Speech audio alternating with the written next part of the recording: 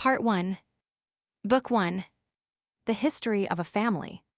Chapter 1. Fyodor Pavlovitch Karamazov. Alexei Fyodorovich Karamazov was the third son of Fyodor Pavlovitch Karamazov, a landowner well known in our district in his own day, and still remembered among us owing to his gloomy and tragic death, which happened 13 years ago, and which I shall describe in its proper place. For the present I will only say that this landowner, for so we used to call him, although he hardly spent a day of his life on his own estate, was a strange type, yet one pretty frequently to be met with, a type abject and vicious, and at the same time senseless. But he was one of those senseless persons who are very well capable of looking after their worldly affairs, and, apparently, after nothing else. Fyodor Pavlovitch, for instance, began with next to nothing. His estate was of the smallest. He ran to dine at other men's tables and fastened on them as a toady, yet at his death it appeared that he had 100,000 rubles in hard cash.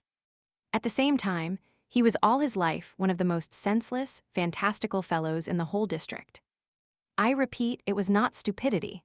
The majority of these fantastical fellows are shrewd and intelligent enough, but just senselessness, and a peculiar national form of it. He was married twice and had 3 sons, the eldest, Dmitri, by his first wife, and 2, Ivan and Alexei, by his second. Fyodor Pavlovitch's first wife, Adelaida Ivanovna, belonged to a fairly rich and distinguished noble family, also landowners in our district, the Miusovs. How it came to pass that an heiress, who was also a beauty, and moreover one of those vigorous, intelligent girls, so common in this generation, but sometimes also to be found in the last, could have married such a worthless, puny weakling, as we all called him, I won't attempt to explain. I knew a young lady of the last, romantic, generation who, after some years of an enigmatic passion for a gentleman, whom she might quite easily have married at any moment, invented insuperable obstacles to their union, and ended by throwing herself one stormy night into a rather deep and rapid river from a high bank, almost a precipice, and so perished, entirely to satisfy her own caprice, and to be like Shakespeare's Ophelia. Indeed, if this precipice, a chosen and favorite spot of hers, had been less picturesque, if there had been a prosaic flat bank in its place, most likely the suicide would never have taken place. This is a fact, and probably there have been not a few similar instances in the last 2 or 3 generations.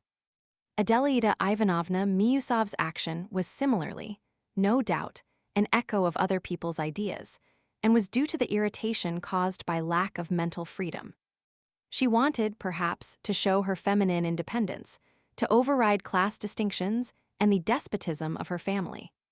And a pliable imagination persuaded her, we must suppose, for a brief moment, that Fyodor Pavlovitch, in spite of his parasitic position, was one of the bold and ironical spirits of that progressive epoch, though he was, in fact, an ill-natured buffoon and nothing more. What gave the marriage piquancy was that it was preceded by an elopement, and this greatly captivated Adelaida Ivanovna's fancy. Fyodor Pavlovitch's position at the time made him specially eager for any such enterprise, for he was passionately anxious to make a career in one way or another. To attach himself to a good family and obtain a dowry was an alluring prospect. As for mutual love, it did not exist apparently, either in the bride or in him, in spite of Adelaida Ivanovna's beauty. This was, perhaps, a unique case of the kind in the life of Fyodor Pavlovitch, who was always of a voluptuous temper and ready to run after any petticoat on the slightest encouragement. She seems to have been the only woman who made no particular appeal to his senses. Immediately after the elopement, Adelaida Ivanovna discerned in a flash that she had no feeling for her husband but contempt. The marriage accordingly showed itself in its true colors with extraordinary rapidity. Although the family accepted the event pretty quickly and apportioned the runaway bride her dowry, the husband and wife began to lead a most disorderly life, and there were everlasting scenes between them. It was said that the young wife showed incomparably more generosity and dignity than Fyodor Pavlovitch, who, as is now known, got hold of all her money up to 25,000 rubles as soon as she received it, so that those thousands were lost to her forever. The little village and the rather fine town house, which formed part of her dowry, he did his utmost for a long time to transfer to his name, by means of some deed of conveyance. He would probably have succeeded, merely from her moral fatigue and desire to get rid of him, and from the contempt and loathing he aroused by his persistent and shameless importunity. But fortunately, Adelaida Ivanovna's family intervened and circumvented his greediness. It is known for a fact that frequent fights took place between the husband and wife, but rumor had it that Fyodor Pavlovitch did not beat his wife but was beaten by her, for she was a hot-tempered, bold, dark-browed, impatient woman possessed of remarkable physical strength. Finally, she left the house and ran away from Fyodor Pavlovitch with a destitute divinity student, leaving Mitya, a child of 3 years old, in her husband's hands. Immediately, Fyodor Pavlovitch introduced a regular harem into the house and abandoned himself to orgies of drunkenness. In the intervals, he used to drive all over the province, complaining tearfully to each and all of Adelaida Ivanovna's having left him, going into details too disgraceful for a husband to mention in regard to his own married life. What seemed to gratify him and flatter his self-love most was to play the ridiculous part of the injured husband, and to parade his woes with embellishments. "One would think that you'd got a promotion, Fyodor Pavlovitch. You seem so pleased in spite of your sorrow," scoffers said to him. Many even added that he was glad of a new comic part in which to play the buffoon, and that it was simply to make it funnier that he pretended to be unaware of his ludicrous position. But who knows, it may have been simplicity. At last he succeeded in getting on the track of his runaway wife. The poor woman turned out to be in Petersburg, where she had gone with her divinity student, and where she had thrown herself into a life of complete emancipation. Fyodor Pavlovitch at once began bustling about, making preparations to go to Petersburg, with what object he could not himself have said. He would perhaps have really gone, but having determined to do so, he felt at once entitled to fortify himself for the journey by another bout of reckless drinking. And just at that time, his wife's family received the news of her death in Petersburg. She had died quite suddenly in a garret, according to one story of typhus, or as another version had it, of starvation. Fyodor Pavlovitch was drunk when he heard of his wife's death, and the story is that he ran out into the street and began shouting with joy, raising his hands to heaven, "Lord, now lettest thou thy servant depart in peace." But others say he wept without restraint like a little child, so much so that people were sorry for him, in spite of the repulsion he inspired. It is quite possible that both versions were true, that he rejoiced at his release, and at the same time wept for her who released him. As a general rule, people, even the wicked, are much more naive and simple-hearted than we suppose. And we ourselves are too. Chapter 2. He gets rid of his eldest son. You can easily imagine what a father such a man could be, and how he would bring up his children. His behavior as a father was exactly what might be expected. He completely abandoned the child of his marriage with Adelaida Ivanovna, not from malice, nor because of his matrimonial grievances, but simply because he forgot him. While he was wearying everyone with his tears and complaints, and turning his house into a sink of debauchery, a faithful servant of the family, Grigory, took the 3-year-old Mitya into his care. If he hadn't looked after him, there would have been no one even to change the baby's little shirt. It happened, moreover, that the child's relations on his mother's side forgot him too at first. His grandfather was no longer living. His widow, Mitya's grandmother, had moved to Moscow and was seriously ill, while his daughters were married, so that Mitya remained for almost a whole year in old Grigory's charge and lived with him in the servant's cottage. But if his father had remembered him, he could not, indeed, have been altogether unaware of his existence. He would have sent him back to the cottage, as the child would only have been in the way of his debaucheries. But a cousin of Mitya's mother, Fyodor Alexandrovich Miusov, happened to return from Paris. He lived for many years afterwards abroad, but was at that time quite a young man and distinguished among the Miusovs as a man of enlightened ideas and of European culture, who had been in the capitals and abroad. Towards the end of his life, he became a liberal of the type common in the 40s and 50s. In the course of his career, he had come into contact with many of the most liberal men of his epoch, both in Russia and abroad. He had known Proudhon and Bakunin personally, and in his declining years was very fond of describing the 3 days of the Paris Revolution of February 1848, hinting that he himself had almost taken part in the fighting on the barricades. This was one of the most grateful recollections of his youth. He had an independent property of about 1,000 souls, to reckon in the old style. His splendid estate lay on the outskirts of our little town and bordered on the lands of our famous monastery, with which Fyodor Alexandrovitch began an endless lawsuit, almost as soon as he came into the estate, concerning the rights of fishing in the river or wood cutting in the forest. I don't know exactly which. He regarded it as his duty as a citizen and a man of culture to open an attack upon the clericals. Hearing all about Adelida Ivanovna, whom he, of course, remembered, and in whom he had at one time been interested, and learning of the existence of Mitya, he intervened, in spite of all his youthful indignation and contempt for Fyodor Pavlovitch. He made the latter's acquaintance for the first time, and told him directly that he wished to undertake the child's education. He used long afterwards to tell, as a characteristic touch, that when he began to speak of Mitya, Fyodor Pavlovitch looked for some time as though he did not understand what child he was talking about, and even as though he was surprised to hear that he had a little son in the house. The story may have been exaggerated, yet it must have been something like the truth. Fyodor Pavlovitch was all his life fond of acting, of suddenly playing an unexpected part, sometimes without any motive for doing so, and even to his own direct disadvantage, as, for instance, in the present case. This habit, however, is characteristic of a very great number of people, some of them very clever ones, not like Fyodor Pavlovitch. Fyodor Alexandrovitch carried the business through vigorously, and was appointed, with Fyodor Pavlovitch, joint guardian of the child who had a small property, a house and land, left him by his mother. Mitya did, in fact, pass into this cousin's keeping, but as the latter had no family of his own, and after securing the revenues of his estates was in haste to return at once to Paris, he left the boy in charge of one of his cousins, a lady living in Moscow.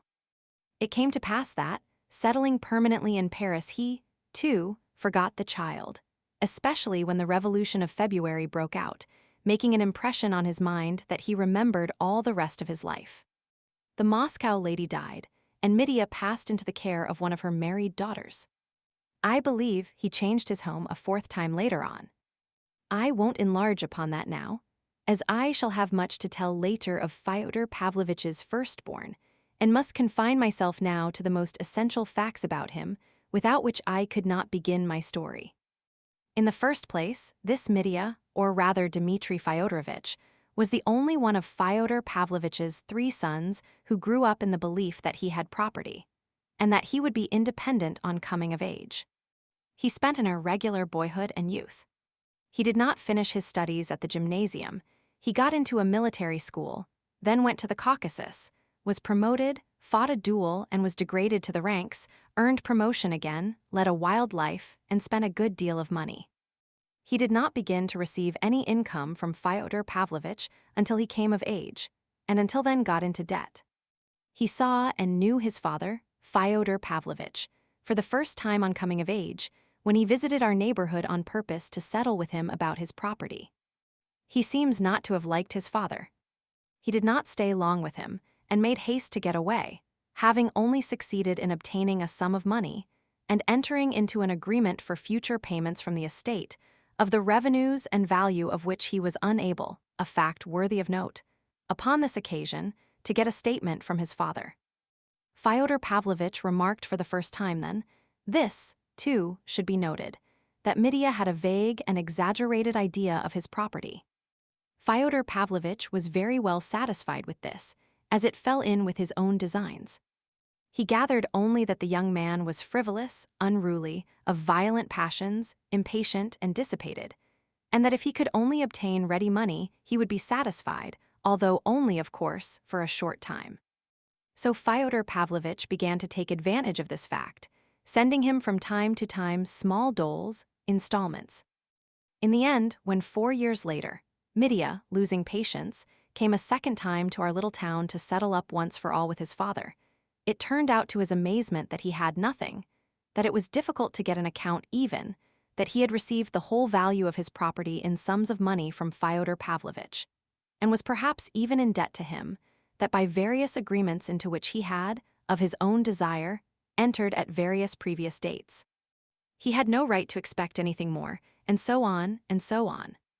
The young man was overwhelmed, suspected deceit and cheating, and was almost beside himself. And indeed, this circumstance led to the catastrophe, the account of which forms the subject of my first introductory story, or rather the external side of it. But before I pass to that story, I must say a little of Fyodor Pavlovitch's other two sons, and of their origin. Chapter 3. The Second Marriage and the Second Family. Very shortly, after getting his 4-year-old Mitya off his hands, Fyodor Pavlovitch married a second time. His second marriage lasted 8 years. He took this second wife, Sofia Ivanovna, also a very young girl, from another province, where he had gone upon some small piece of business in company with a Jew. Though Fyodor Pavlovitch was a drunkard and a vicious debauchee, he never neglected investing his capital, and managed his business affairs very successfully, though, no doubt, not over-scrupulously. Sofia Ivanovna was the daughter of an obscure deacon, and was left from childhood an orphan without relations.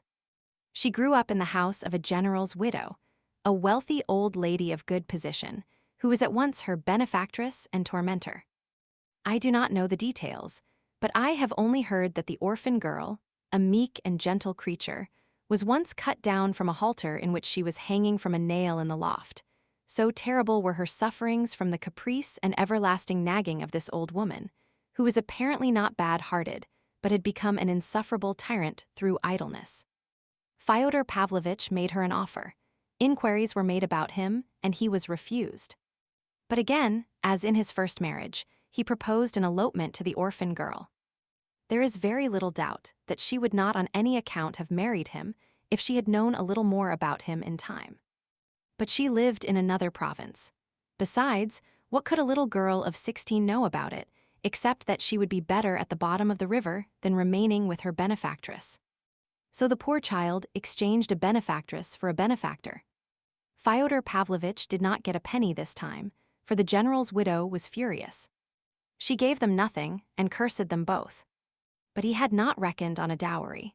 What allured him was the remarkable beauty of the innocent girl, above all her innocent appearance, which had a peculiar attraction for a vicious profligate, who had hitherto admired only the coarser types of feminine beauty.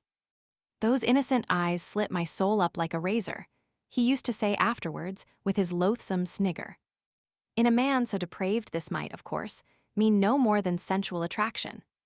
As he had received no dowry with his wife, and had, so to speak, taken her from the halter, he did not stand on ceremony with her. Making her feel that she had wronged him, he took advantage of her phenomenal meekness and submissiveness to trample on the elementary decencies of marriage. He gathered loose women into his house, and carried on orgies of debauchery in his wife's presence. To show what a pass things had come to, I may mention that Grigory, the gloomy, stupid, obstinate, argumentative servant who had always hated his first mistress, Adelita Ivanovna, took the side of his new mistress. He championed her cause, abusing Fyodor Pavlovitch in a manner little befitting a servant, and on one occasion broke up the revels and drove all the disorderly women out of the house. In the end, this unhappy young woman, kept in terror from her childhood, fell into that kind of nervous disease which is most frequently found in peasant women who are said to be possessed by devils. At times, after terrible fits of hysterics, she even lost her reason. Yet she bore Fyodor Pavlovitch 2 sons, Ivan and Alexei, the eldest in the first year of marriage and the second 3 years later. When she died, little Alexei was in his 4th year, and, strange as it seems, I know that he remembered his mother all his life, like a dream, of course. At her death, almost exactly, the same thing happened to the 2 little boys as to their elder brother, Mitya. They were completely forgotten and abandoned by their father. They were looked after by the same Grigory and lived in his cottage, where they were found by the tyrannical old lady who had brought up their mother. She was still alive, and had not, all those 8 years, forgotten the insult done her. All that time, she was obtaining exact information as to her Sophia's manner of life. And hearing of her illness and hideous surroundings, she declared, aloud 2 or 3 times to her retainers, "It serves her right. God has punished her for her ingratitude." Exactly 3 months after Sofia Ivanovna's death, the general's widow suddenly appeared in our town and went straight to Fyodor Pavlovitch's house. She spent only half an hour in the town, but she did a great deal. It was evening.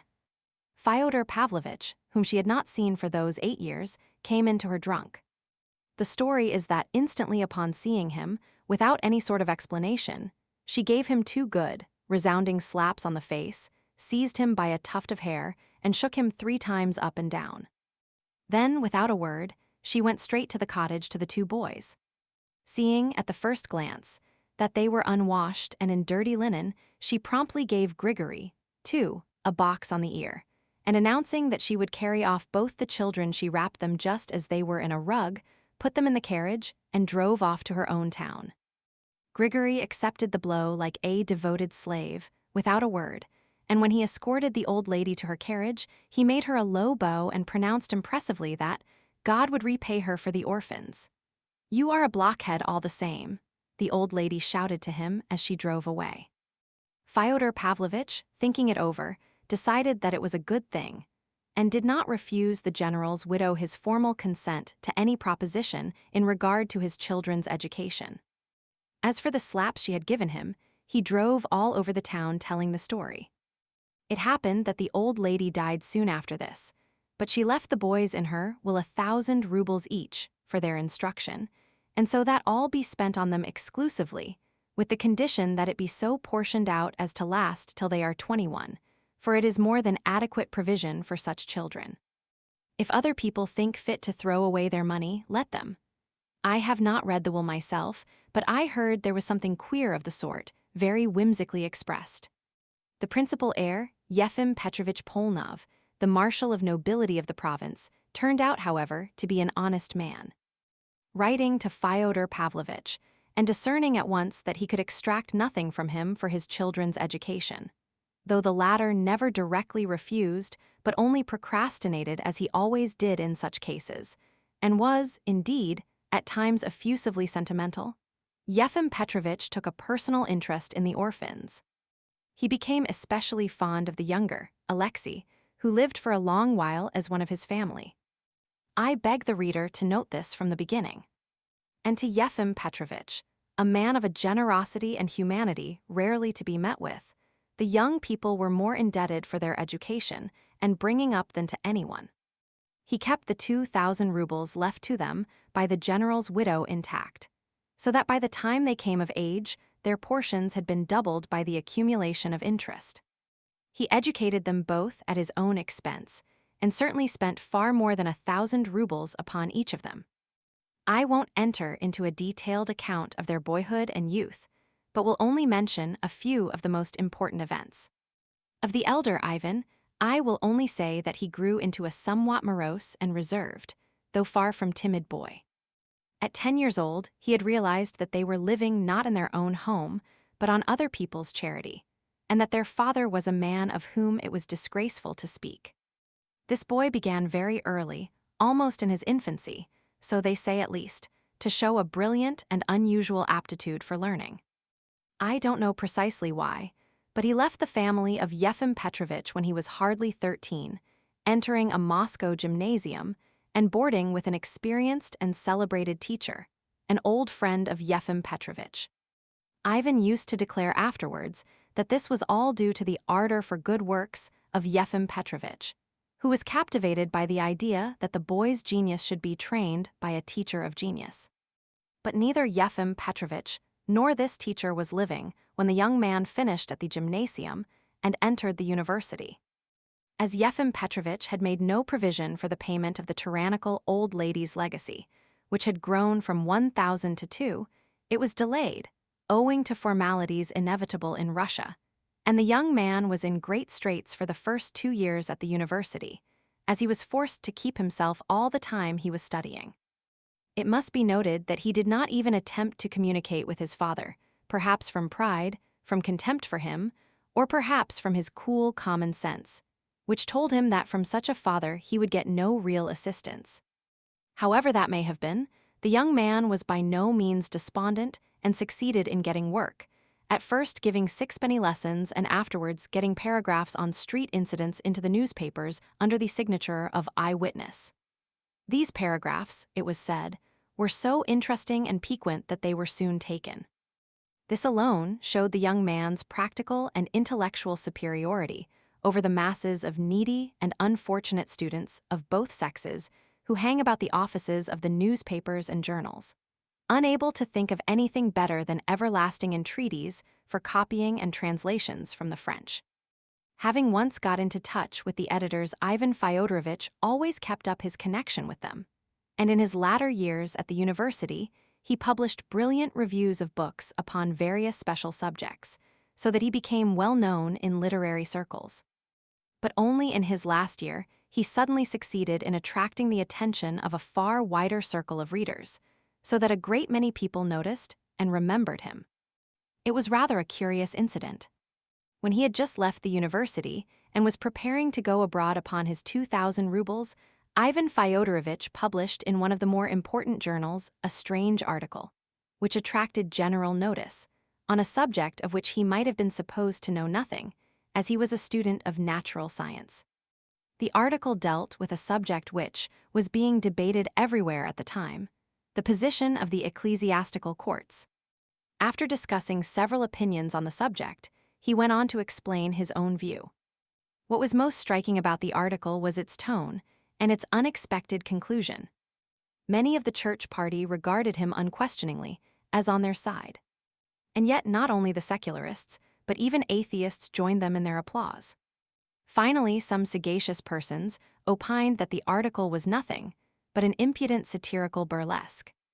I mention this incident particularly because this article penetrated into the famous monastery in our neighborhood, where the inmates, being particularly interested in the question of the ecclesiastical courts, were completely bewildered by it. Learning the author's name, they were interested in his being a native of the town and the son of that Fyodor Pavlovitch. And just then it was that the author himself made his appearance among us.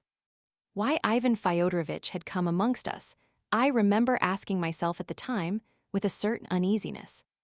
This fateful visit, which was the first step leading to so many consequences, I never fully explained to myself.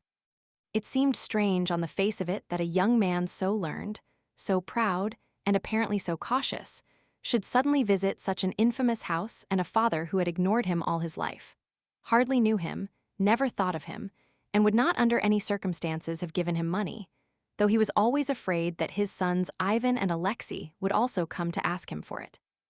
And here the young man was staying in the house of such a father, had been living with him for 2 months, and they were on the best possible terms. This last fact was a special cause of wonder to many others as well as to me. Pyotr Alexandrovich Miusov, of whom we have spoken already, the cousin of Fyodor Pavlovitch's first wife, happened to be in the neighborhood again on a visit to his estate. He had come from Paris, which was his permanent home. I remember that he was more surprised than anyone when he made the acquaintance of the young man, who interested him extremely, and with whom he sometimes argued, and not without an inner pang compared himself in acquirements. "He is proud," he used to say. "He will never be in want of pence. He has got money enough to go abroad now. What does he want here?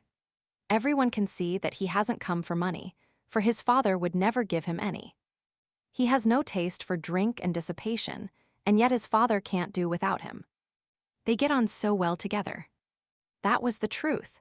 The young man had an unmistakable influence over his father, who positively appeared to be behaving more decently and even seemed at times ready to obey his son, though often extremely and even spitefully perverse.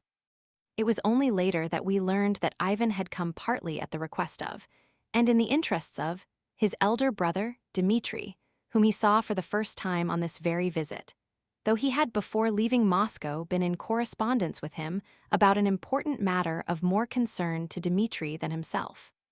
What that business was the reader will learn fully in due time. Yet even when I did know of this special circumstance, I still felt Ivan Fyodorovitch to be an enigmatic figure, and thought his visit rather mysterious. I may add that Ivan appeared at the time in the light of a mediator between his father and his elder brother Dmitri, who was in open quarrel with his father and even planning to bring an action against him. The family, I repeat, was now united for the first time, and some of its members met for the first time in their lives.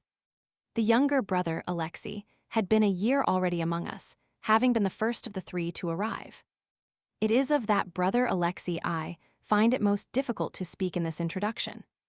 Yet I must give some preliminary account of him, if only to explain one queer fact, which is that I have to introduce my hero to the reader wearing the cassock of a novice. Yes, he had been for the last year in our monastery, and seemed willing to be cloistered there for the rest of his life. Chapter 4. The third son, Alyosha. He was only 20. His brother Ivan was in his 24th year at the time, while their elder brother Dmitri was 27. First of all, I must explain that this young man, Alyosha, was not a fanatic, and, in my opinion at least, was not even a mystic. I may as well give my full opinion from the beginning. He was simply an early lover of humanity, and that he adopted the monastic life was simply because at that time it struck him, so to say, as the ideal escape for his soul struggling from the darkness of worldly wickedness to the light of love. And the reason this life struck him in this way was that he found in it at that time, as he thought, an extraordinary being, our celebrated elder, Zosima, to whom he became attached with all the warm first love of his ardent heart. But I do not dispute that he was very strange even at that time, and had been so indeed from his cradle. I have mentioned already, by the way, that though he lost his mother in his 4th year, he remembered her all his life. Her face, her caresses, as though she stood living before me. Such memories may persist, as everyone knows, from an even earlier age, even from 2 years old, but scarcely standing out through a whole lifetime like spots of light out of darkness, like a corner torn out of a huge picture, which has all faded and disappeared except that fragment. That is how it was with him. He remembered one still summer evening, an open window, the slanting rays of the setting sun that he recalled most vividly of all. In a corner of the room the holy image, before it a lighted lamp, and on her knees before the image his mother, sobbing hysterically with cries and moans, snatching him up in both arms, squeezing him close till it hurt, and praying for him to the Mother of God, holding him out in both arms to the image as though to put him under the mother's protection. And suddenly a nurse runs in and snatches him from her in terror. That was the picture, and Alyosha remembered his mother's face at that minute. He used to say that it was frenzied but beautiful as he remembered. But he rarely cared to speak of this memory to anyone. In his childhood and youth, he was by no means expansive and talked little indeed, but not from shyness or a sullen unsociability. Quite the contrary. From something different, from a sort of inner preoccupation, entirely personal and unconcerned with other people, but so important to him that he seemed, as it were, to forget others on account of it. But he was fond of people. He seemed throughout his life to put implicit trust in people, yet no one ever looked on him as a simpleton or naive person. There was something about him which made one feel at once, and it was so all his life afterwards, that he did not care to be a judge of others, that he would never take it upon himself to criticize and would never condemn anyone for anything. He seemed, indeed, to accept everything without the least condemnation, though often grieving bitterly. And this was so much so that no one could surprise or frighten him even in his earliest youth. Coming at 20 to his father's house, which was a very sink of filthy debauchery, he, chaste and pure as he was, simply withdrew in silence when to look on was unbearable, but without the slightest sign of contempt or condemnation. His father, who had once been in a dependent position, and so was sensitive and ready to take offense, met him at first with distrust and sullenness. "He does not say much," he used to say, "and thinks the more."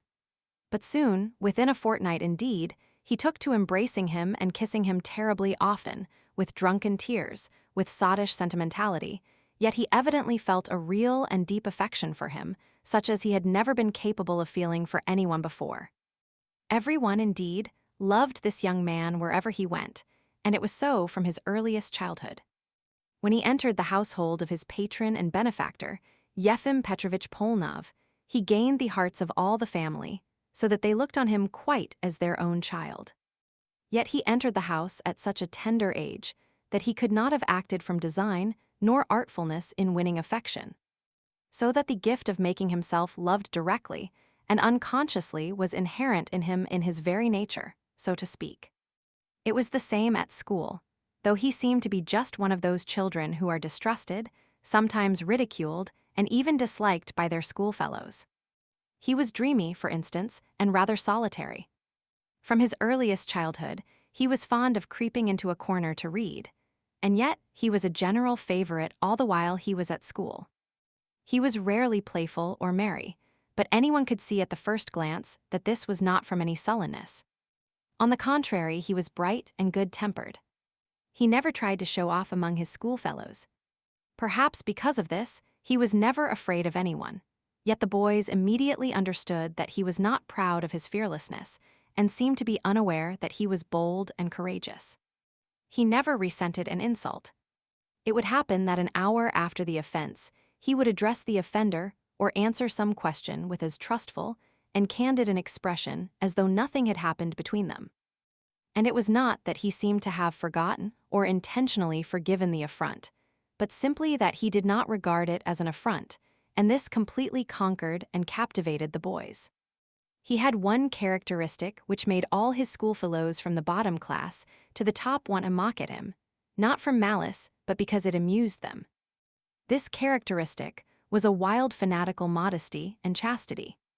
He could not bear to hear certain words and certain conversations about women. There are certain words and conversations unhappily impossible to eradicate in schools. Boys pure in mind and heart, almost children, are fond of talking in school among themselves, and even aloud, of things, pictures, and images of which even soldiers would sometimes hesitate to speak. More than that, much that soldiers have no knowledge or conception of is familiar to quite young children of our intellectual and higher classes. There is no moral depravity, no real corrupt inner cynicism in it, but there is the appearance of it, and it is often looked upon among them as something refined, subtle, daring, and worthy of imitation. Seeing that Alyosha Karamazov put his fingers in his ears when they talked of that, they used sometimes to crowd round him, pull his hands away, and shout nastiness into both ears, while he struggled, slipped to the floor, tried to hide himself without uttering one word of abuse, enduring their insults in silence. But at last, they left him alone and gave up taunting him with being a regular girl, and what's more, they looked upon it with compassion as a weakness. He was always one of the best in the class, but was never first. At the time of Yefim Petrovitch's death, Alyosha had 2 more years to complete at the provincial gymnasium. The inconsolable widow went almost immediately after his death for a long visit to Italy with her whole family, which consisted only of women and girls. Alyosha went to live in the house of 2 distant relations of Yefim Petrovitch, ladies whom he had never seen before. On what terms he lived with them, he did not know himself. It was very characteristic of him, indeed, that he never cared at whose expense he was living. In that respect, he was a striking contrast to his elder brother Ivan, who struggled with poverty for his first 2 years in the university, maintained himself by his own efforts, and had from childhood been bitterly conscious of living at the expense of his benefactor. But this strange trait in Alyosha's character must not, I think, be criticized too severely, for at the slightest acquaintance with him, anyone would have perceived that Alyosha was one of those youths, almost of the type of religious enthusiast, who, if they were suddenly to come into possession of a large fortune, would not hesitate to give it away for the asking, either for good works or perhaps to a clever rogue. In general, he seemed scarcely to know the value of money, not, of course, in a literal sense. When he was given pocket money, which he never asked for, he was either terribly careless of it so that it was gone in a moment, or he kept it for weeks together, not knowing what to do with it. In later years, Fyodor Alexandrovich Miusov, a man very sensitive on the score of money and bourgeois honesty, pronounced the following judgment, after getting to know Alyosha. Here is perhaps the one man in the world whom you might leave alone without a penny, in the center of an unknown town of 1 million inhabitants, and he would not come to harm, he would not die of cold and hunger, for he would be fed and sheltered at once. And if he were not, he would find a shelter for himself, and it would cost him no effort or humiliation. And to shelter him would be no burden, but, on the contrary, would probably be looked on as a pleasure. He did not finish his studies at the gymnasium. A year before the end of the course, he suddenly announced to the ladies that he was going to see his father about a plan which had occurred to him. They were sorry and unwilling to let him go. The journey was not an expensive one, and the ladies would not let him pawn his watch, a parting present from his benefactor's family. They provided him liberally with money, and even fitted him out with new clothes and linen. But he returned half the money they gave him, saying that he intended to go third class. On his arrival in the town, he made no answer to his father's first inquiry why he had come before completing his studies, and seemed, so they say, unusually thoughtful. It soon became apparent that he was looking for his mother's tomb. He practically acknowledged, at the time, that that was the only object of his visit. But it can hardly have been the whole reason of it. It is more probable that he himself did not understand and could not explain what had suddenly arisen in his soul, and drawn him irresistibly into a new, unknown, but inevitable path. Fyodor Pavlovitch could not show him where his second wife was buried, for he had never visited her grave since he had thrown earth upon her coffin, and in the course of years had entirely forgotten where she was buried. Fyodor Pavlovitch, by the way, had for some time previously not been living in our town.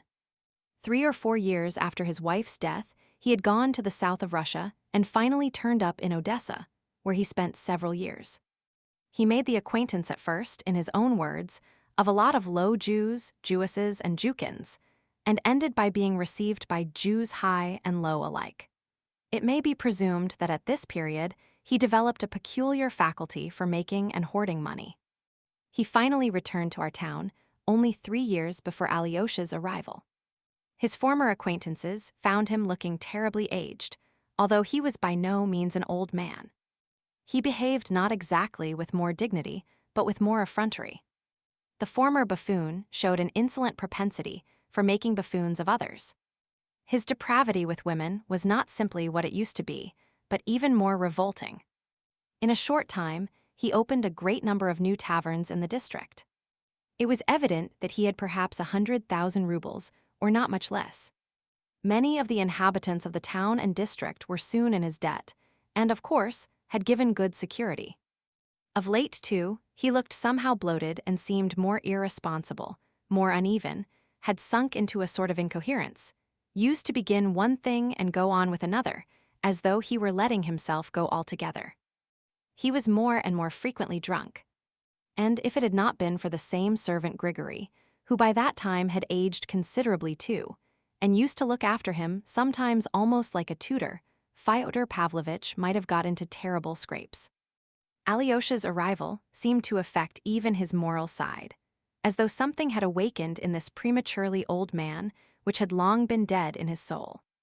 "Do you know," he used often to say, looking at Alyosha, "that you are like her, the crazy woman?" That was what he used to call his dead wife, Alyosha's mother. Grigory it was who pointed out the crazy woman's grave to Alyosha. He took him to our town cemetery and showed him in a remote corner a cast iron tombstone, cheap but decently kept, on which were inscribed the name and age of the deceased and the date of her death, and below a 4-lined verse such as are commonly used on old-fashioned middle-class tombs. To Alyosha's amazement, this tomb turned out to be Grigory's doing. He had put it up on the poor, crazy woman's grave at his own expense, after Fyodor Pavlovitch, whom he had often pestered about the grave, had gone to Odessa, abandoning the grave and all his memories. Alyosha showed no particular emotion at the sight of his mother's grave. He only listened to Grigory's minute and solemn account of the erection of the tomb. He stood with bowed head and walked away without uttering a word. It was perhaps a year before he visited the cemetery again. But this little episode was not without an influence upon Fyodor Pavlovitch, and a very original one. He suddenly took 1,000 rubles to our monastery to pay for requiems for the soul of his wife, but not for the second, Alyosha's mother, the crazy woman, but for the first, Adelaida Ivanovna, who used to thrash him. In the evening of the same day, he got drunk and abused the monks to Alyosha. He himself was far from being religious. He had probably never put a penny candle before the image of a saint. Strange impulses of sudden feeling and sudden thought are common in such types. I have mentioned already that he looked bloated. His countenance at this time bore traces of something that testified unmistakably to the life he had led. Besides the long fleshy bags under his little, always insolent, suspicious, and ironical eyes, besides the multitude of deep wrinkles in his little fat face, the Adam's apple hung below his sharp chin like a great, fleshy goiter, which gave him a peculiar, repulsive, sensual appearance. Add to that a long, rapacious mouth with full lips, between which could be seen little stumps of black, decayed teeth. He slobbered every time he began to speak. He was fond indeed of making fun of his own face, though I believe he was well satisfied with it. He used particularly to point to his nose, which was not very large, but very delicate and conspicuously aquiline. "A regular Roman nose," he used to say, "with my goiter I've quite the countenance of an ancient Roman patrician of the decadent period." He seemed proud of it. Not long after visiting his mother's grave, Alyosha suddenly announced that he wanted to enter the monastery, and that the monks were willing to receive him as a novice. He explained that this was his strong desire, and that he was solemnly asking his consent as his father. The old man knew that the elder Zosima, who was living in the monastery hermitage, had made a special impression upon his gentle boy. "That is the most honest monk among them, of course," he observed, after listening in thoughtful silence to Alyosha and seeming scarcely surprised at his request. "Chma. So that's where you want to be, my gentle boy."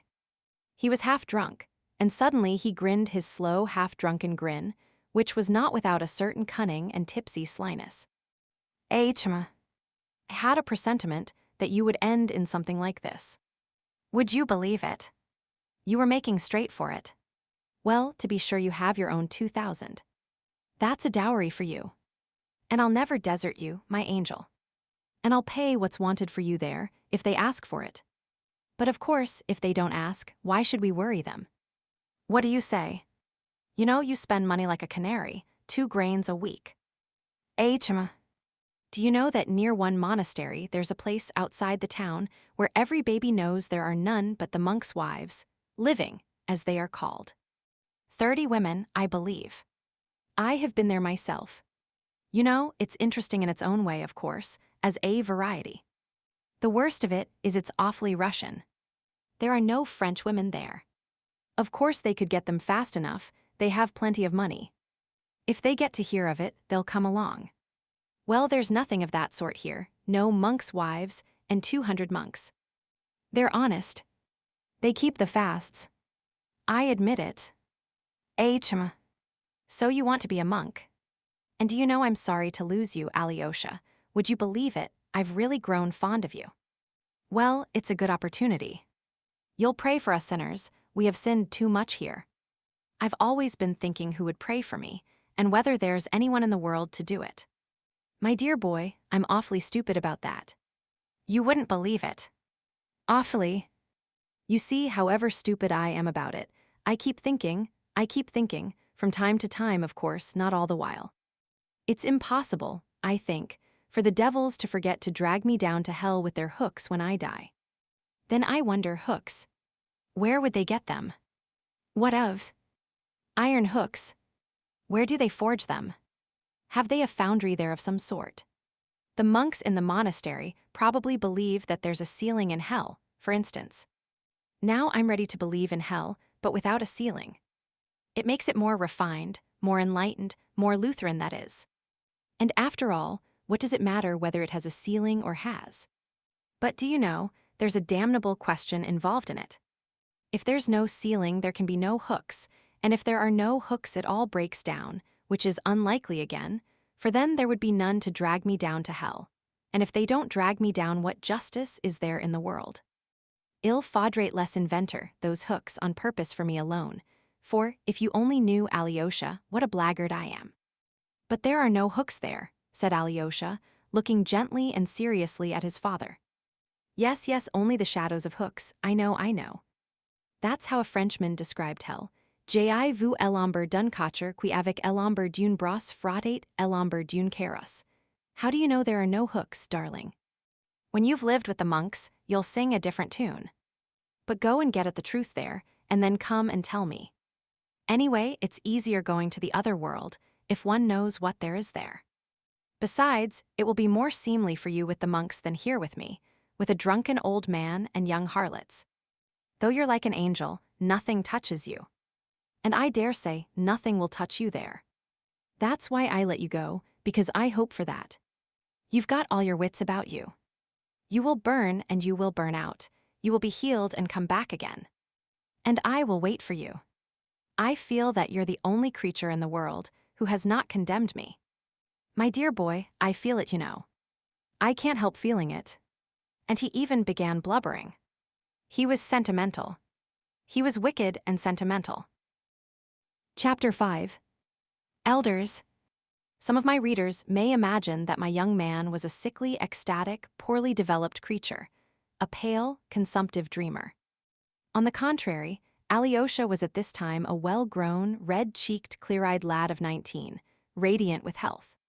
He was very handsome, too graceful, moderately tall, with hair of a dark brown, with a regular, rather long, oval-shaped face, and wide-set dark gray, shining eyes. He was very thoughtful and apparently very serene. I shall be told, perhaps, that red cheeks are not incompatible with fanaticism and mysticism, but I fancy that Alyosha was more of a realist than anyone.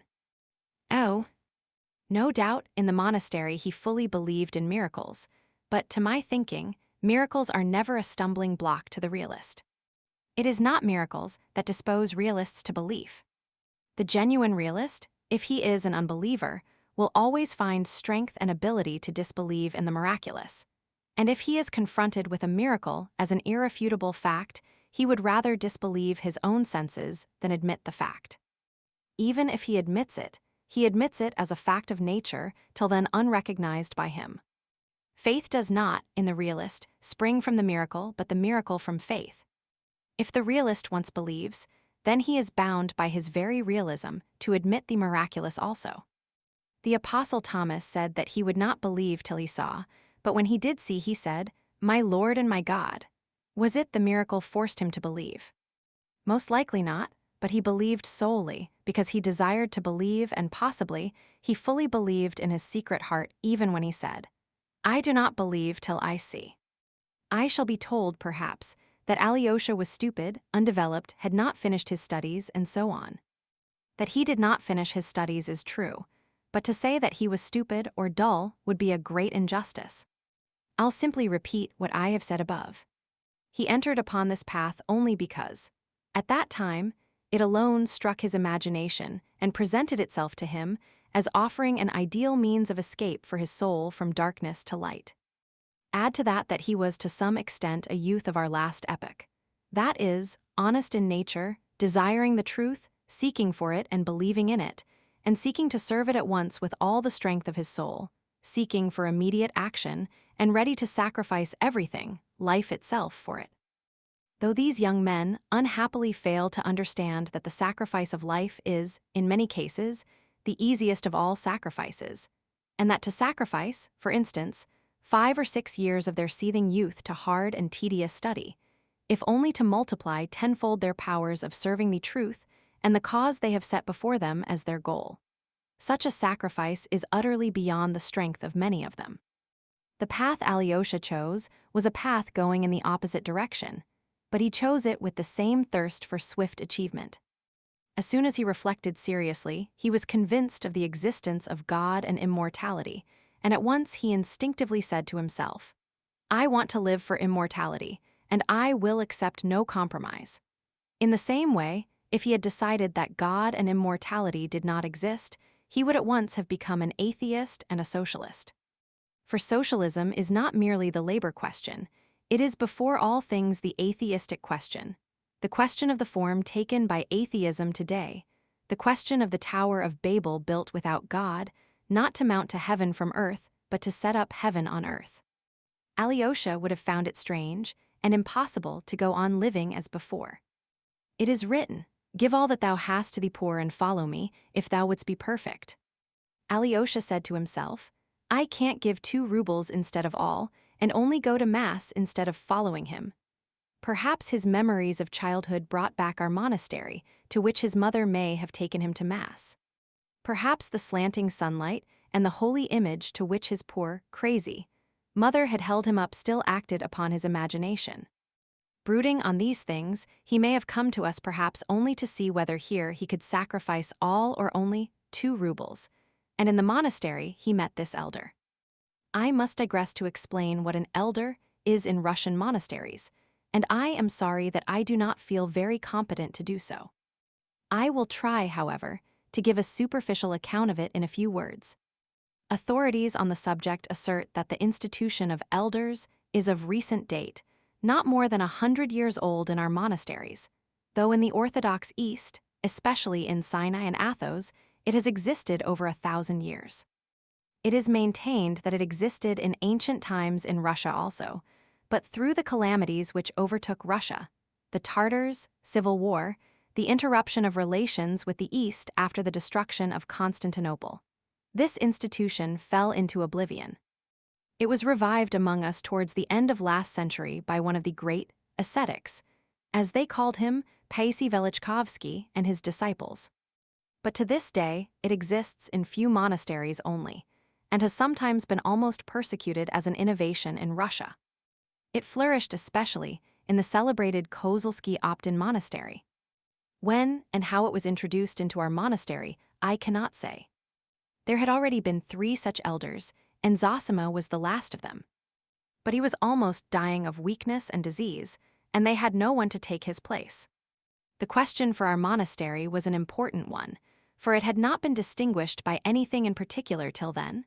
They had neither relics of saints, nor wonder-working icons, nor glorious traditions, nor historical exploits.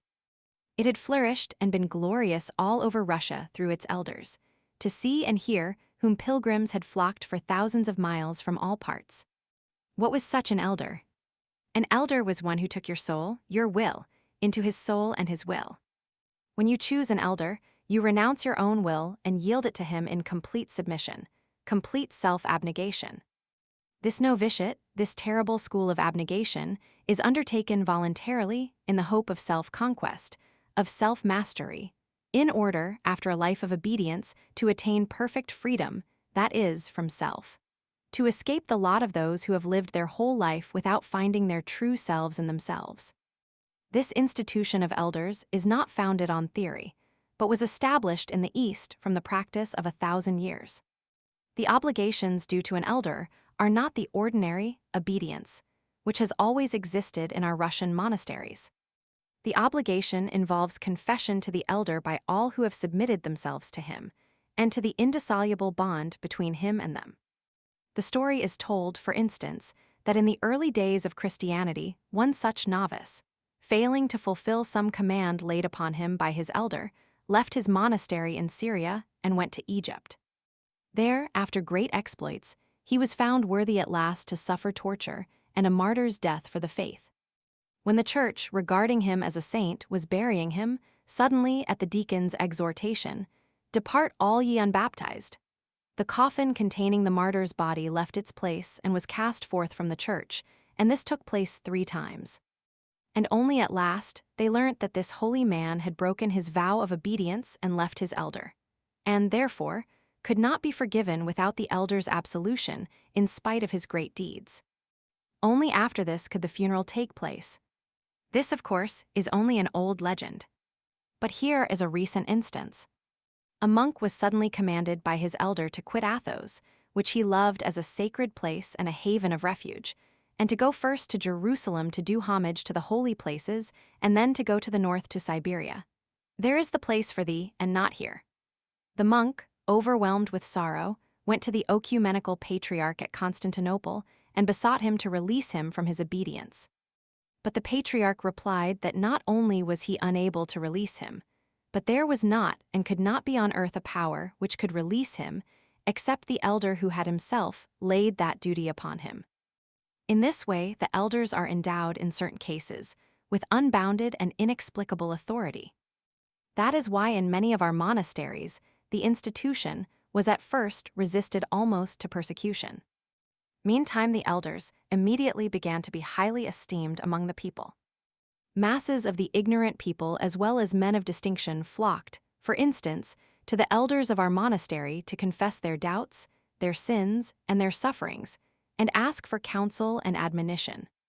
Seeing this, the opponents of the elders declared that the sacrament of confession was being arbitrarily and frivolously degraded, though the continual opening of the heart to the elder by the monk or the layman had nothing of the character of the sacrament.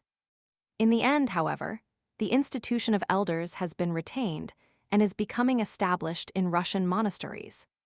It is true, perhaps, that this instrument, which had stood the test of 1,000 years for the moral regeneration of a man from slavery to freedom and to moral perfectibility, may be a two-edged weapon, and it may lead some not to humility and complete self-control, but to the most satanic pride, that is, to bondage and not to freedom. The elder Zosima was 65. He came of a family of landowners, had been in the army in early youth, and served in the Caucasus as an officer. He had, no doubt, impressed Alyosha by some peculiar quality of his soul. Alyosha lived in the cell of the elder, who was very fond of him and let him wait upon him. It must be noted that Alyosha was bound by no obligation and could go where he pleased and be absent for whole days. Though he wore the monastic dress, it was voluntarily, not to be different from others. No doubt he liked to do so. Possibly his youthful imagination was deeply stirred by the power and fame of his elder. It was said that so many people had for years past come to confess their sins to Father Zosima and to entreat him for words of advice and healing, that he had acquired the keenest intuition and could tell from an unknown face what a newcomer wanted, and what was the suffering on his conscience. He sometimes astounded and almost alarmed his visitors by his knowledge of their secrets before they had spoken a word. Alyosha noticed that many, almost all, went into the elder for the first time with apprehension and uneasiness, but came out with bright and happy faces. Alyosha was particularly struck by the fact that Father Zosima was not at all stern. On the contrary, he was always almost gay. The monks used to say that he was more drawn to those who were more sinful, and the greater the sinner, the more he loved him.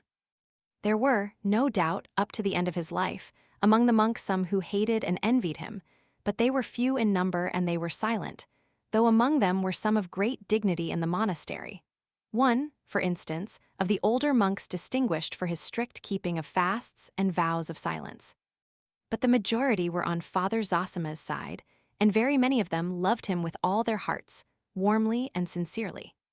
Some were almost fanatically devoted to him, and declared, though not quite aloud, that he was a saint, that there could be no doubt of it.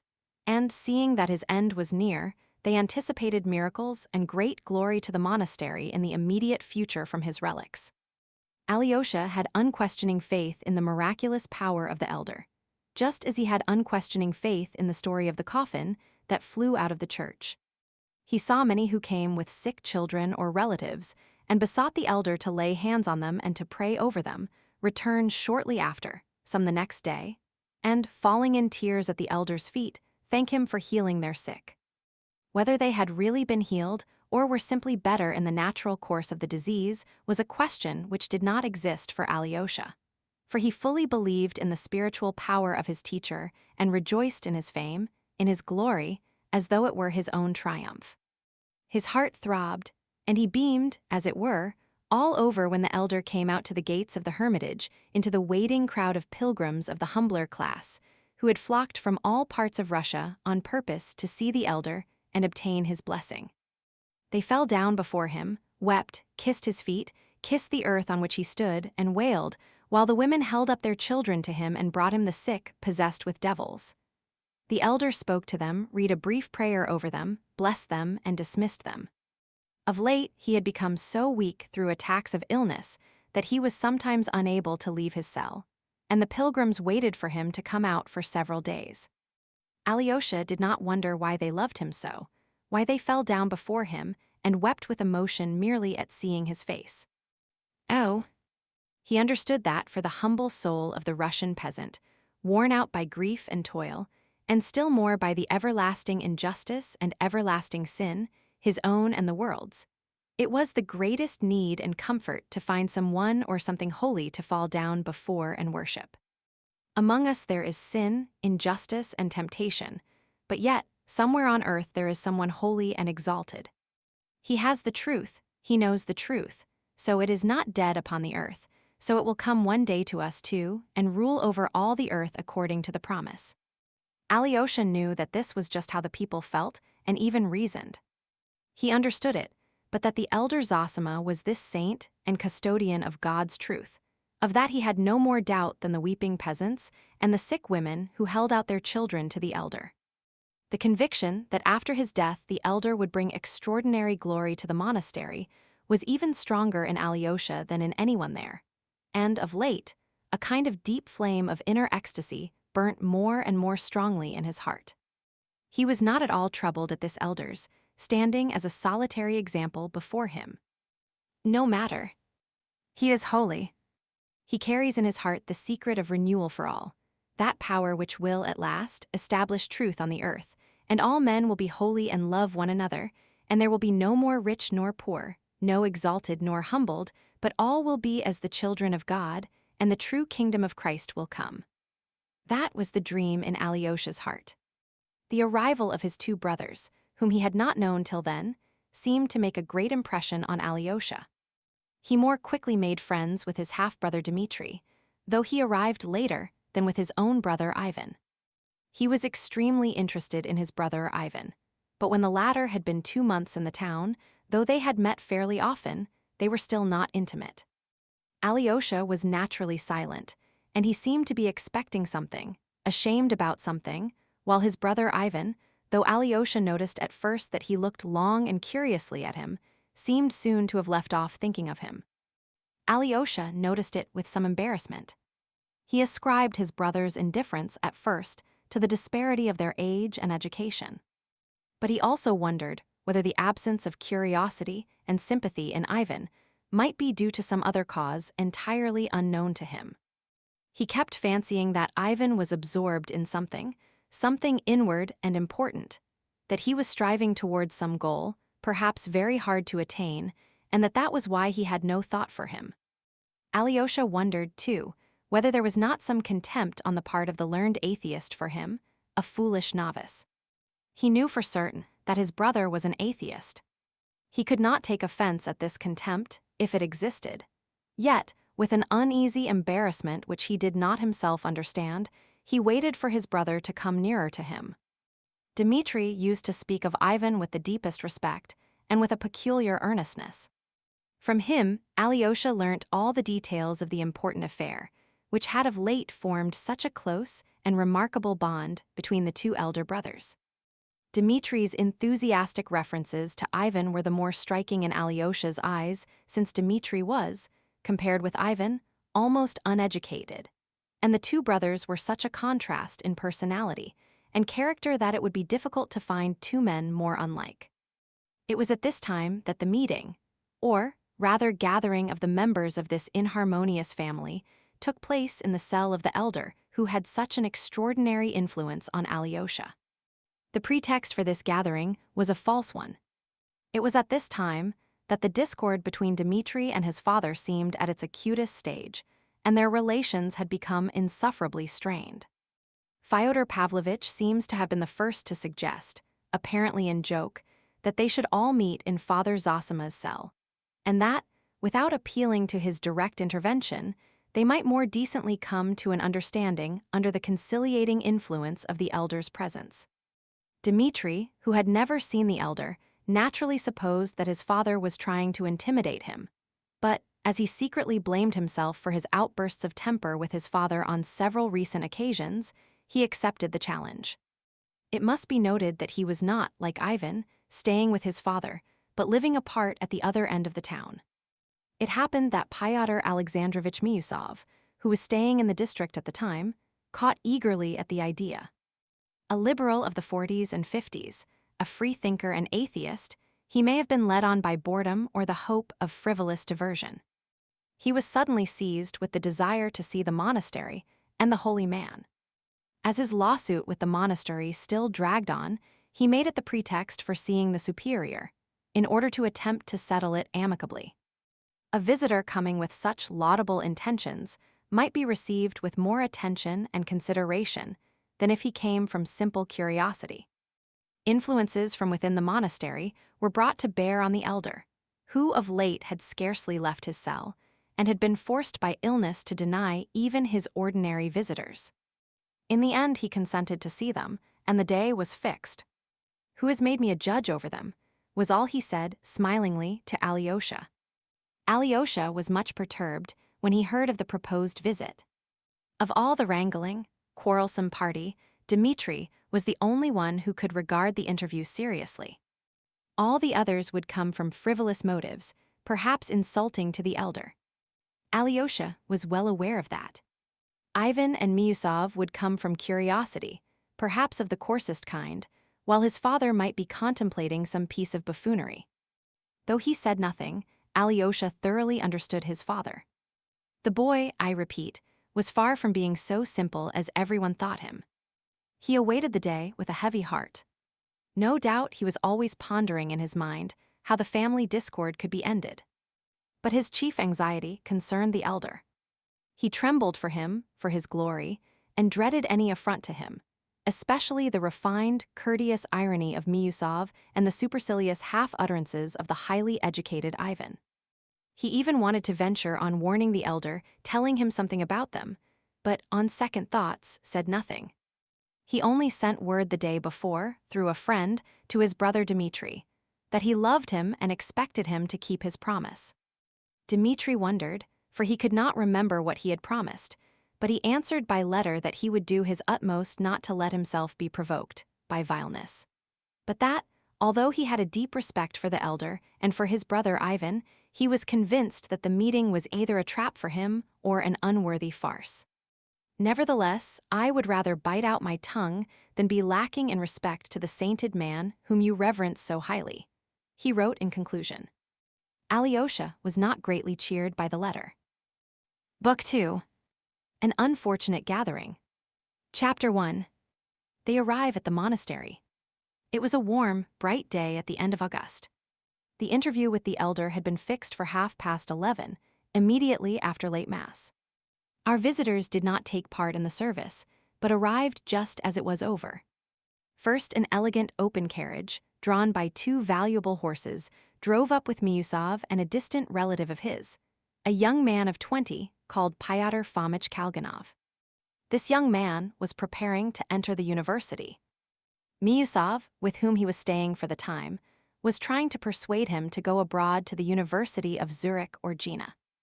The young man was still undecided. He was thoughtful and absent-minded. He was nice-looking, strongly built, and rather tall. There was a strange fixity in his gaze at times. Like all very absent-minded people, he would sometimes stare at a person without seeing him. He was silent and rather awkward, but sometimes, when he was alone with anyone, he became talkative and effusive and would laugh at anything or nothing. But his animation vanished as quickly as it appeared. He was always well and even elaborately dressed. He had already some independent fortune and expectations of much more. He was a friend of Alyosha's. In an ancient, jolting but roomy hired carriage with a pair of old pinkish-gray horses, a long way behind Miusov's carriage, came Fyodor Pavlovitch with his son Ivan. Dmitri was late, though he had been informed of the time the evening before. The visitors left their carriage at the hotel, outside the precincts, and went to the gates of the monastery on foot. Except Fyodor Pavlovitch, none of the party had ever seen the monastery, and Miusov had probably not even been to church for 30 years. He looked about him with curiosity, together with assumed ease. But except the church and the domestic buildings, though these two were ordinary enough, he found nothing of interest in the interior of the monastery. The last of the worshippers were coming out of the church, bareheaded and crossing themselves.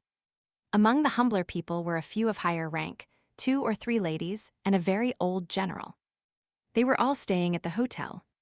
Our visitors were at once surrounded by beggars, but none of them gave them anything except young Kalganov, who took a 10-kopeck piece out of his purse and, nervous and embarrassed, God knows why, hurriedly gave it to an old woman, saying, "Divide it equally."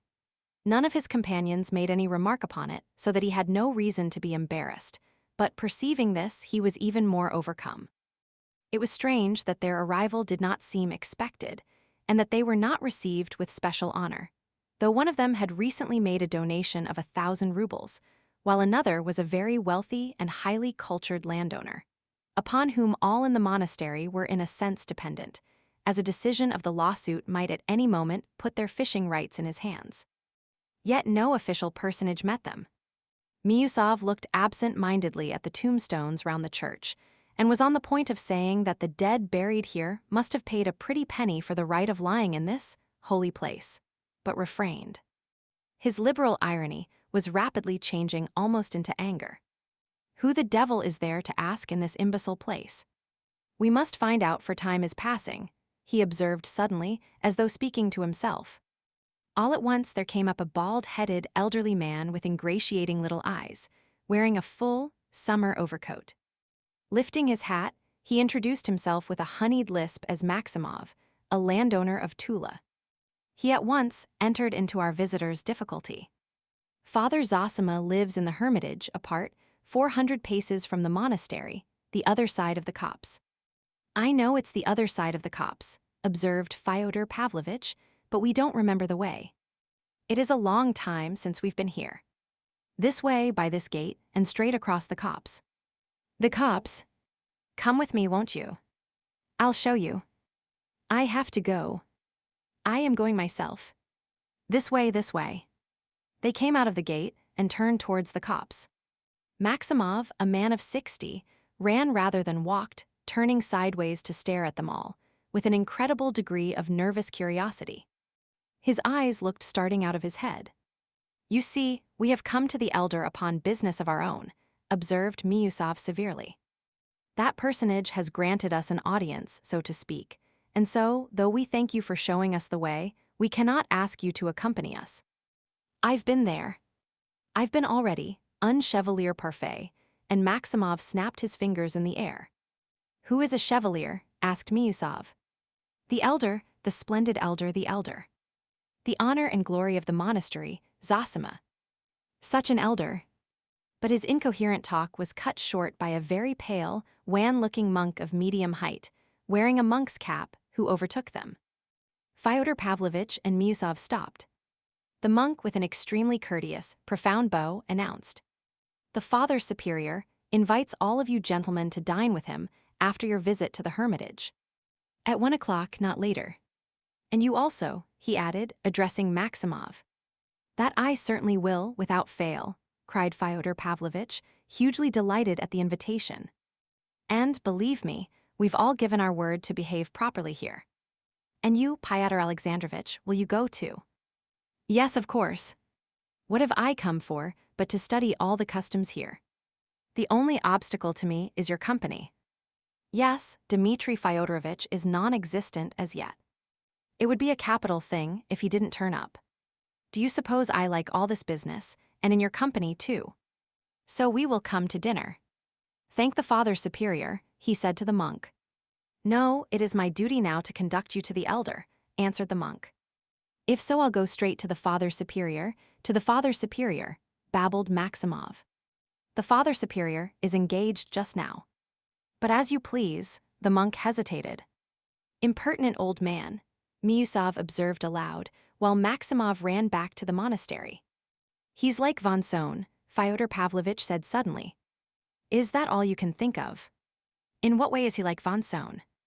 Have you ever seen von Sohn?" "I've seen his portrait. It's not the features, but something indefinable. He's a second von Sohn. I can always tell from the physiognomy." "Ah, I dare say you are a connoisseur in that. But look here, Fyodor Pavlovitch, you said just now that we had given our word to behave properly. Remember it. I advise you to control yourself. But if you begin to play the fool, I don't intend to be associated with you here. You see what a man he is," he turned to the monk. "I'm afraid to go among decent people with him." A fine smile, not without a certain slyness, came onto the pale, bloodless lips of the monk, but he made no reply and was evidently silent from a sense of his own dignity. Miusov frowned more than ever. Oh, devil take them all. An outer show elaborated through centuries, and nothing but charlatanism and nonsense underneath, flashed through Miusov's mind. Here's the hermitage. We've arrived, cried Fyodor Pavlovitch. The gates are shut. And he repeatedly made the sign of the cross to the saints painted above and on the sides of the gates. When you go to Rome, you must do as the Romans do. Here in this hermitage, there are 25 saints being saved. They look at one another and eat cabbages. And not one woman goes in at this gate. That's what is remarkable. And that really is so. But I did hear that the elder receives ladies, he remarked suddenly to the monk. Women of the people are here too now, lying in the portico there waiting. But for ladies of higher rank 2 rooms have been built adjoining the portico, but outside the precincts. You can see the windows, and the elder goes out to them by an inner passage when he is well enough. They are always outside the precincts. There is a Kharkov lady, Madame Holikov, waiting there now with her sick daughter. Probably he has promised to come out to her, though of late he has been so weak that he has hardly shown himself even to the people. So then there are loopholes, after all, to creep out of the hermitage to the ladies. Don't suppose, Holy Father, that I mean any harm. But do you know that at Athos not only the visits of women are not allowed, but no creature of the female sex, no hens, nor turkey hens, nor cows.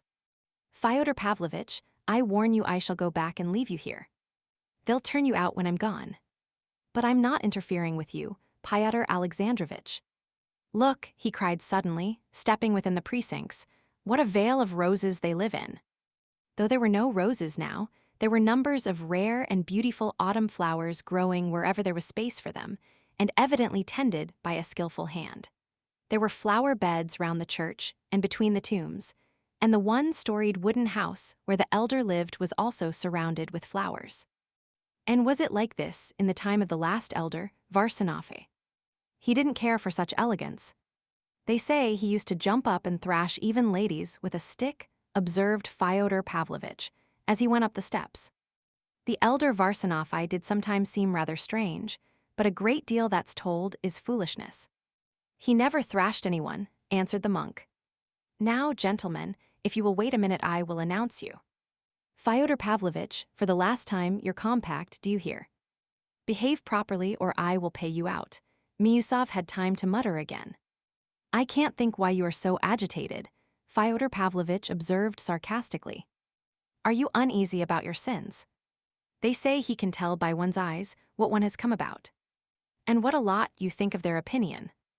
You, a Parisian and so advanced. I'm surprised at you. But Miusov had no time to reply to this sarcasm. They were asked to come in. He walked in, somewhat irritated.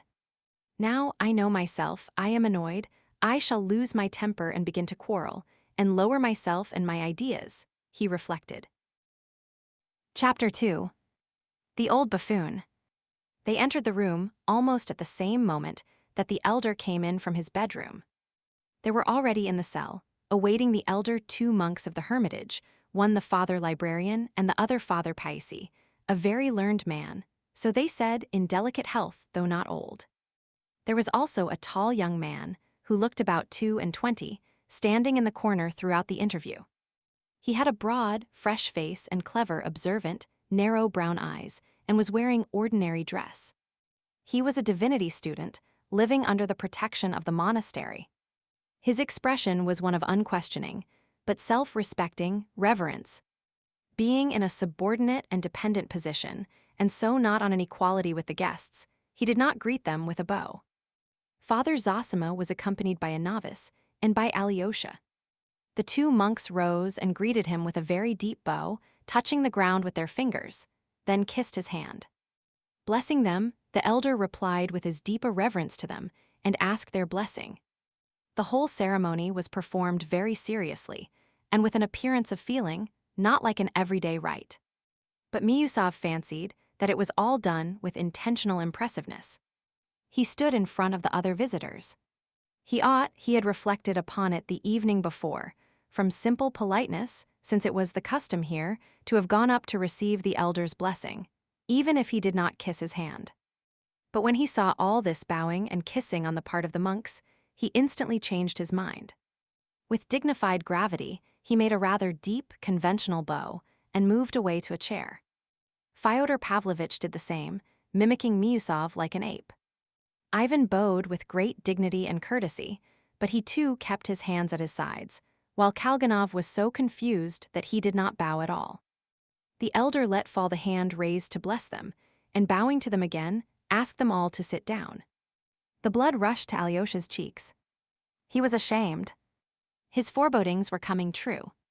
Father Zosima sat down on a very old-fashioned mahogany sofa, covered with leather, and made his visitors sit down in a row along the opposite wall on 4 mahogany chairs, covered with shabby black leather. The monks sat, one at the door and the other at the window. The divinity student, the novice, and Alyosha remained standing. The cell was not very large and had a faded look. It contained nothing but the most necessary furniture, of coarse and poor quality. There were 2 pots of flowers in the window and a number of holy pictures in the corner. Before one huge, ancient icon of the Virgin, a lamp was burning. Near it were 2 other holy pictures in shining settings, and next them, carved cherubims, china eggs, a Catholic cross of ivory, with a Mater Dolorosa embracing it, and several foreign engravings from the great Italian artists of past centuries. Next to these costly and artistic engravings were several of the roughest Russian prints of saints and martyrs, such as are sold for a few farthings at all the fairs. On the other walls were portraits of Russian bishops, past and present. Miusov took a cursory glance at all these conventional surroundings and bent an intent look upon the elder. He had a high opinion of his own insight, a weakness excusable in him as he was 50, an age at which a clever man of the world of established position can hardly help taking himself rather seriously. At the first moment, he did not like Zosima. There was, indeed, something in the elder's face which many people besides Miusov might not have liked.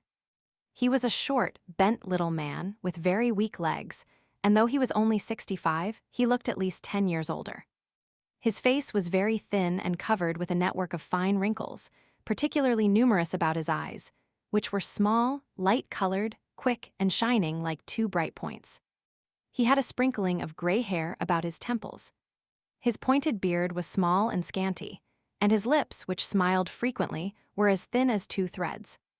His nose was not long, but sharp like a bird's beak. To all appearances a malicious soul, full of petty pride, thought Miusov. He felt altogether dissatisfied with his position. A cheap little clock on the wall struck 12 hurriedly, and served to begin the conversation.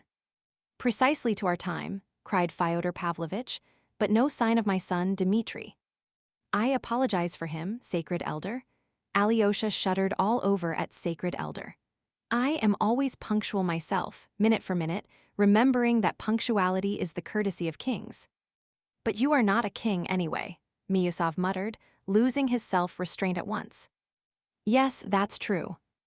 I'm not a king, and, would you believe it, Pyotr Alexandrovitch, I was aware of that myself. But there, I always say the wrong thing." "Your reverence," he cried with sudden pathos, "you behold before you a buffoon in earnest." "I introduce myself as such. It's an old habit, alas. And if I sometimes talk nonsense out of place, it's with the object of amusing people and making myself agreeable. One must be agreeable, mustn't one? I was 7 years ago in a little town where I had business, and I made friends with some merchants there. We went to the captain of police because we had to see him about something and to ask him to dine with us. He was a tall, fat, fair, sulky man, the most dangerous type in such cases. It's their liver. I went straight up to him, and with the ease of a man of the world, you know, "Mr. Ispravnik," said I, "be our Napravnik." "What do you mean by Napravnik?" said he. I saw, at the first half-second, that it had missed fire. He stood there so glum.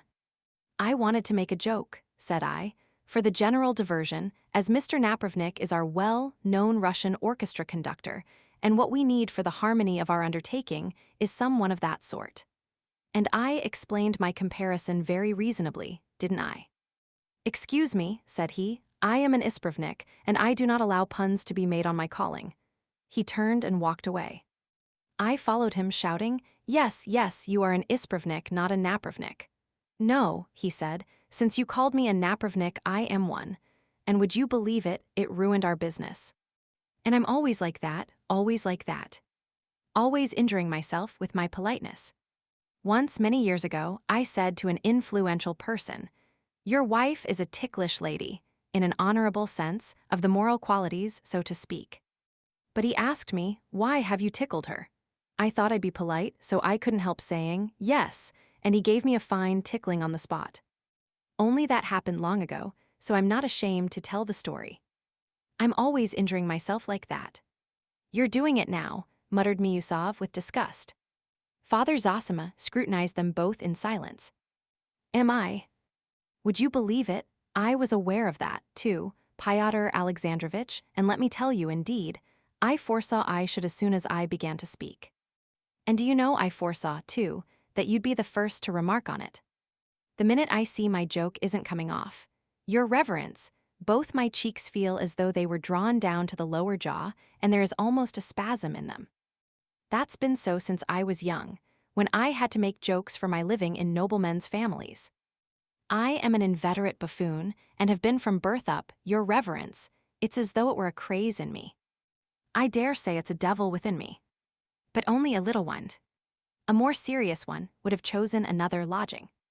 But not your soul, Pyotr Alexandrovitch, you're not a lodging worth having either. But I believe in God, though I have had doubts of late. But now I sit and await words of wisdom. I'm like the philosopher Diderot, your reverence. Did you ever hear, most holy father, how Diderot went to see the Metropolitan Platon in the time of the Empress Catherine? He went in and said straight out, There is no God.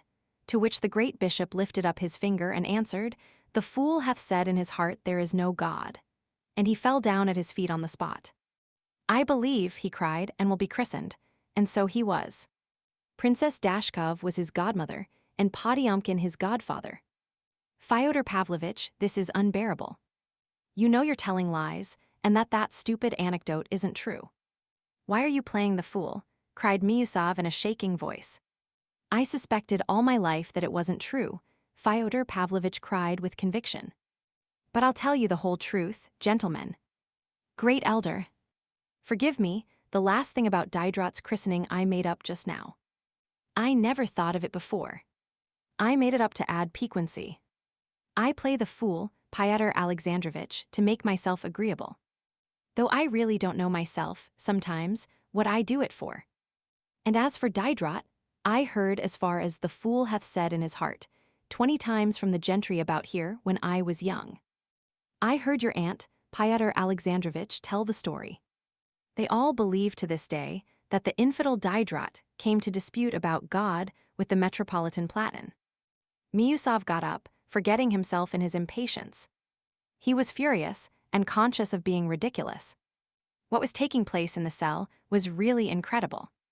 For 40 or 50 years past, from the times of former elders, no visitors had entered that cell without feelings of the profoundest veneration.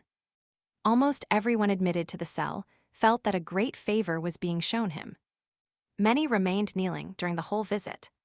Of those visitors, many had been men of high rank and learning, some even freethinkers, attracted by curiosity, but all without exception had shown the profoundest reverence and delicacy. For here there was no question of money, but only, on the one side, love and kindness, and on the other penitence and eager desire to decide some spiritual problem or crisis. So that such buffoonery amazed and bewildered the spectators, or at least some of them. The monks, with unchanged countenances, waited with earnest attention to hear what the elder would say, but seemed on the point of standing up, like Miusov. Alyosha stood, with hanging head, on the verge of tears. What seemed to him strangest of all was that his brother Ivan, on whom alone he had rested his hopes, and who alone had such influence on his father that he could have stopped him, sat now quite unmoved, with downcast eyes, apparently waiting with interest to see how it would end, as though he had nothing to do with it. Alyosha did not dare to look at Rakitin, the divinity student, whom he knew almost intimately. He alone in the monastery knew Rakitin's thoughts. "Forgive me," began Miusov, addressing Father Zosima, "for perhaps I seem to be taking part in this shameful foolery. I made a mistake in believing that even a man like Fyodor Pavlovitch would understand what was due on a visit to so honored a personage. I did not suppose I should have to apologize simply for having come with him." Pyotr Alexandrovitch could say no more, and was about to leave the room, overwhelmed with confusion. "Don't distress yourself, I beg." The elder got on to his feeble legs and, taking Pyotr Alexandrovitch by both hands, made him sit down again. "I beg you not to disturb yourself. I particularly beg you to be my guest." And with a bow, he went back and sat down again on his little sofa. "Great elder, speak. Do I annoy you by my vivacity?" Fyodor Pavlovitch cried suddenly, clutching the arms of his chair in both hands, as though ready to leap up from it if the answer were unfavorable. "I earnestly beg you, too, not to disturb yourself, and not to be uneasy," the elder said impressively. "Do not trouble. Make yourself quite at home. And above all, do not be so ashamed of yourself, for that is at the root of it all. Quite at home. To be my natural self. Oh, that is much too much, but I accept it with grateful joy. Do you know, blessed Father, you'd better not invite me to be my natural self. Don't risk it. I will not go so far as that myself. I warn you for your own sake. Well, the rest is still plunged in the mists of uncertainty, though there are people who'd be pleased to describe me for you. I mean that for you, Pyotr Alexandrovitch. But as for you, holy being, let me tell you, I am brimming over with ecstasy." He got up and, throwing up his hands, declaimed, "Blessed be the womb that bare thee, and the paps that gave thee suck, the paps especially. When you said just now, 'Don't be so ashamed of yourself, for that is at the root of it all,' you pierced right through me by that remark and read me to the core. Indeed, I always feel when I meet people that I am lower than all, and that they all take me for a buffoon. So I say, let me really play the buffoon. I am not afraid of your opinion, for you are every one of you worse than I am. That is why I am a buffoon. It is from shame, great elder, from shame. It's simply oversensitiveness that makes me rowdy.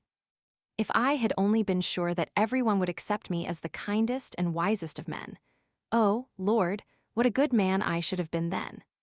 Teacher," he fell suddenly on his knees, "what must I do to gain eternal life?"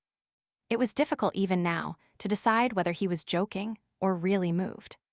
Father Zosima, lifting his eyes, looked at him and said with a smile, "You have known for a long time what you must do. You have sense enough. Don't give way to drunkenness and incontinence of speech. Don't give way to sensual lust, and, above all, to the love of money. And close your taverns. If you can't close all, at least 2 or 3. And above all, don't lie." "You mean about Diderot?" "No, not about Diderot. Above all, don't lie to yourself. The man who lies to himself and listens to his own lie comes to such a pass that he cannot distinguish the truth within him or around him, and so loses all respect for himself and for others. And having no respect, he ceases to love, and in order to occupy and distract himself without love, he gives way to passions and coarse pleasures, and sinks to bestiality in his vices, all from continual lying to other men and to himself. The man who lies to himself can be more easily offended than anyone. You know it is sometimes very pleasant to take offense, isn't it? A man may know that nobody has insulted him, but that he has invented the insult for himself, has lied and exaggerated to make it picturesque, has caught at a word and made a mountain out of a molehill. He knows that himself, yet he will be the first to take offense, and will revel in his resentment till he feels great pleasure in it, and so pass to genuine vindictiveness. But get up, sit down, I beg you. All this, too, is deceitful posturing. Blessed man, give me your hand to kiss." Fyodor Pavlovitch skipped up and imprinted a rapid kiss on the elder's thin hand. It is pleasant to take offense. You said that so well, as I never heard it before. Yes, I have been all my life taking offense, to please myself, taking offense on aesthetic grounds, For it is not so much pleasant as distinguished sometimes to be insulted, that you had forgotten, great elder, it is distinguished. I shall make a note of that. But I have been lying positively my whole life long, every day and hour of it. Of a truth, I am a lie, and the father of lies. Though I believe I am not the father of lies. I am getting mixed in my texts. Say the son of lies, and that will be enough. Only, my angel, I may sometimes talk about Diderot. Diderot will do no harm, though sometimes a word will do harm. Great elder, by the way, I was forgetting, though I had been meaning for the last 2 years to come here on purpose to ask and to find out something. Only do tell Fyodor Alexandrovitch not to interrupt me. Here is my question. Is it true, great father, that the story is told somewhere in the lives of the saints of a holy saint martyred for his faith who, when his head was cut off at last, stood up, picked up his head, and, courteously kissing it, walked a long way, carrying it in his hands? Is that true or not, honored father? No, it is untrue, said the elder. There is nothing of the kind in all the lives of the saints. What saint do you say the story is told of? Asked the father librarian. I do not know what saint. I do not know and can't tell. I was deceived. I was told the story. I had heard it, and do you know who told it? Fyodor Alexandrovitch Miusov here, who was so angry just now about Diderot. He it was who told the story. I have never told it you, I never speak to you at all. It is true you did not tell me, but you told it when I was present. It was 3 years ago. I mentioned it because by that ridiculous story you shook my faith, Fyodor Alexandrovitch. You knew nothing of it, but I went home with my faith shaken, and I have been getting more and more shaken ever since. Yes, Fyodor Alexandrovitch, you were the cause of a great fall. That was not a Diderot.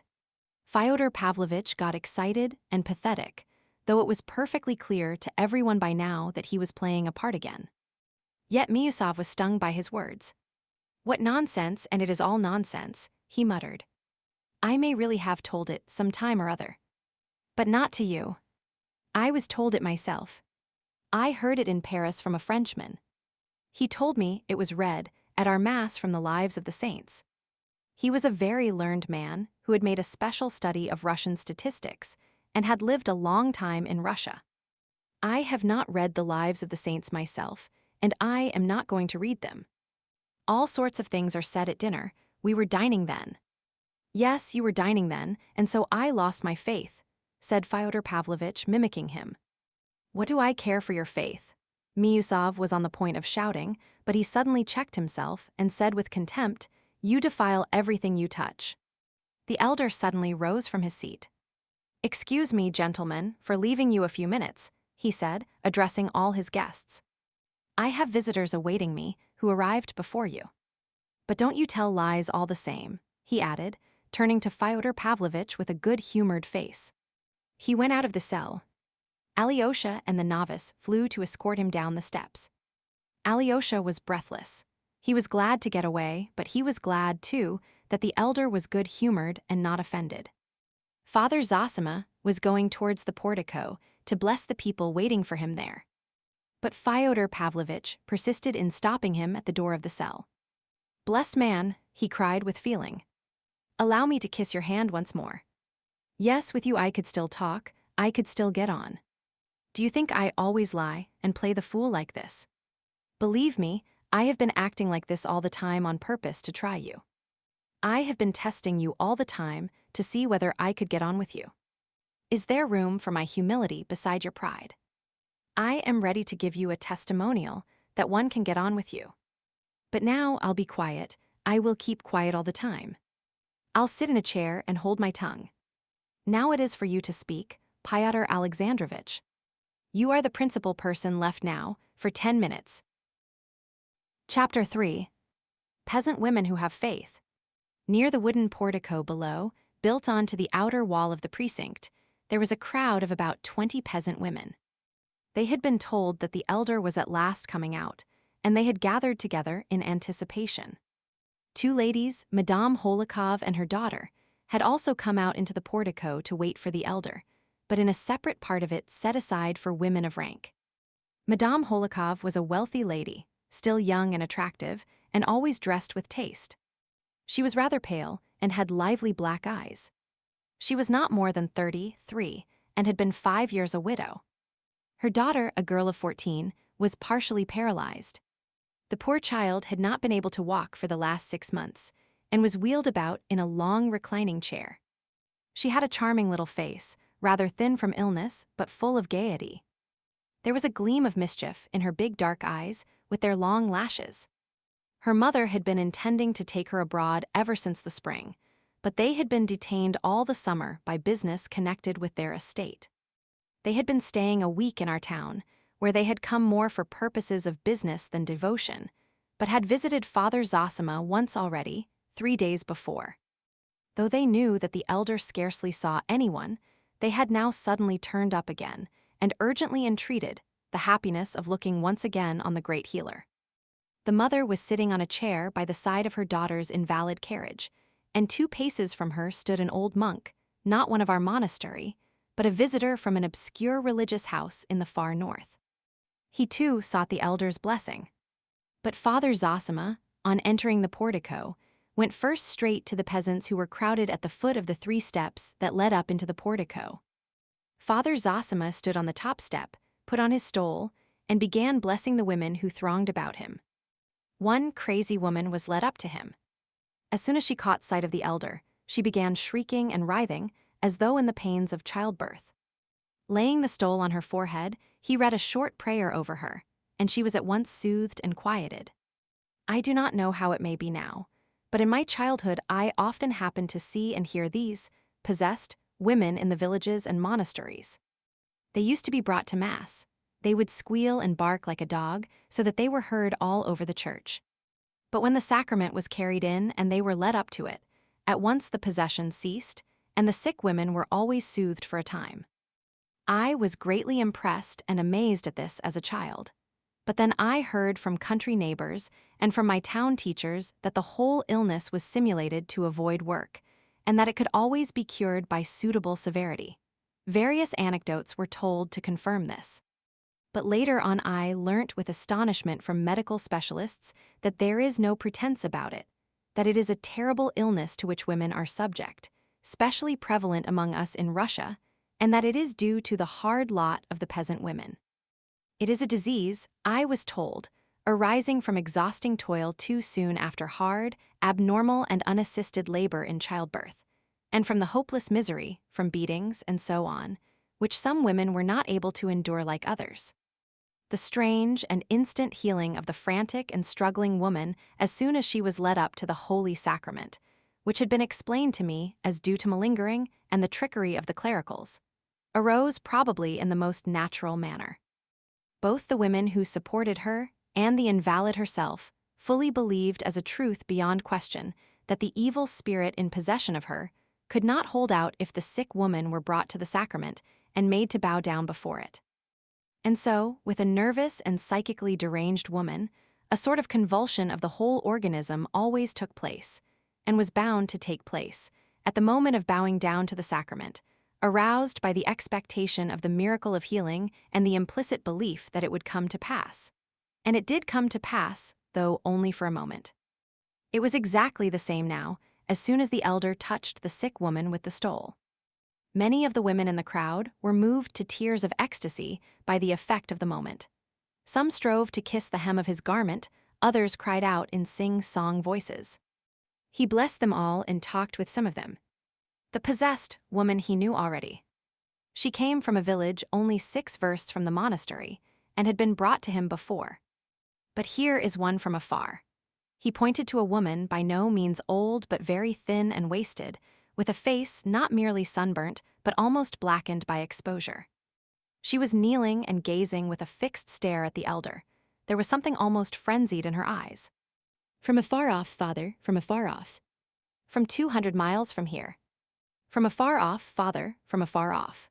The woman began in a sing-song voice as though she were chanting a dirge, swaying her head from side to side with her cheek resting in her hand. There is silent and long-suffering sorrow to be met with among the peasantry. It withdraws into itself and is still. But there is a grief that breaks out, and from that minute it bursts into tears and finds vent in wailing. This is particularly common with women. But it is no lighter a grief than the silent.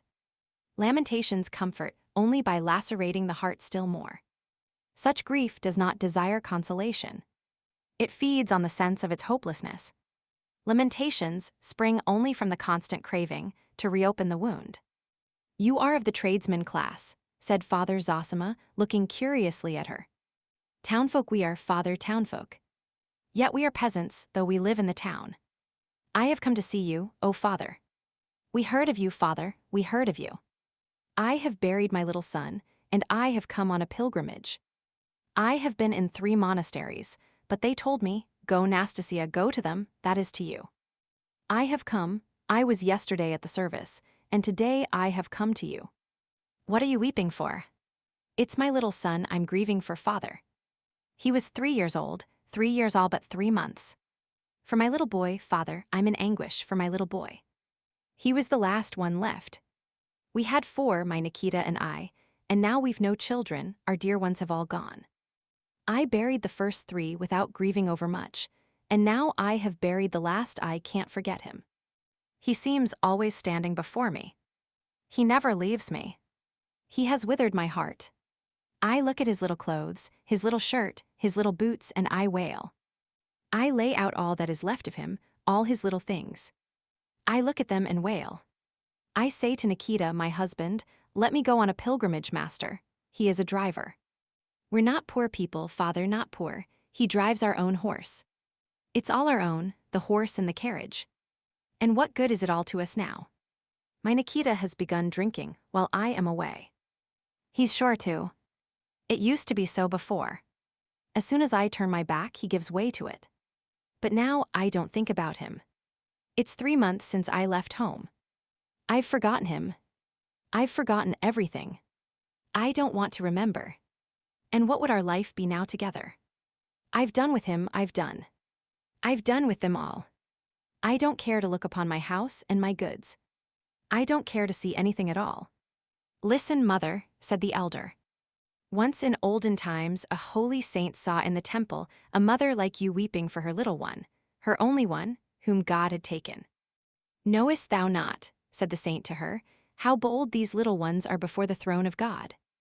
Verily there are none bolder than they in the kingdom of heaven. Thou didst give us life, O Lord," they say, "and scarcely had we looked upon it when thou didst take it back again." And so boldly they ask and ask again that God gives them at once the rank of angels. "Therefore," said the saint, "thou too, O mother, rejoice and weep not, for thy little son is with the Lord in the fellowship of the angels." That's what the saint said to the weeping mother of old. He was a great saint, and he could not have spoken falsely. Therefore you too, mother, know that your little one is surely before the throne of God, is rejoicing and happy and praying to God for you, and therefore weep not, but rejoice." The woman listened to him, looking down with her cheek in her hand. She sighed deeply. "My Nikita tried to comfort me with the same words as you. 'Foolish one,' he said, 'why weep? Our son is no doubt singing with the angels before God. He says that to me, but he weeps himself. I see that he cries like me.' 'I know, Nikita,' said I. 'Where could he be if not with the Lord God? Only here with us now he is not as he used to sit beside us before. And if only I could look upon him one little time, if only I could peep at him one little time, without going up to him, without speaking, if I could be hidden in a corner and only see him for one little minute, hear him playing in the yard, calling in his little voice, "Mammy, where are you?" If only I could hear him pattering with his little feet about the room just once, only once. For so often I remember how he used to run to me and shout and laugh. If only I could hear his little feet, I should know him. But he's gone, Father, he's gone, and I shall never hear him again. Here's his little sash, but him I shall never see or hear now." She drew out of her bosom her boy's little embroidered sash, and as soon as she looked at it, she began shaking with sobs, hiding her eyes with her fingers through which the tears flowed in a sudden stream. "It is Rachel of old," said the elder, "weeping for her children, and will not be comforted because they are not. Such is the lot set on earth for you mothers. Be not comforted. Consolation is not what you need. Weep and be not consoled, but weep. Only every time that you weep, be sure to remember that your little son is one of the angels of God, that he looks down from there at you and sees you, and rejoices at your tears, and points at them to the Lord God. And a long while yet will you keep that great mother's grief. But it will turn in the end into quiet joy, and your bitter tears will be only tears of tender sorrow that purifies the heart and delivers it from sin. And I shall pray for the peace of your child's soul. What was his name? Alexei, father. A sweet name. After Alexei, the man of God. Yes, father. What a saint he was. I will remember him, mother, and your grief in my prayers, and I will pray for your husband's health. It is a sin for you to leave him. Your little one will see from heaven that you have forsaken his father, and will weep over you. Why do you trouble his happiness? He is living, for the soul lives forever, and though he is not in the house, he is near you, unseen. How can he go into the house, when you say that the house is hateful to you? To whom is he to go if he find you not together, his father and mother? He comes to you in dreams now, and you grieve. But then he will send you gentle dreams. Go to your husband, mother, go this very day. I will go, father, at your word. I will go. You've gone straight to my heart. My Nikita, you are waiting for me. The woman began in a sing-song voice, but the elder had already turned away to a very old woman, dressed like a dweller in the town, not like a pilgrim. Her eyes showed that she had come with an object, and in order to say something. She said she was the widow of a non-commissioned officer, and lived close by in the town. Her son Vasenka was in the commissariat service, and had gone to Irkutsk in Siberia. He had written twice from there, but now a year had passed since he had written. She did inquire about him, but she did not know the proper place to inquire. Only the other day Stepanida Ilyinishna, she's a rich merchant's wife, said to me, "You go, Prohorovna, and put your son's name down for prayer in the church, and pray for the peace of his soul as though he were dead. His soul will be troubled," she said, "and he will write you a letter." And Stepanida Ilyinishna told me it was a certain thing which had been many times tried. Only I am in doubt. Oh, you light of ours! Is it true or false, and would it be right? Don't think of it.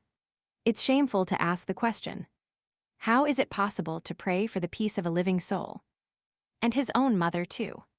It's a great sin, akin to sorcery. Only for your ignorance it is forgiven you. Better pray to the Queen of Heaven, our swift defense and help, for his good health, and that she may forgive you for your error. And another thing I will tell you, Prohorovna. Either he will soon come back to you, your son, or he will be sure to send a letter. Go, and henceforward be in peace. Your son is alive, I tell you. Dear father, God reward you, our benefactor, who prays for all of us and for our sins. But the elder had already noticed in the crowd too, glowing eyes fixed upon him. An exhausted, consumptive-looking, though young peasant woman was gazing at him in silence. Her eyes besought him, but she seemed afraid to approach. What is it, my child? Absolve my soul, father, she articulated softly, and slowly sank on her knees and bowed down at his feet. I have sinned, father. I am afraid of my sin. The elder sat down on the lower step. The woman crept closer to him, still on her knees. I am a widow these 3 years, she began in a half-whisper, with a sort of shudder. I had a hard life with my husband. He was an old man. He used to beat me cruelly. He lay ill. I thought, looking at him, if he were to get well, if he were to get up again, what then? And then the thought came to me. Stay, said the elder, and he put his ear close to her lips. The woman went on in a low whisper, so that it was almost impossible to catch anything. She had soon done. 3 years ago, asked the elder. 3 years. At first I didn't think about it, but now I've begun to be ill, and the thought never leaves me. Have you come from far? Over 300 miles away. Have you told it in confession? I have confessed it. Twice I have confessed it. Have you been admitted to communion? Yes. I am afraid. I am afraid to die. Fear nothing and never be afraid, and don't fret. If only your penitence fail not, God will forgive all. There is no sin, and there can be no sin on all the earth, which the Lord will not forgive to the truly repentant. Man cannot commit a sin so great as to exhaust the infinite love of God. Can there be a sin which could exceed the love of God? Think only of repentance, continual repentance, but dismiss fear altogether. Believe that God loves you as you cannot conceive, that He loves you with your sin in your sin. It has been said of old that over one repentant sinner, there is more joy in heaven than over 10 righteous men. Go and fear not. Be not bitter against men. Be not angry if you are wronged. Forgive the dead man in your heart what wrong he did you. Be reconciled with him in truth. If you are penitent, you love. And if you love, you are of God. All things are atoned for, all things are saved by love. If I, a sinner, even as you are, am tender with you and have pity on you, how much more will God? Love is such a priceless treasure that you can redeem the whole world by it, and expiate not only your own sins, but the sins of others. He signed her 3 times with the cross, took from his own neck a little icon, and put it upon her. She bowed down to the earth without speaking. He got up and looked cheerfully at a healthy peasant woman with a tiny baby in her arms. From Vishigorai, dear father. 5 miles you have dragged yourself with the baby. What do you want? I've come to look at you. I have been to you before, or have you forgot? You've no great memory if you've forgotten me. They told us you were ill. Thinks I'll go and see him for myself. Now I see you, and you're not ill. You'll live another 20 years. God bless you. There are plenty to pray for you, how should you be ill? I thank you for all, daughter. By the way, I have a thing to ask, not a great one. Here are 60 kopecks. Give them, dear father, to some one poorer than me. I thought as I came along, better give through him. He'll know whom to give to. Thanks, my dear, thanks. You are a good woman. I love you. I will do so certainly. Is that your little girl? My little girl, Father Lizaveta. May the Lord bless you both, you and your babe Lizaveta. You have gladdened my heart, mother. Farewell, dear children, farewell, dear ones. He blessed them all and bowed low to them. Chapter 4. A lady of little faith. A visitor looking on the scene of his conversation with the peasants, and his blessing them shed silent tears, and wiped them away with her handkerchief. She was a sentimental society lady, of genuinely good disposition in many respects. When the elder went up to her at last, she met him enthusiastically. Ah, what I have been feeling, looking on at this touching scene. She could not go on for emotion. Oh, I understand the people's love for you. I love the people myself. I want to love them. And who could help loving them, our splendid Russian people, so simple in their greatness. How is your daughter's health? You wanted to talk to me again. Oh, I have been urgently begging for it, I have prayed for it. I was ready to fall on my knees and kneel for 3 days at your windows, until you let me in. We have come, great healer, to express our ardent gratitude. You have healed my lies, healed her completely, merely by praying over her last Thursday and laying your hands upon her. We have hastened here to kiss those hands, to pour out our feelings and our homage. What do you mean by healed? But she is still lying down in her chair. But her night fevers have entirely ceased ever since Thursday, said the lady with nervous haste. And that's not all. Her legs are stronger. This morning she got up well, she had slept all night. Look at her rosy cheeks, her bright eyes. She used to be always crying, but now she laughs and is gay and happy. This morning she insisted on my letting her stand up, and she stood up for a whole minute without any support. She wagers that in a fortnight she'll be dancing a quadrille. I've called in Dr. Herzenstube. He shrugged his shoulders and said, I am amazed, I can make nothing of it. And would you have us not come here to disturb you, not fly here to thank you? Lies, thank him, thank him. Liza's pretty little laughing face became suddenly serious. She rose in her chair as far as she could, and, looking at the elder, clasped her hands before him, but could not restrain herself and broke into laughter.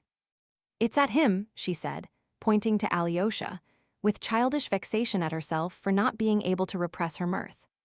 If anyone had looked at Alyosha standing a step behind the elder, he would have caught a quick flush crimsoning his cheeks in an instant. His eyes shone and he looked down. She has a message for you, Alexei Fyodorovitch. How are you? The mother went on, holding out her exquisitely gloved hand to Alyosha. The elder turned round, and all at once looked attentively at Alyosha.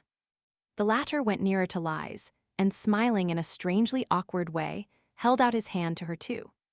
Liz assumed an important air. Katerina Ivanovna has sent you this through me. She handed him a little note. She particularly begs you to go and see her as soon as possible, that you will not fail her, but will be sure to come. She asks me to go and see her. Me? What for? Alyosha muttered in great astonishment. His face at once looked anxious. Oh, it's all to do with Dmitri Fyodorovitch and what has happened lately, the mother explained hurriedly. Katerina Ivanovna has made up her mind, but she must see you about it. Why, of course, I can't say. But she wants to see you at once. And you will go to her, of course. It is a Christian duty. I have only seen her once, Alyosha protested with the same perplexity. Oh, she is such a lofty, incomparable creature. If only for her suffering. Think what she has gone through, what she is enduring now. Think what awaits her. It's all terrible, terrible. Very well, I will come, Alyosha decided, after rapidly scanning the brief, enigmatic note, which consisted of an urgent entreaty that he would come without any sort of explanation. Oh, how sweet and generous that would be of you, cried Liz with sudden animation. I told Mama you'd be sure not to go. I said you were saving your soul. How splendid you are. I've always thought you were splendid.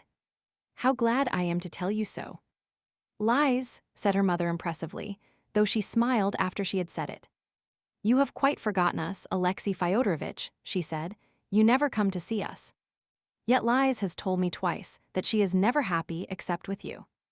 Alyosha raised his downcast eyes and again flushed, and again smiled without knowing why. But the elder was no longer watching him. He had begun talking to a monk, who, as mentioned before, had been awaiting his entrance by Liz's chair. He was evidently a monk of the humblest, that is of the peasant class of a narrow outlook, but a true believer, and, in his own way, a stubborn one. He announced that he had come from the far north, from Obdorsk, from St. Sylvester, and was a member of a poor monastery, consisting of only 10 monks. The elder gave him his blessing, and invited him to come to his cell whenever he liked. How can you presume to do such deeds? The monk asked suddenly, pointing solemnly and significantly at Liz. He was referring to her healing. It's too early, of course, to speak of that. Relief is not complete cure, and may proceed from different causes. But if there has been any healing, it is by no power but God's will. It's all from God. Visit me, Father, he added to the monk. It's not often I can see visitors. I am ill, and I know that my days are numbered. Oh no, no. God will not take you from us.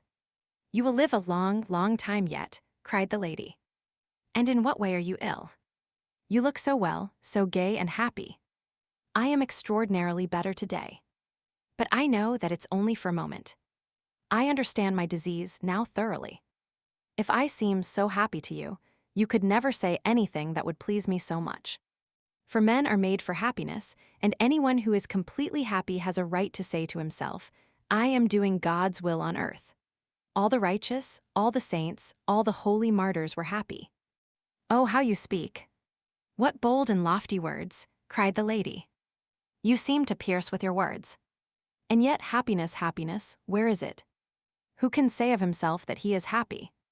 Oh, since you have been so good as to let us see you once more today, let me tell you what I could not utter last time, what I dared not say, all I am suffering and have been for so long. I am suffering. Forgive me. I am suffering. And in a rush of fervent feeling, she clasped her hands before him. From what specially? I suffer. From lack of faith. Lack of faith in God. Oh no, no. I dare not even think of that. But the future life, it is such an enigma. And no one can solve it. Listen.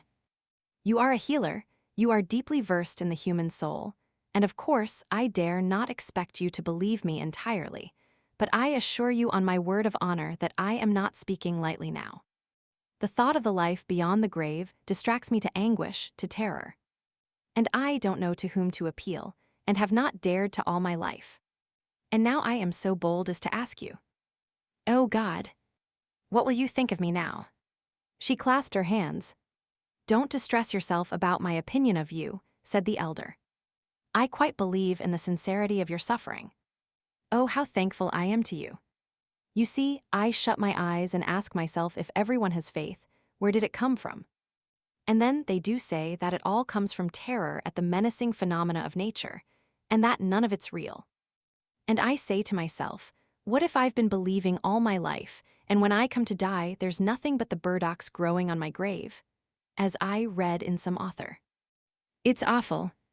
How can I get back my faith? But I only believed when I was a little child, mechanically, without thinking of anything. How is one to prove it? I have come now to lay my soul before you and to ask you about it. If I let this chance slip, no one all my life will answer me. How can I prove it? How can I convince myself? Oh, how unhappy I am. I stand and look about me and see that scarcely anyone else cares. No one troubles his head about it, and I'm the only one who can't stand it. It's deadly, deadly. No doubt. But there's no proving it, though you can be convinced of it. How? By the experience of active love. Strive to love your neighbor actively and indefatigably. In as far as you advance in love, you will grow surer of the reality of God and of the immortality of your soul. If you attain to perfect self-forgetfulness in the love of your neighbor, then you will believe without doubt, and no doubt can possibly enter your soul. This has been tried. This is certain. In active love. There's another question, and such a question. You see, I so love humanity that, would you believe it? I often dream of forsaking all that I have, leaving lies, and becoming a sister of mercy. I close my eyes and think and dream, and at that moment, I feel full of strength to overcome all obstacles. No wounds, no festering sores could at that moment frighten me.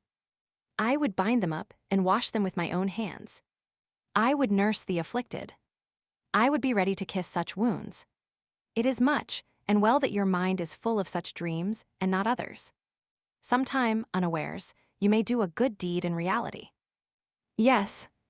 But could I endure such a life for long? The lady went on fervently, almost frantically. That's the chief question, that's my most agonizing question. I shut my eyes and ask myself, would you persevere long on that path? And if the patient whose wounds you are washing did not meet you with gratitude, but worried you with his whims, without valuing or remarking your charitable services, began abusing you and rudely commanding you, and complaining to the superior authorities of you, which often happens when people are in great suffering. What then? Would you persevere in your love or not? And do you know, I came with horror to the conclusion that, if anything could dissipate my love to humanity, it would be ingratitude. In short, I am a hired servant, I expect my payment at once. That is, praise and the repayment of love with love. Otherwise, I am incapable of loving anyone. She was in a very paroxysm of self-castigation, and, concluding, she looked with defiant resolution at the elder. It's just the same story as a doctor once told me, observed the elder. He was a man getting on in years, and undoubtedly clever. He spoke as frankly as you, though in jest, in bitter jest. I love humanity, he said, but I wonder at myself. The more I love humanity in general, the less I love man in particular. In my dreams, he said, I have often come to making enthusiastic schemes for the service of humanity, and perhaps I might actually have faced crucifixion if it had been suddenly necessary. And yet, I am incapable of living in the same room with anyone for 2 days together, as I know by experience. As soon as anyone is near me, his personality disturbs my self-complacency and restricts my freedom. In 24 hours, I begin to hate the best of men. One because he's too long over his dinner, another because he has a cold and keeps on blowing his nose. I become hostile to people the moment they come close to me. But it has always happened that the more I detest men individually, the more ardent becomes my love for humanity. But what's to be done? What can one do in such a case? Must one despair? No, it is enough that you are distressed at it. Do what you can, and it will be reckoned unto you. Much is done already in you, since you can so deeply and sincerely know yourself. If you have been talking to me so sincerely, simply to gain approbation for your frankness, as you did from me just now, then of course you will not attain to anything in the achievement of real love. It will all get no further than dreams, and your whole life will slip away like a phantom. In that case, you will naturally cease to think of the future life too, and will of yourself grow calmer after a fashion in the end. You have crushed me. Only now, as you speak, I understand that I was really only seeking your approbation for my sincerity when I told you I could not endure ingratitude. You have revealed me to myself. You have seen through me and explained me to myself. Are you speaking the truth? Well now, after such a confession, I believe that you are sincere and good at heart. If you do not attain happiness, always remember that you are on the right road and try not to leave it. Above all, avoid falsehood, every kind of falsehood, especially falseness to yourself. Watch over your own deceitfulness and look into it every hour, every minute. Avoid being scornful, both to others and to yourself. What seems to you bad within you will grow purer from the very fact of your observing it in yourself. Avoid fear too, though fear is only the consequence of every sort of falsehood. Never be frightened at your own faint-heartedness in attaining love. Don't be frightened overmuch, even at your evil actions. I am sorry I can say nothing more consoling to you, for love in action is a harsh and dreadful thing compared with love in dreams. Love in dreams is greedy for immediate action, rapidly performed and in the sight of all. Men will even give their lives if only the ordeal does not last long but is soon over, with all looking on and applauding as though on the stage. But active love is labor and fortitude, and for some people too, perhaps, a complete science. But I predict that, just when you see with horror that in spite of all your efforts, you are getting farther from your goal instead of nearer to it, at that very moment, I predict that you will reach it, and behold clearly the miraculous power of the Lord, who has been all the time loving and mysteriously guiding you. Forgive me for not being able to stay longer with you. They are waiting for me. Goodbye. The lady was weeping. Lies, lies. Bless her, she cried, starting up suddenly. She does not deserve to be loved. I have seen her naughtiness all along, the elder said jestingly. Why have you been laughing at Alexei? Lies had in fact been occupied in mocking at him all the time. She had noticed before that Alyosha was shy and tried not to look at her, and she found this extremely amusing. She waited intently to catch his eye. Alyosha, unable to endure her persistent stare, was irresistibly and suddenly drawn to glance at her, and at once she smiled triumphantly in his face. Alyosha was even more disconcerted and vexed. At last he turned away from her altogether and hid behind the elder's back. After a few minutes, drawn by the same irresistible force, he turned again to see whether he was being looked at or not, and found Lies almost hanging out of her chair to peep sideways at him, eagerly waiting for him to look. Catching his eye, she laughed so that the elder could not help saying, "Why do you make fun of him like that, naughty girl?" Lies suddenly and quite unexpectedly blushed. Her eyes flashed and her face became quite serious. She began speaking quickly and nervously in a warm and resentful voice. Why has he forgot everything then? He used to carry me about when I was little. We used to play together. He used to come to teach me to read, do you know? 2 years ago, when he went away, he said that he would never forget me, that we were friends forever, forever, forever.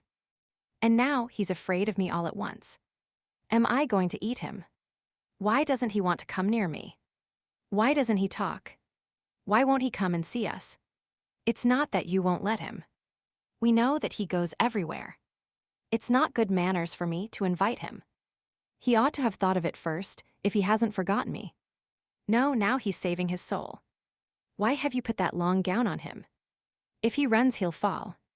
And suddenly she hid her face in her hand and went off into irresistible, prolonged, nervous, inaudible laughter. The elder listened to her with a smile and blessed her tenderly. As she kissed his hand, she suddenly pressed it to her eyes and began crying. Don't be angry with me. I'm silly and good for nothing. And perhaps Alyosha's right, quite right, in not wanting to come and see such a ridiculous girl. I will certainly send him, said the elder. Chapter 5. So be it. So be it. The elder's absence from his cell had lasted for about 25 minutes. It was more than 12:30, but Dmitri, on whose account they had all met there, had still not appeared. But he seemed almost to be forgotten, and when the elder entered the cell again, he found his guests engaged in eager conversation.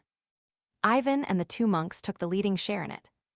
Miusov, too, was trying to take a part, and apparently very eagerly, in the conversation. But he was unsuccessful in this also.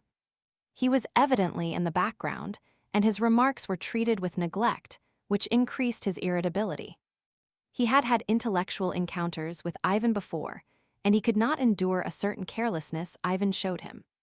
Hitherto at least I have stood in the front ranks of all that is progressive in Europe, and here the new generation positively ignores us, he thought.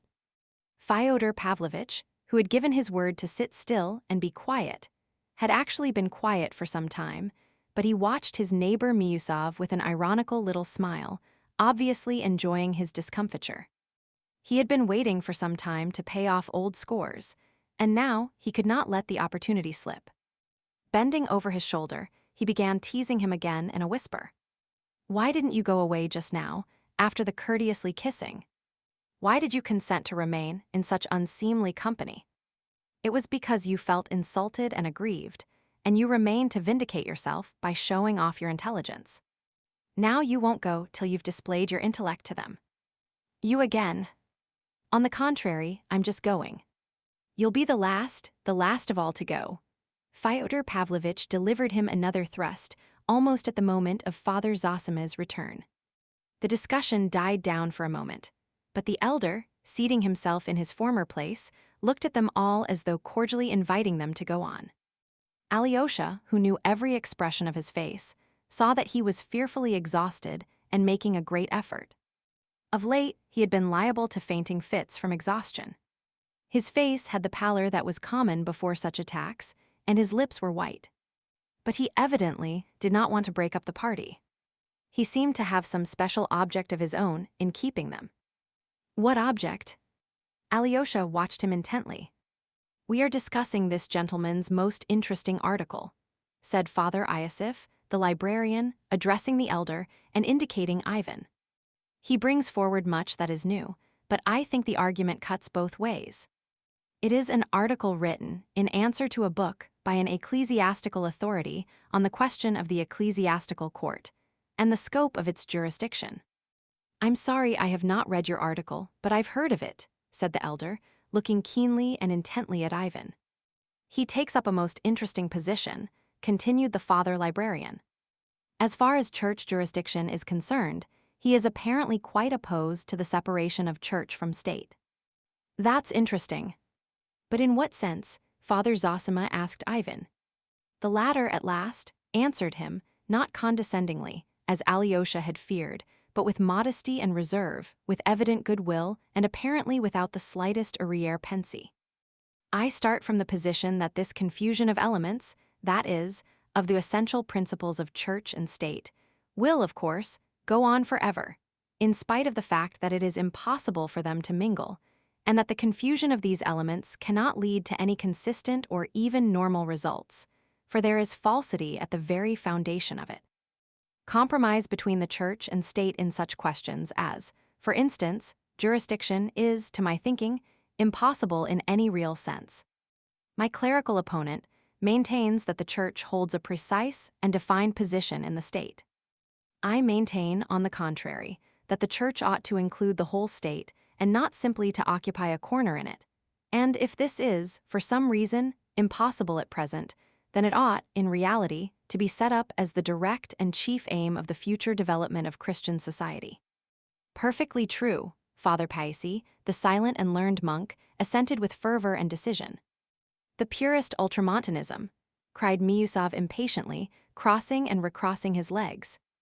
Oh, well, we have no mountains, cried Father Iosif, and turning to the elder he continued. Observe the answer he makes to the following fundamental and essential propositions of his opponent, who is, you must note, an ecclesiastic. First, that no social organization can or ought to arrogate to itself power to dispose of the civic and political rights of its members. Secondly, that criminal and civil jurisdiction ought not to belong to the Church and is inconsistent with its nature, both as a divine institution and as an organization of men for religious objects. And, finally, in the third place, the Church is a kingdom not of this world. A most unworthy play upon words for an ecclesiastic. Father Paisi could not refrain from breaking in again. "I have read the book which you have answered," he added, addressing Ivan, and was astounded at the words, "The Church is a kingdom not of this world." If it is not of this world, then it cannot exist on earth at all. In the Gospel, the words "not of this world" are not used in that sense.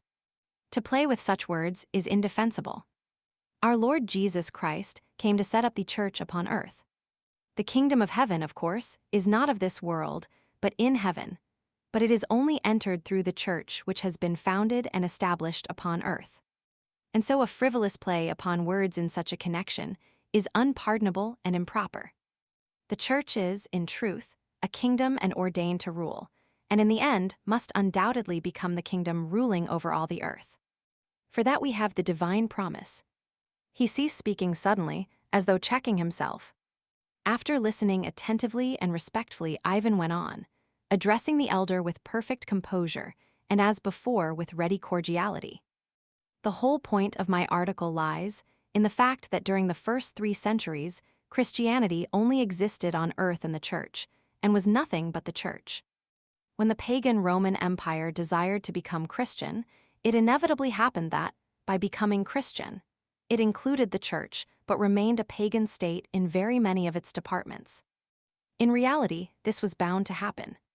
But Rome as a state retained too much of the pagan civilization and culture, as, for example, in the very objects and fundamental principles of the state.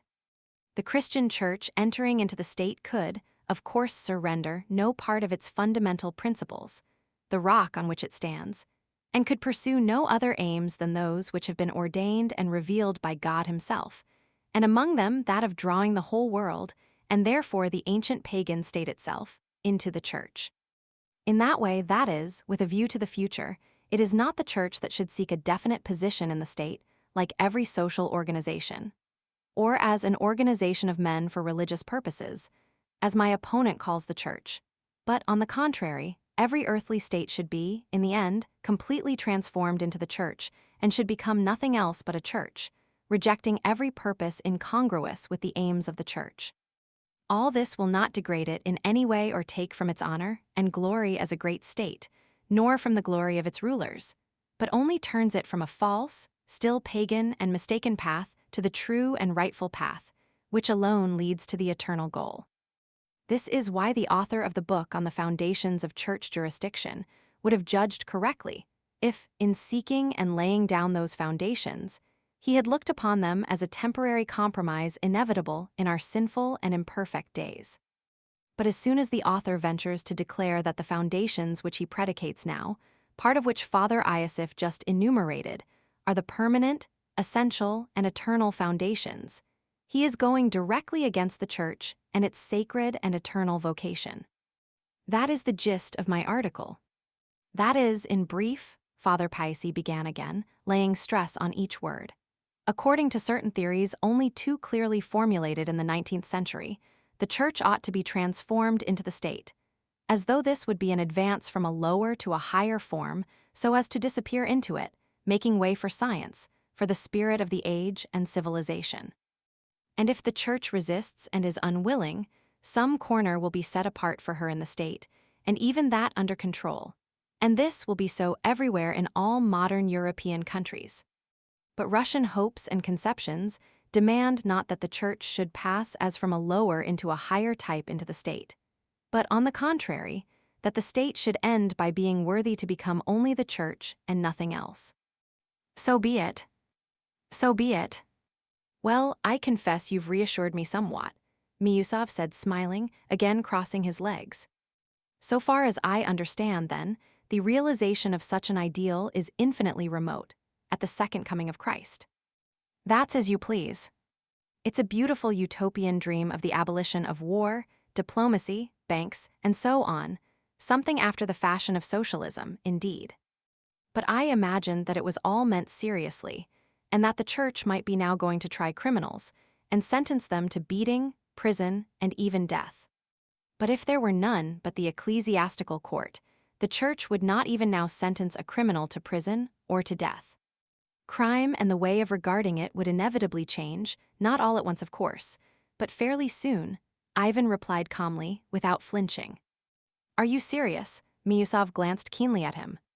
If everything became the church would exclude all the criminal and disobedient and would not cut off their heads, Ivan went on. I ask you, what would become of the excluded? He would be cut off then not only from men, as now, but from Christ. By his crime he would have transgressed not only against men, but against the Church of Christ. This is so even now, of course, strictly speaking, but it is not clearly enunciated, and very, very often the criminal of today compromises with his conscience. I steal, he says, but I don't go against the Church.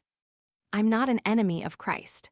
That's what the criminal of today is continually saying to himself, but when the Church takes the place of the state, it will be difficult for him, in opposition to the Church all over the world, to say, all men are mistaken, all in error, all mankind are the false church.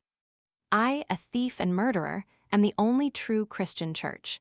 It will be very difficult to say this to himself. It requires a rare combination of unusual circumstances. Now, on the other side, take the Church's own view of crime. Is it not bound to renounce the present almost pagan attitude, and to change from a mechanical cutting off of its tainted member for the preservation of society, as at present, into completely and honestly adopting the idea of the regeneration of the man, of his reformation and salvation? What do you mean? I fail to understand again, Miusov interrupted. Some sort of dream again. Something shapeless and even incomprehensible. What is excommunication? What sort of exclusion? I suspect you are simply amusing yourself, Ivan Fyodorovitch. Yes, but in reality it is so now, said the elder suddenly, and all turned to him at once. If it were not for the Church of Christ, there would be nothing to restrain the criminal from evil doing, no real chastisement for it afterwards. None, that is, but the mechanical punishment spoken of just now, which in the majority of cases only embitters the heart, and not the real punishment, the only effectual one, the only deterrent and softening one, which lies in the recognition of sin by conscience. How is that, may one inquire? Asked Miusov with lively curiosity. Why, began the elder, all these sentences to exile with hard labor, and formerly with flogging also, reform no one, and what's more, deter hardly a single criminal, and the number of crimes does not diminish but is continually on the increase. You must admit that. Consequently, the security of society is not preserved. For, although the obnoxious member is mechanically cut off and sent far away out of sight, another criminal always comes to take his place at once, and often two of them. If anything does preserve society, even in our time, and does regenerate and transform the criminal, it is only the law of Christ speaking in his conscience. It is only by recognizing his wrongdoing as a son of a Christian society, that is, of the Church, that he recognizes his sin against society, that is, against the Church. So that it is only against the Church, and not against the state, that the criminal of today can recognize that he has sinned. If society, as a church, had jurisdiction, then it would know when to bring back from exclusion and to reunite to itself. Now the church, having no real jurisdiction, but only the power of moral condemnation, withdraws of her own accord from punishing the criminal actively. She does not excommunicate him, but simply persists in motherly exhortation of him. What is more, the church even tries to preserve all Christian communion with the criminal.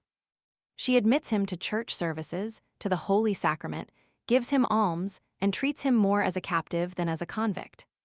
And what would become of the criminal, O Lord, if even the Christian society, that is, the church, were to reject him even as the civil law rejects him and cuts him off? What would become of him if the church punished him with her excommunication as the direct consequence of the secular law?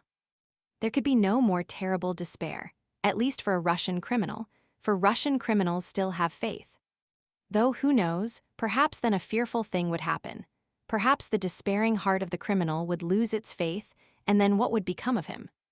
But the Church, like a tender, loving mother, holds aloof from active punishment herself, as the sinner is too severely punished already by the civil law, and there must be at least someone to have pity on him. The Church holds aloof, above all, because its judgment is the only one that contains the truth, and therefore cannot practically and morally be united to any other judgment, even as a temporary compromise. She can enter into no compact about that.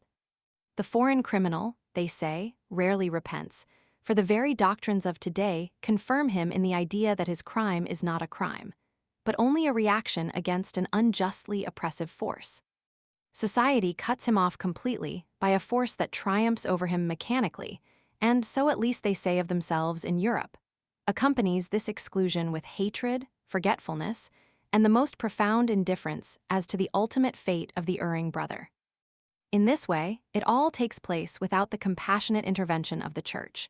For in many cases there are no churches there at all, for though ecclesiastics and splendid church buildings remain, the churches themselves have long ago striven to pass from church into state and to disappear in it completely.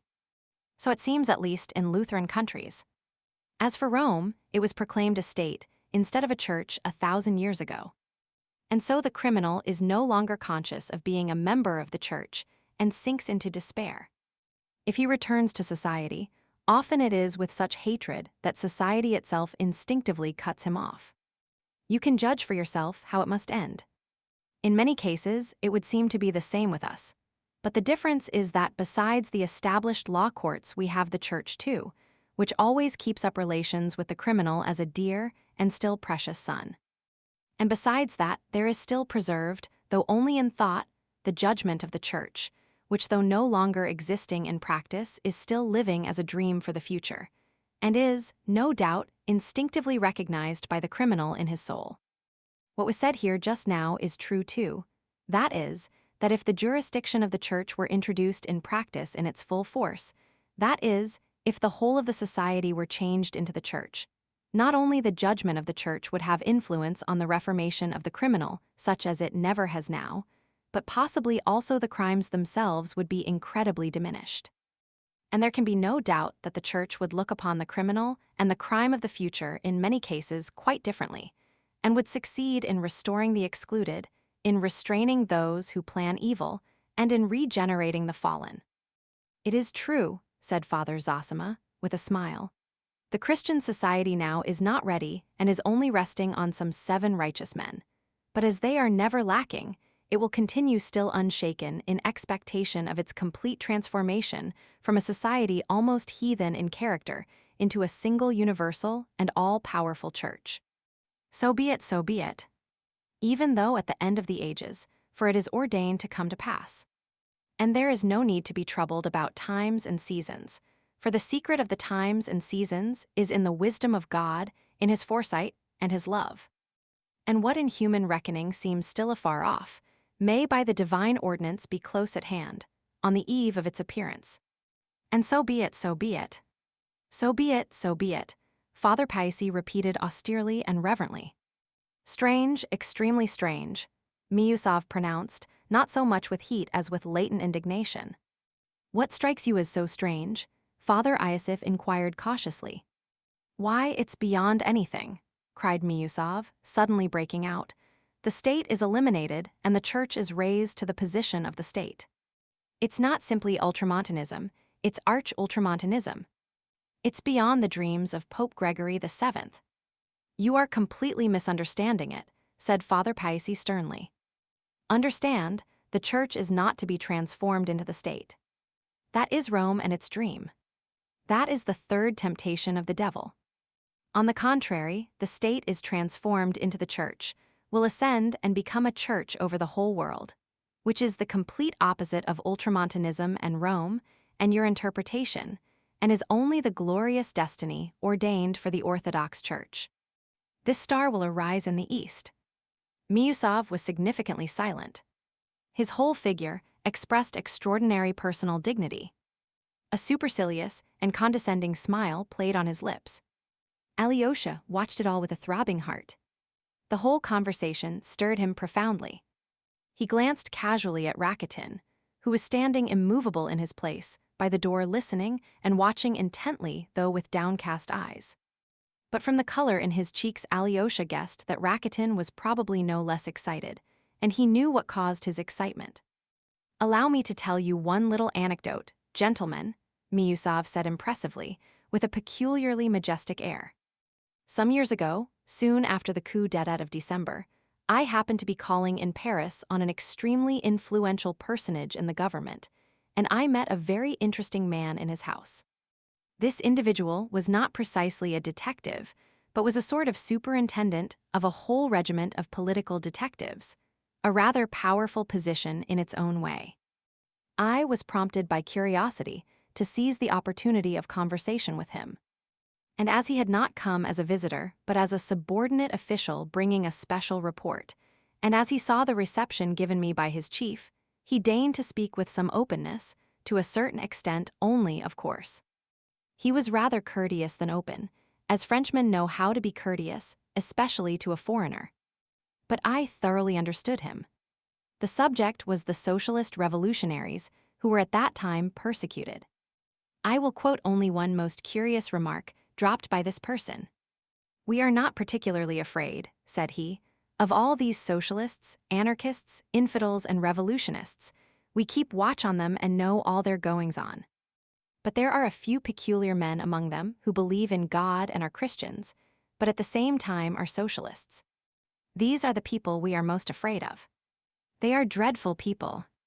The socialist who is a Christian is more to be dreaded than a socialist who is an atheist.' The words struck me at the time, and now they have suddenly come back to me here, gentlemen.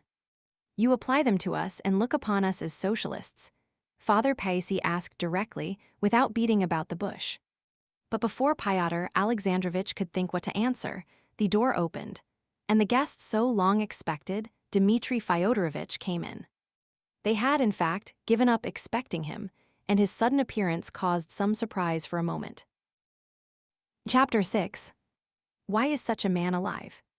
Dmitri Fyodorovitch, a young man of 28, of medium height and agreeable countenance, looked older than his years.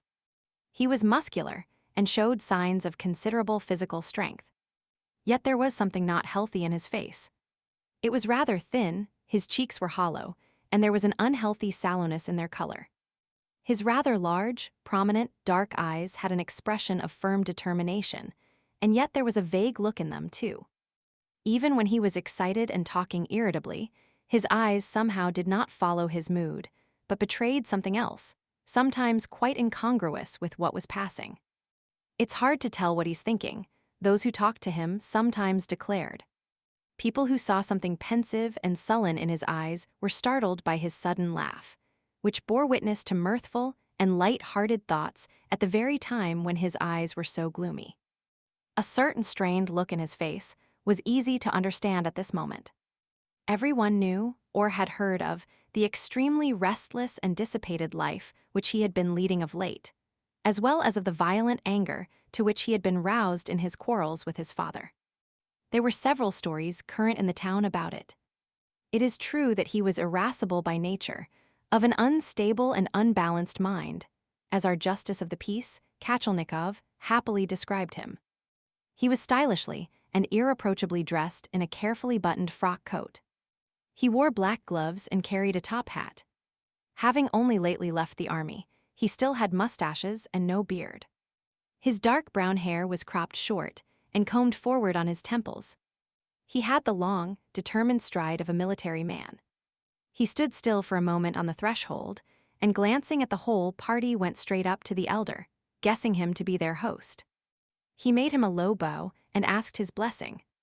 Father Zosima, rising in his chair, blessed him. Dmitri kissed his hand respectfully, and with intense feeling, almost anger, he said, "Be so generous as to forgive me for having kept you waiting so long, but Smerdyakov, the valet sent me by my father, in reply to my inquiries, told me twice over that the appointment was for one. Now I suddenly learn." "Don't disturb yourself," interposed the elder. "No matter. You are a little late.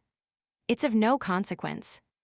I'm extremely obliged to you, and expected no less from your goodness." Saying this, Dmitri bowed once more. Then, turning suddenly towards his father, made him, too, a similarly low and respectful bow.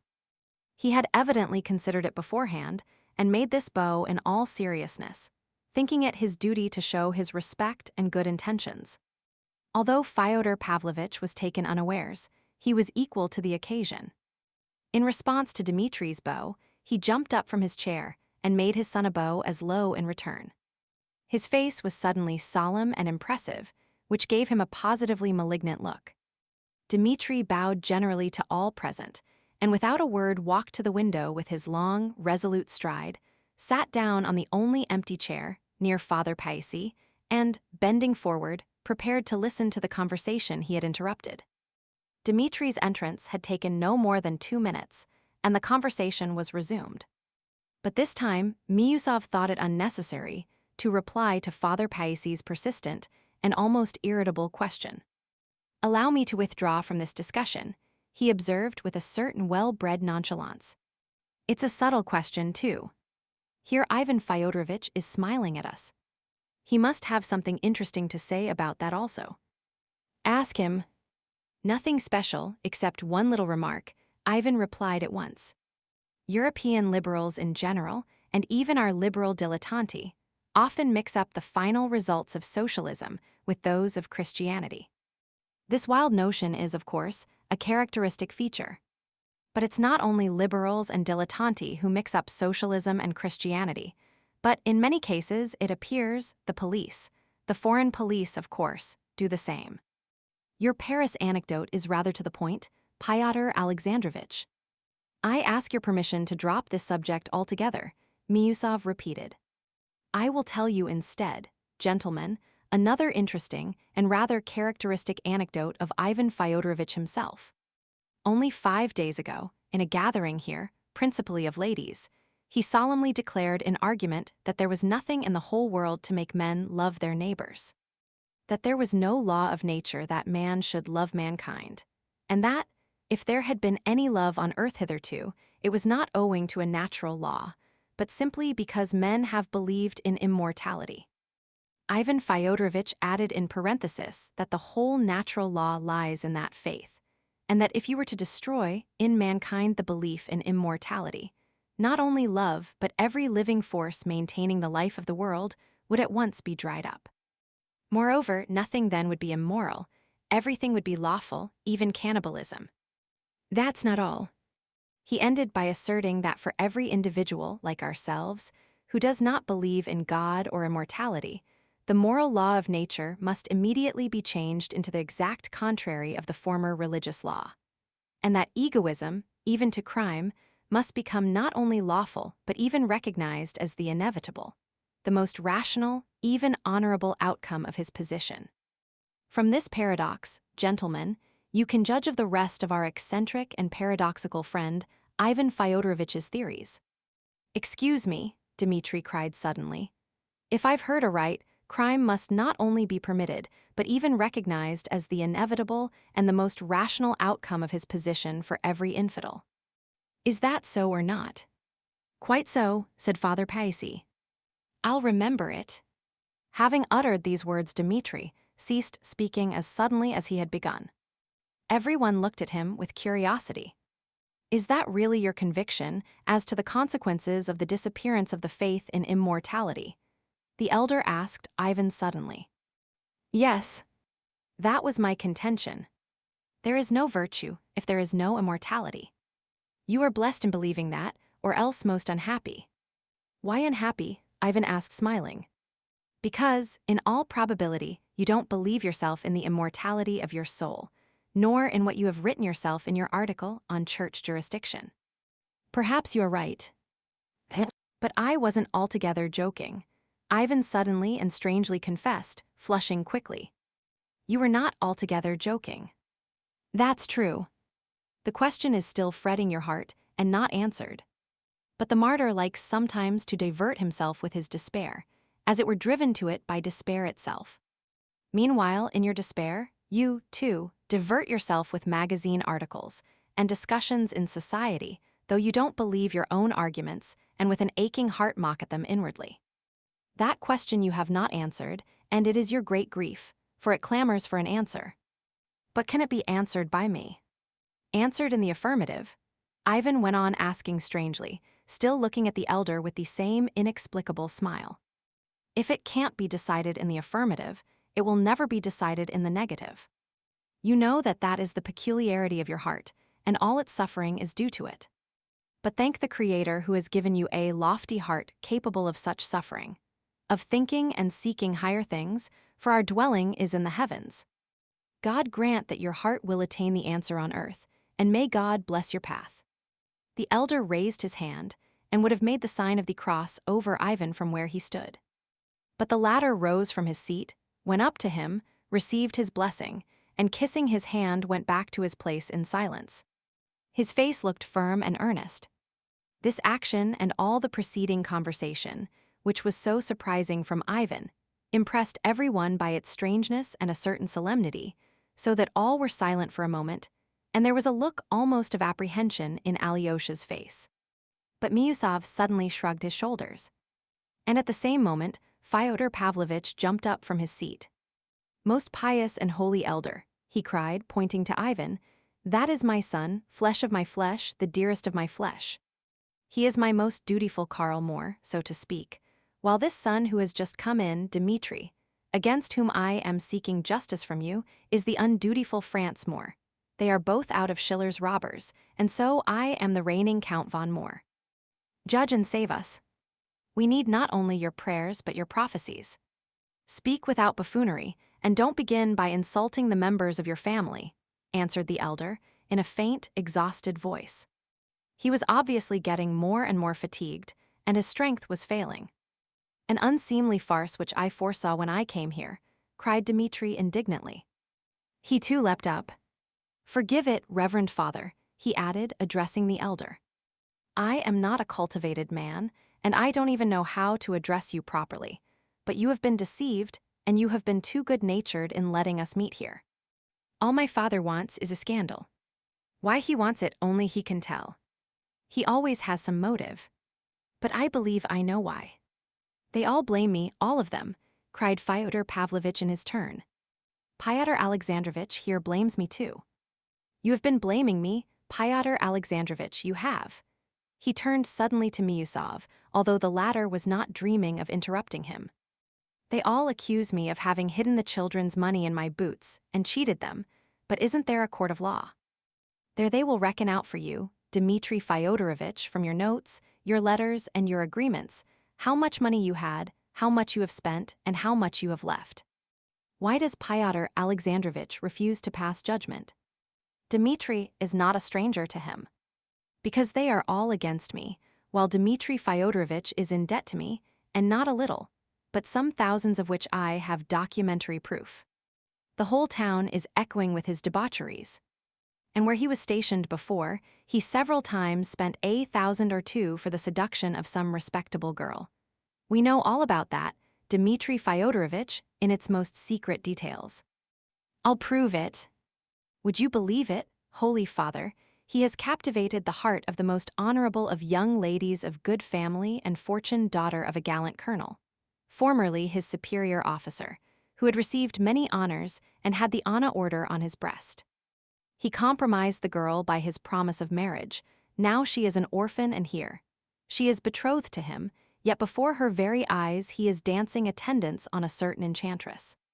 And although this enchantress has lived in, so to speak, civil marriage with a respectable man, yet she is of an independent character, an unapproachable fortress for everybody, just like a legal wife. For she is virtuous, yes, Holy Fathers, she is virtuous.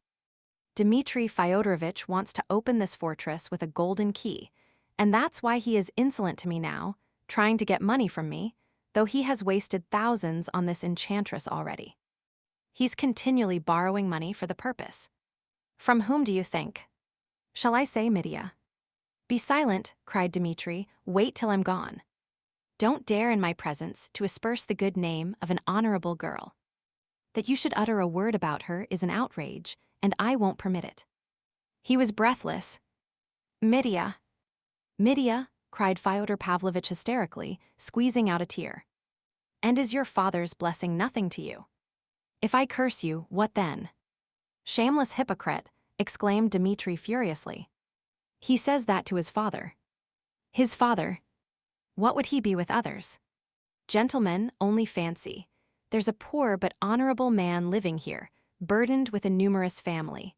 A captain who got into trouble and was discharged from the army, but not publicly, not by court-martial, with no slur on his honor.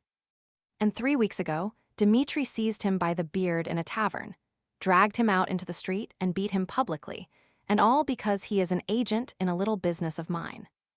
It's all a lie. Outwardly it's the truth, but inwardly a lie." Dmitri was trembling with rage. "Father, I don't justify my action. Yes, I confess it publicly. I behaved like a brute to that captain, and I regret it now, and I'm disgusted with myself for my brutal rage. But this captain, this agent of yours, went to that lady whom you call an enchantress, and suggested to her from you that she should take you, of mine which were in your possession, and should sue me for the money so as to get me into prison by means of them, if I persisted in claiming an account from you of my property. Now you reproach me for having a weakness for that lady, when you yourself incited her to captivate me. She told me so to my face. She told me the story and laughed at you. You wanted to put me in prison because you are jealous of me with her, because you'd begun to force your attentions upon her, and I know all about that too. She laughed at you for that as well, you hear. She laughed at you as she described it. So here you have this man, this father who reproaches his profligate son. Gentlemen, forgive my anger, but I foresaw that this crafty old man would only bring you together to create a scandal. I had come to forgive him if he held out his hand, to forgive him and ask forgiveness. But as he has just this minute insulted not only me, but an honorable young lady, for whom I feel such reverence that I dare not take her name in vain, I have made up my mind to show up his game, though he is my father." He could not go on. His eyes were glittering, and he breathed with difficulty. But every one in the cell was stirred. All except Father Zosima got up from their seats uneasily. The monks looked austere, but waited for guidance from the elder. He sat still, pale, not from excitement but from the weakness of disease. An imploring smile lighted up his face. From time to time he raised his hand as though to check the storm, and, of course, a gesture from him would have been enough to end the scene. But he seemed to be waiting for something and watched them intently as though trying to make out something which was not perfectly clear to him. At last, Miusov felt completely humiliated and disgraced. "We are all to blame for this scandalous scene," he said hotly. "But I did not foresee it when I came, though I knew with whom I had to deal. This must be stopped at once.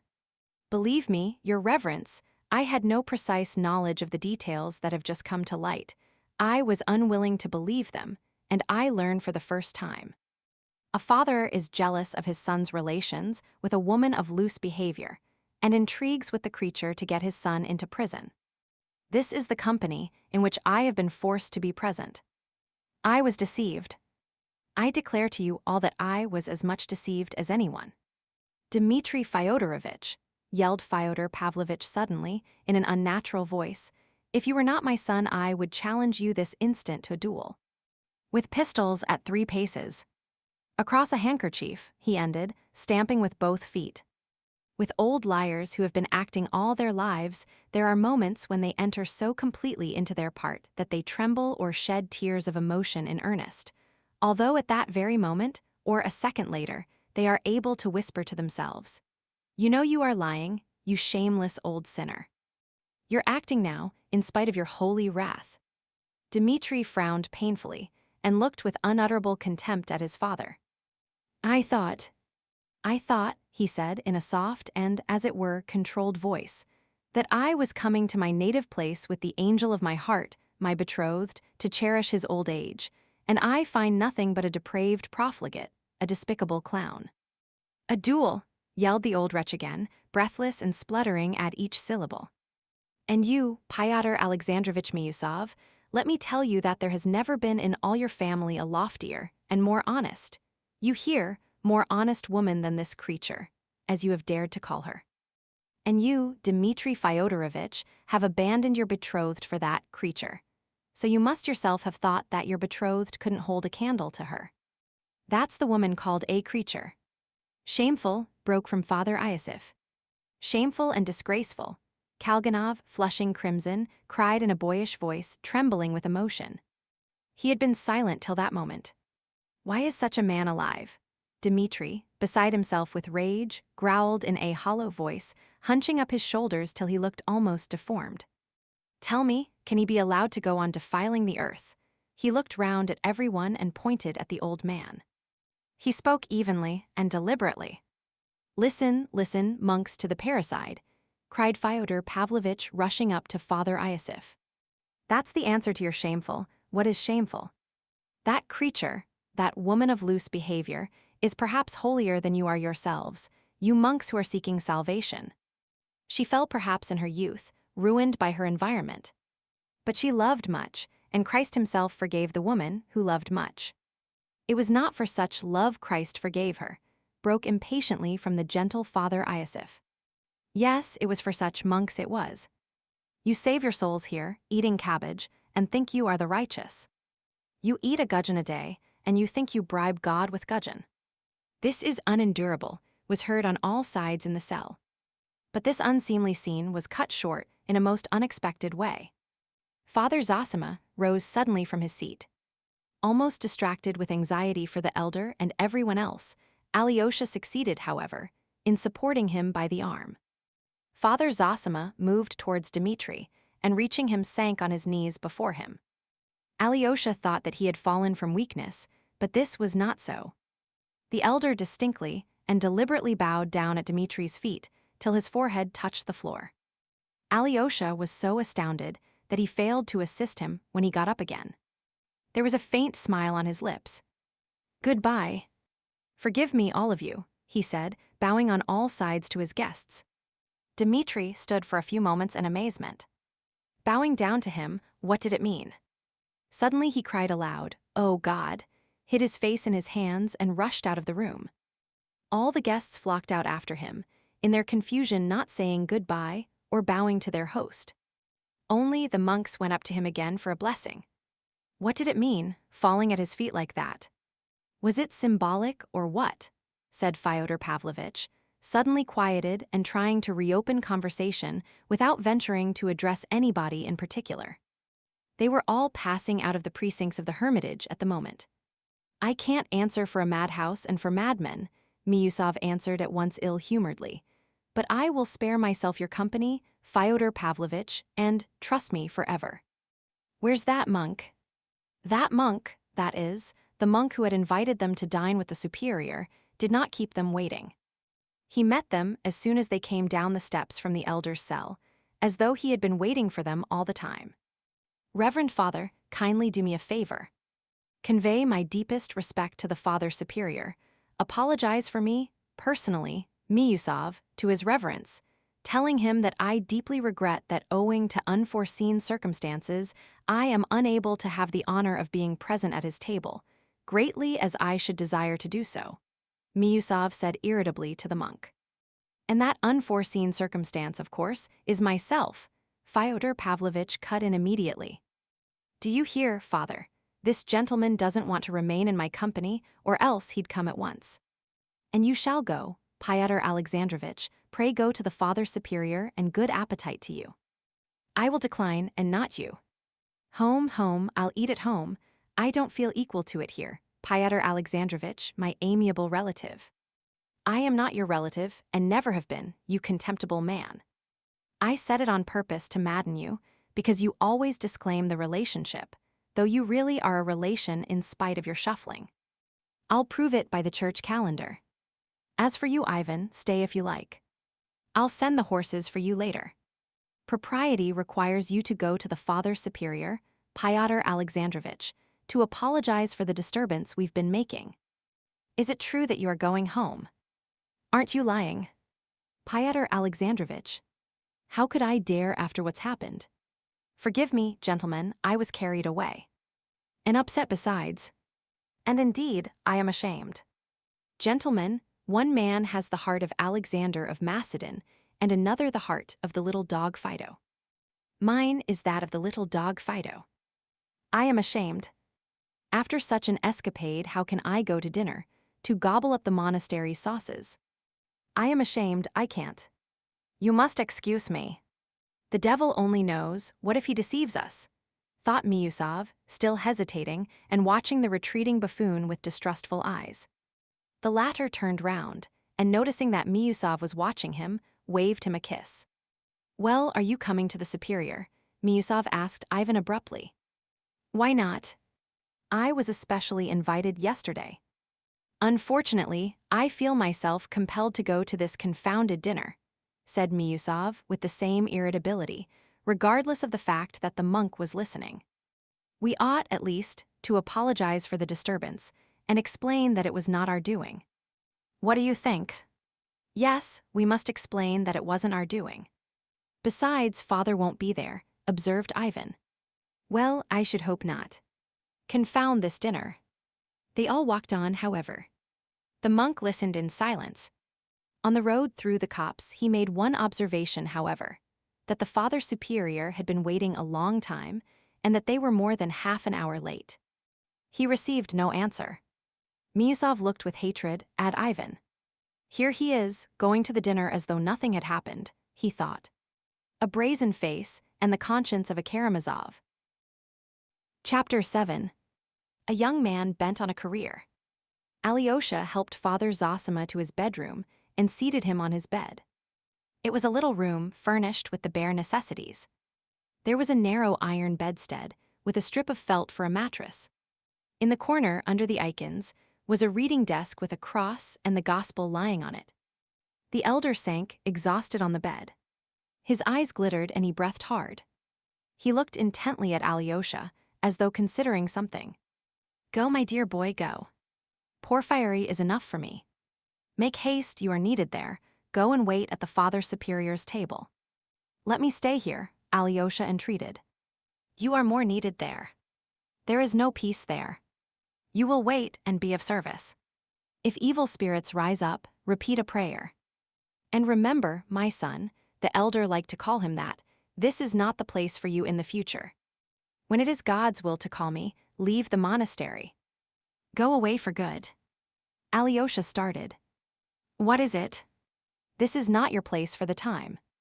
I bless you for great service in the world. Yours will be a long pilgrimage. And you will have to take a wife too. You will have to bear all before you come back. There will be much to do. But I don't doubt of you, and so I send you forth. Christ is with you. Do not abandon him, and he will not abandon you. You will see great sorrow, and in that sorrow you will be happy. This is my last message to you. In sorrow seek happiness. Work unceasingly. Remember my words, for although I shall talk with you again, not only my days but my hours are numbered. Alyosha's face again betrayed strong emotion. The corners of his mouth quivered. What is it again? Father Zosima asked, smiling gently. The worldly may follow the dead with tears, but here we rejoice over the Father who is departing. We rejoice and pray for him. Leave me, I must pray. Go and make haste. Be near your brothers. And not near one only, but near both. Father Zosima raised his hand to bless him. Alyosha could make no protest, though he had a great longing to remain. He longed, moreover, to ask the significance of his bowing to Dmitri. The question was on the tip of his tongue, but he dared not ask it. He knew that the elder would have explained it unasked if he had thought fit. But evidently, it was not his will. That action had made a terrible impression on Alyosha.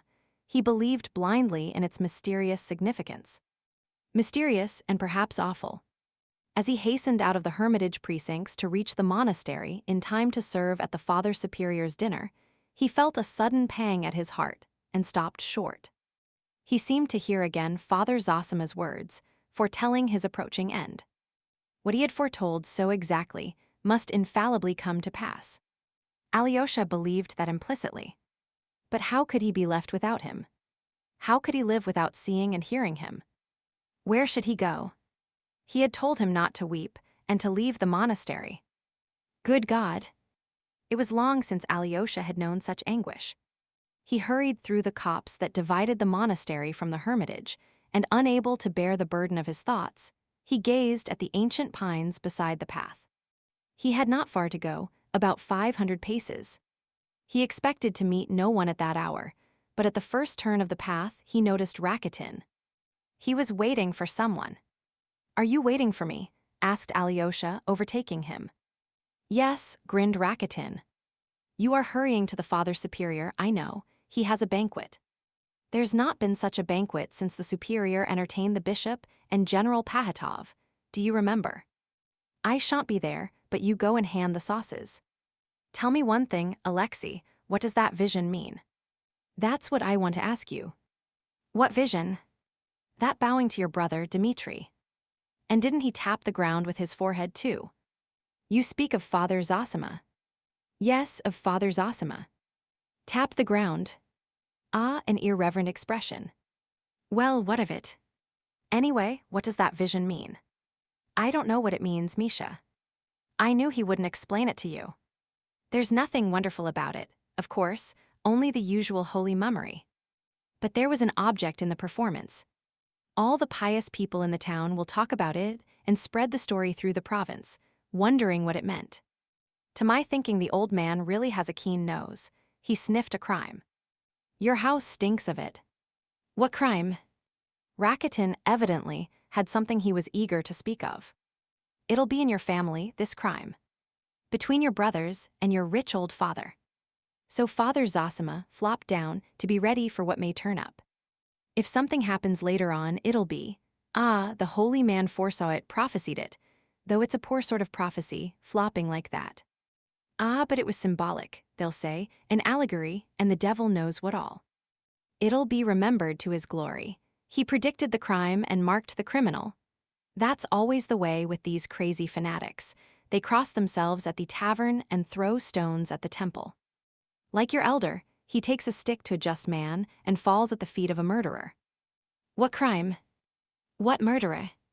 "What do you mean?" Alyosha stopped dead. Rakitin stopped too.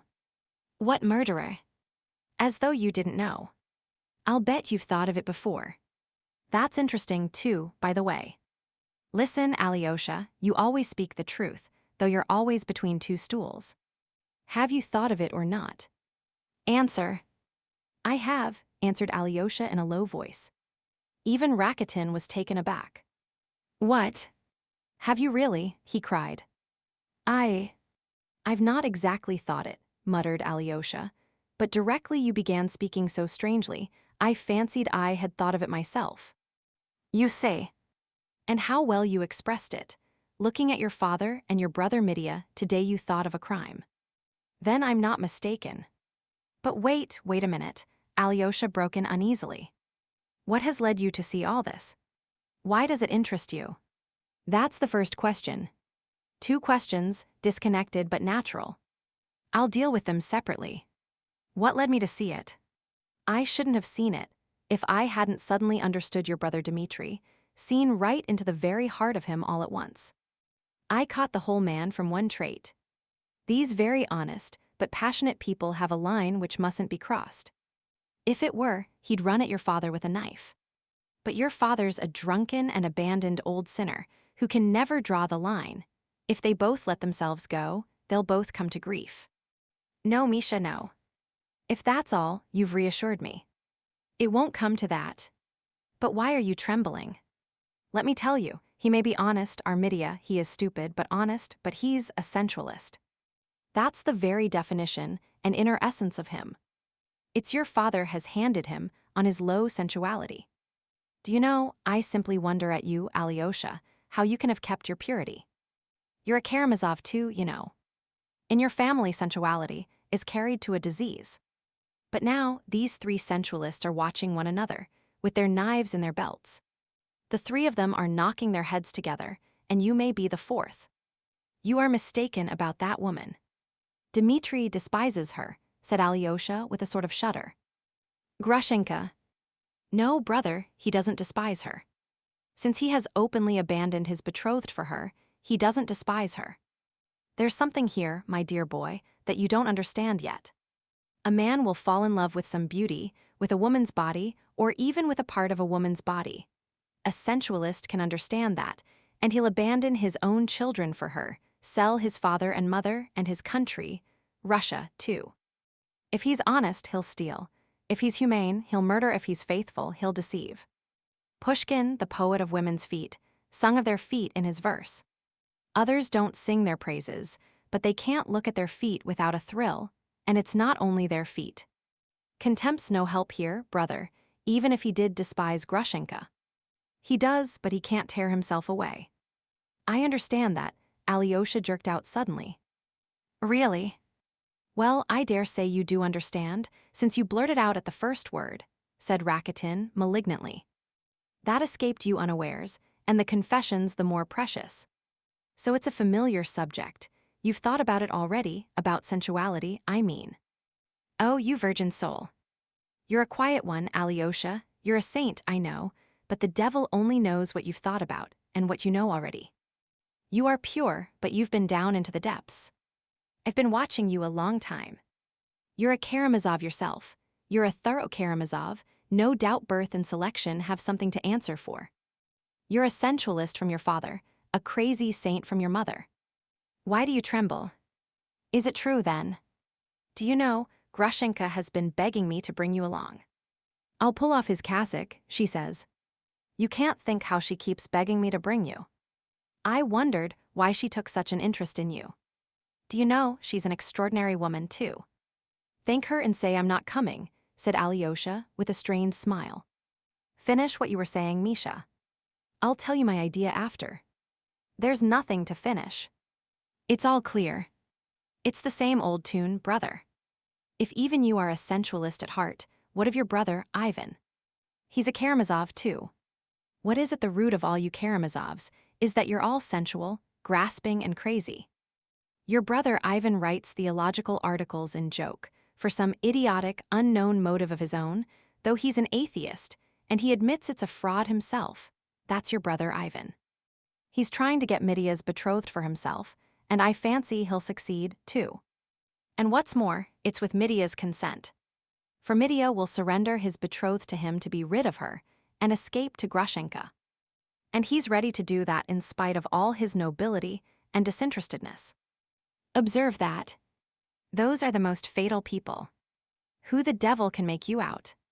He recognizes his vileness and goes on with it. Let me tell you, too, the old man, your father, is standing in Midia's way now. He has suddenly gone crazy over Grushenka. His mouth waters at the sight of her. It's simply on her account he made that scene in the cell just now, simply because Miusov called her an abandoned creature. He's worse than a tom-cat in love. At first, she was only employed by him in connection with his taverns and in some other shady business. But now he has suddenly realized all she is and has gone wild about her. He keeps pestering her with his offers, not honorable ones, of course.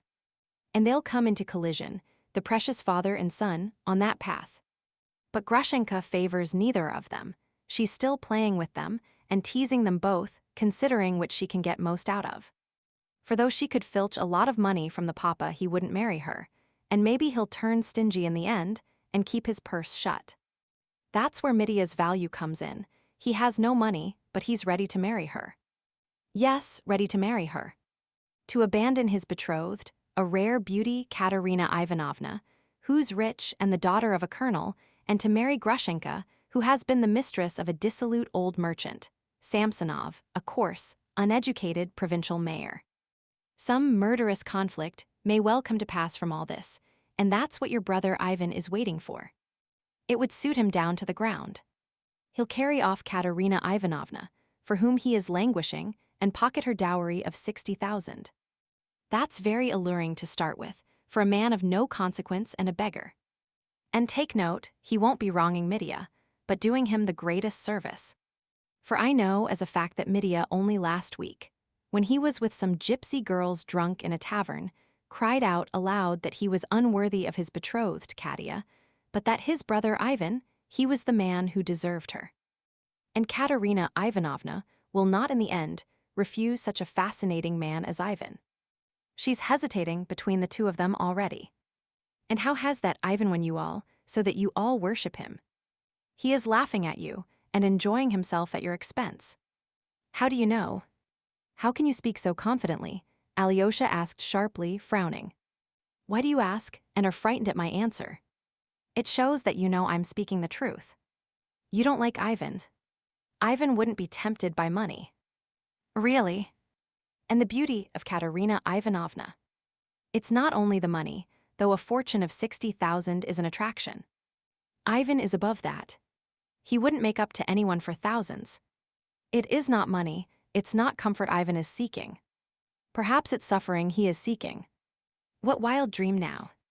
Oh, you aristocrats. Ah, Misha, he has a stormy spirit. His mind is in bondage. He is haunted by a great, unsolved doubt. He is one of those who don't want millions, but an answer to their questions. That's plagiarism, Alyosha. You're quoting your elders' phrases. Ah, Ivan has set you a problem, cried Rakitin with undisguised malice. His face changed and his lips twitched.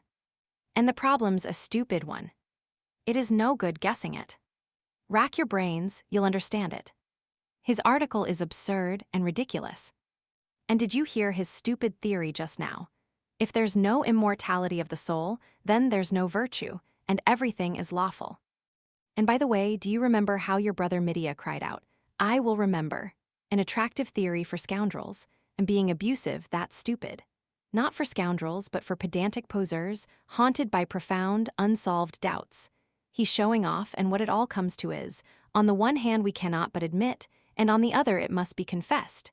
His whole theory is a fraud. Humanity will find in itself the power to live for virtue, even without believing in immortality.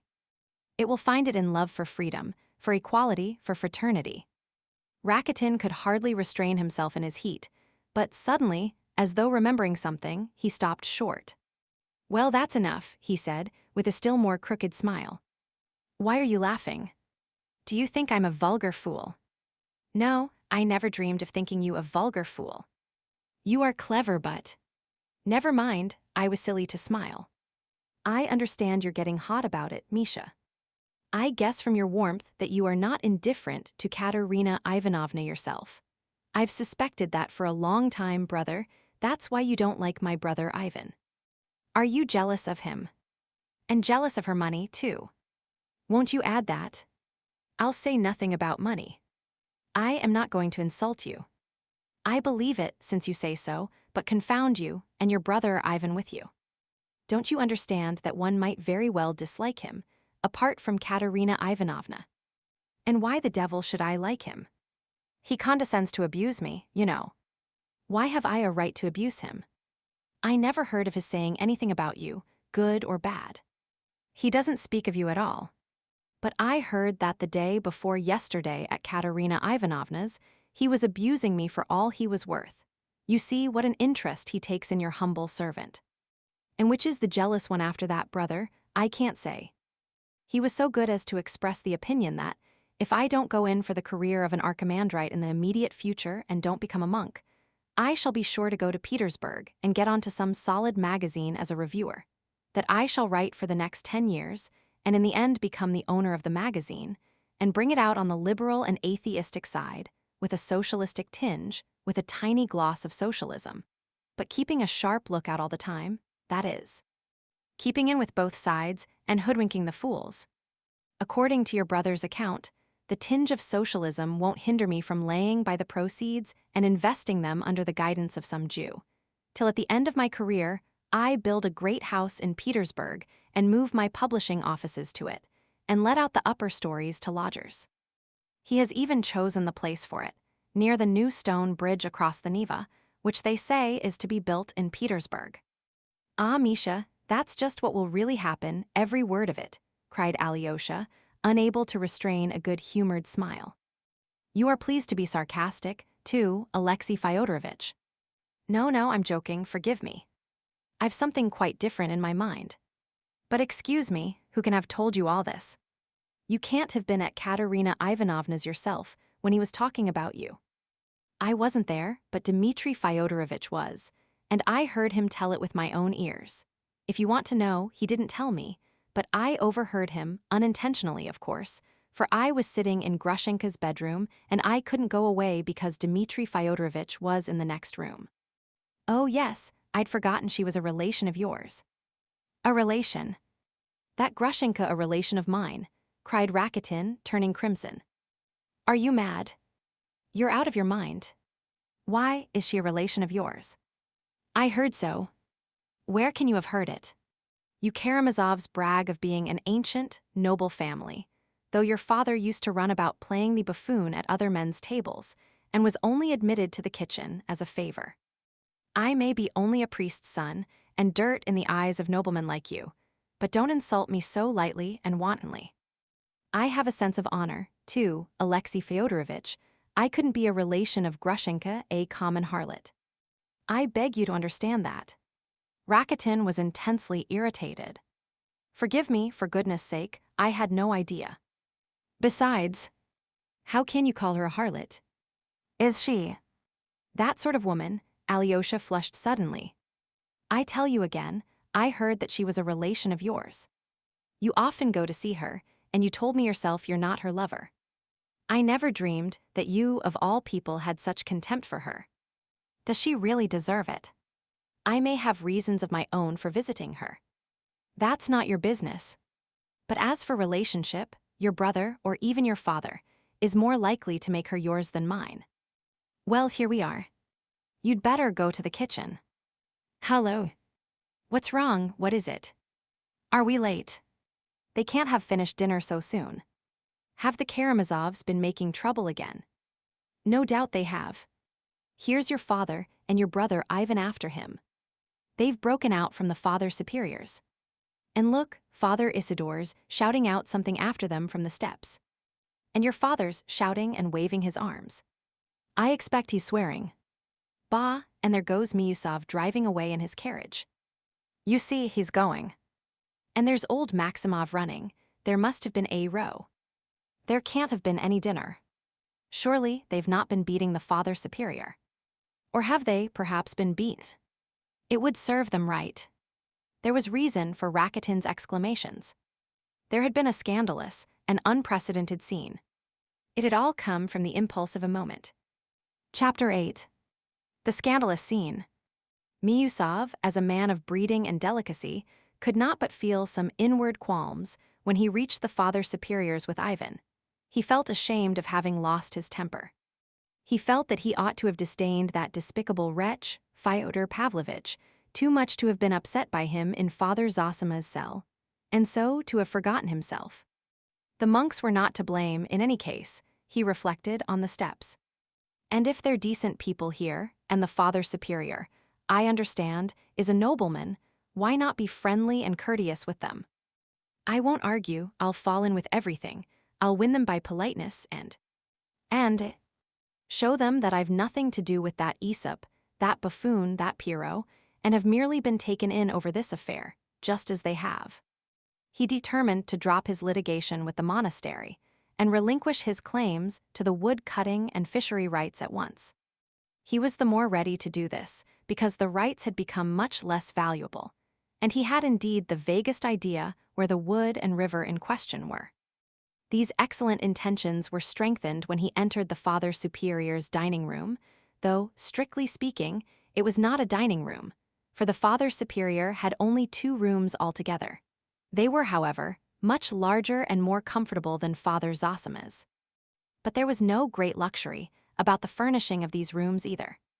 The furniture was of mahogany, covered with leather, in the old-fashioned style of 1820. The floor was not even stained, but everything was shining with cleanliness, and there were many choice flowers in the windows. The most sumptuous thing in the room at the moment was, of course, the beautifully decorated table. The cloth was clean, the service shown. There were 3 kinds of well-baked bread, 2 bottles of wine, 2 of excellent mead, and a large glass jug of kvass, both the latter made in the monastery and famous in the neighborhood. There was no vodka. Rakitin related afterwards that there were 5 dishes. Fish soup made of sterlets, served with little fish patties, then boiled fish served in a special way, then salmon cutlets, ice pudding and compote, and finally blancmange. Rakitin found out about all these good things, for he could not resist peeping into the kitchen, where he already had a footing. He had a footing everywhere, and got information about everything. He was of an uneasy and envious temper. He was well aware of his own considerable abilities, and nervously exaggerated them in his self-conceit.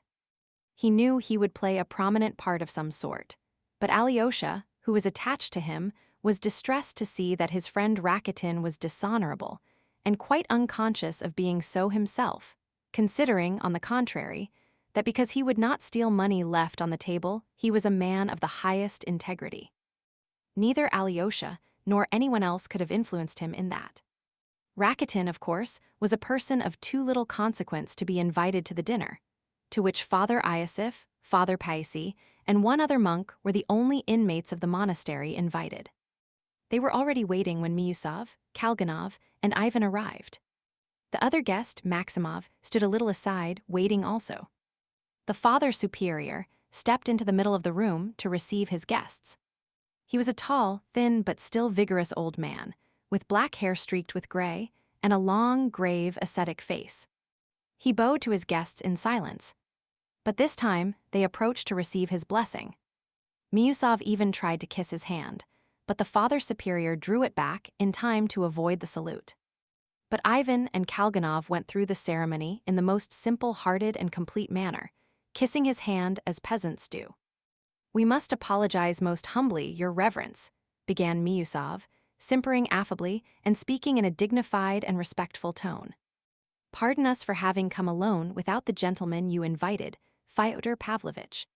He felt obliged to decline the honor of your hospitality, and not without reason. In the Reverend Father Zosima's cell, he was carried away by the unhappy dissension with his son, and let fall words which were quite out of keeping.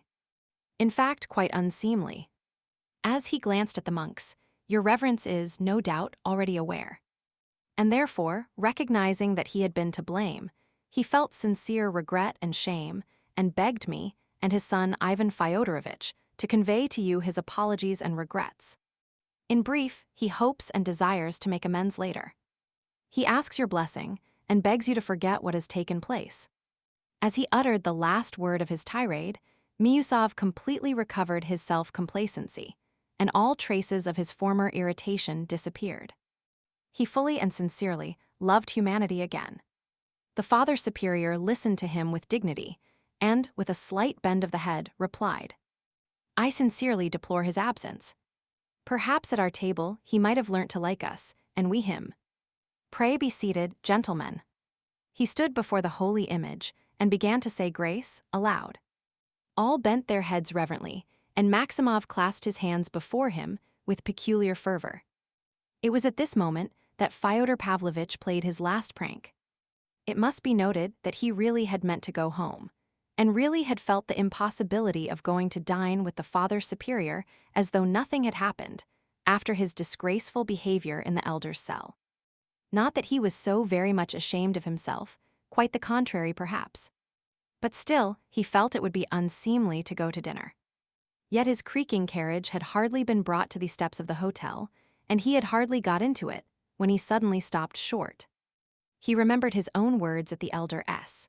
"I always feel when I meet people that I am lower than all, and that they all take me for a buffoon. So I say let me play the buffoon, for you are, every one of you, stupider and lower than I." He longed to revenge himself on everyone for his own unseemliness.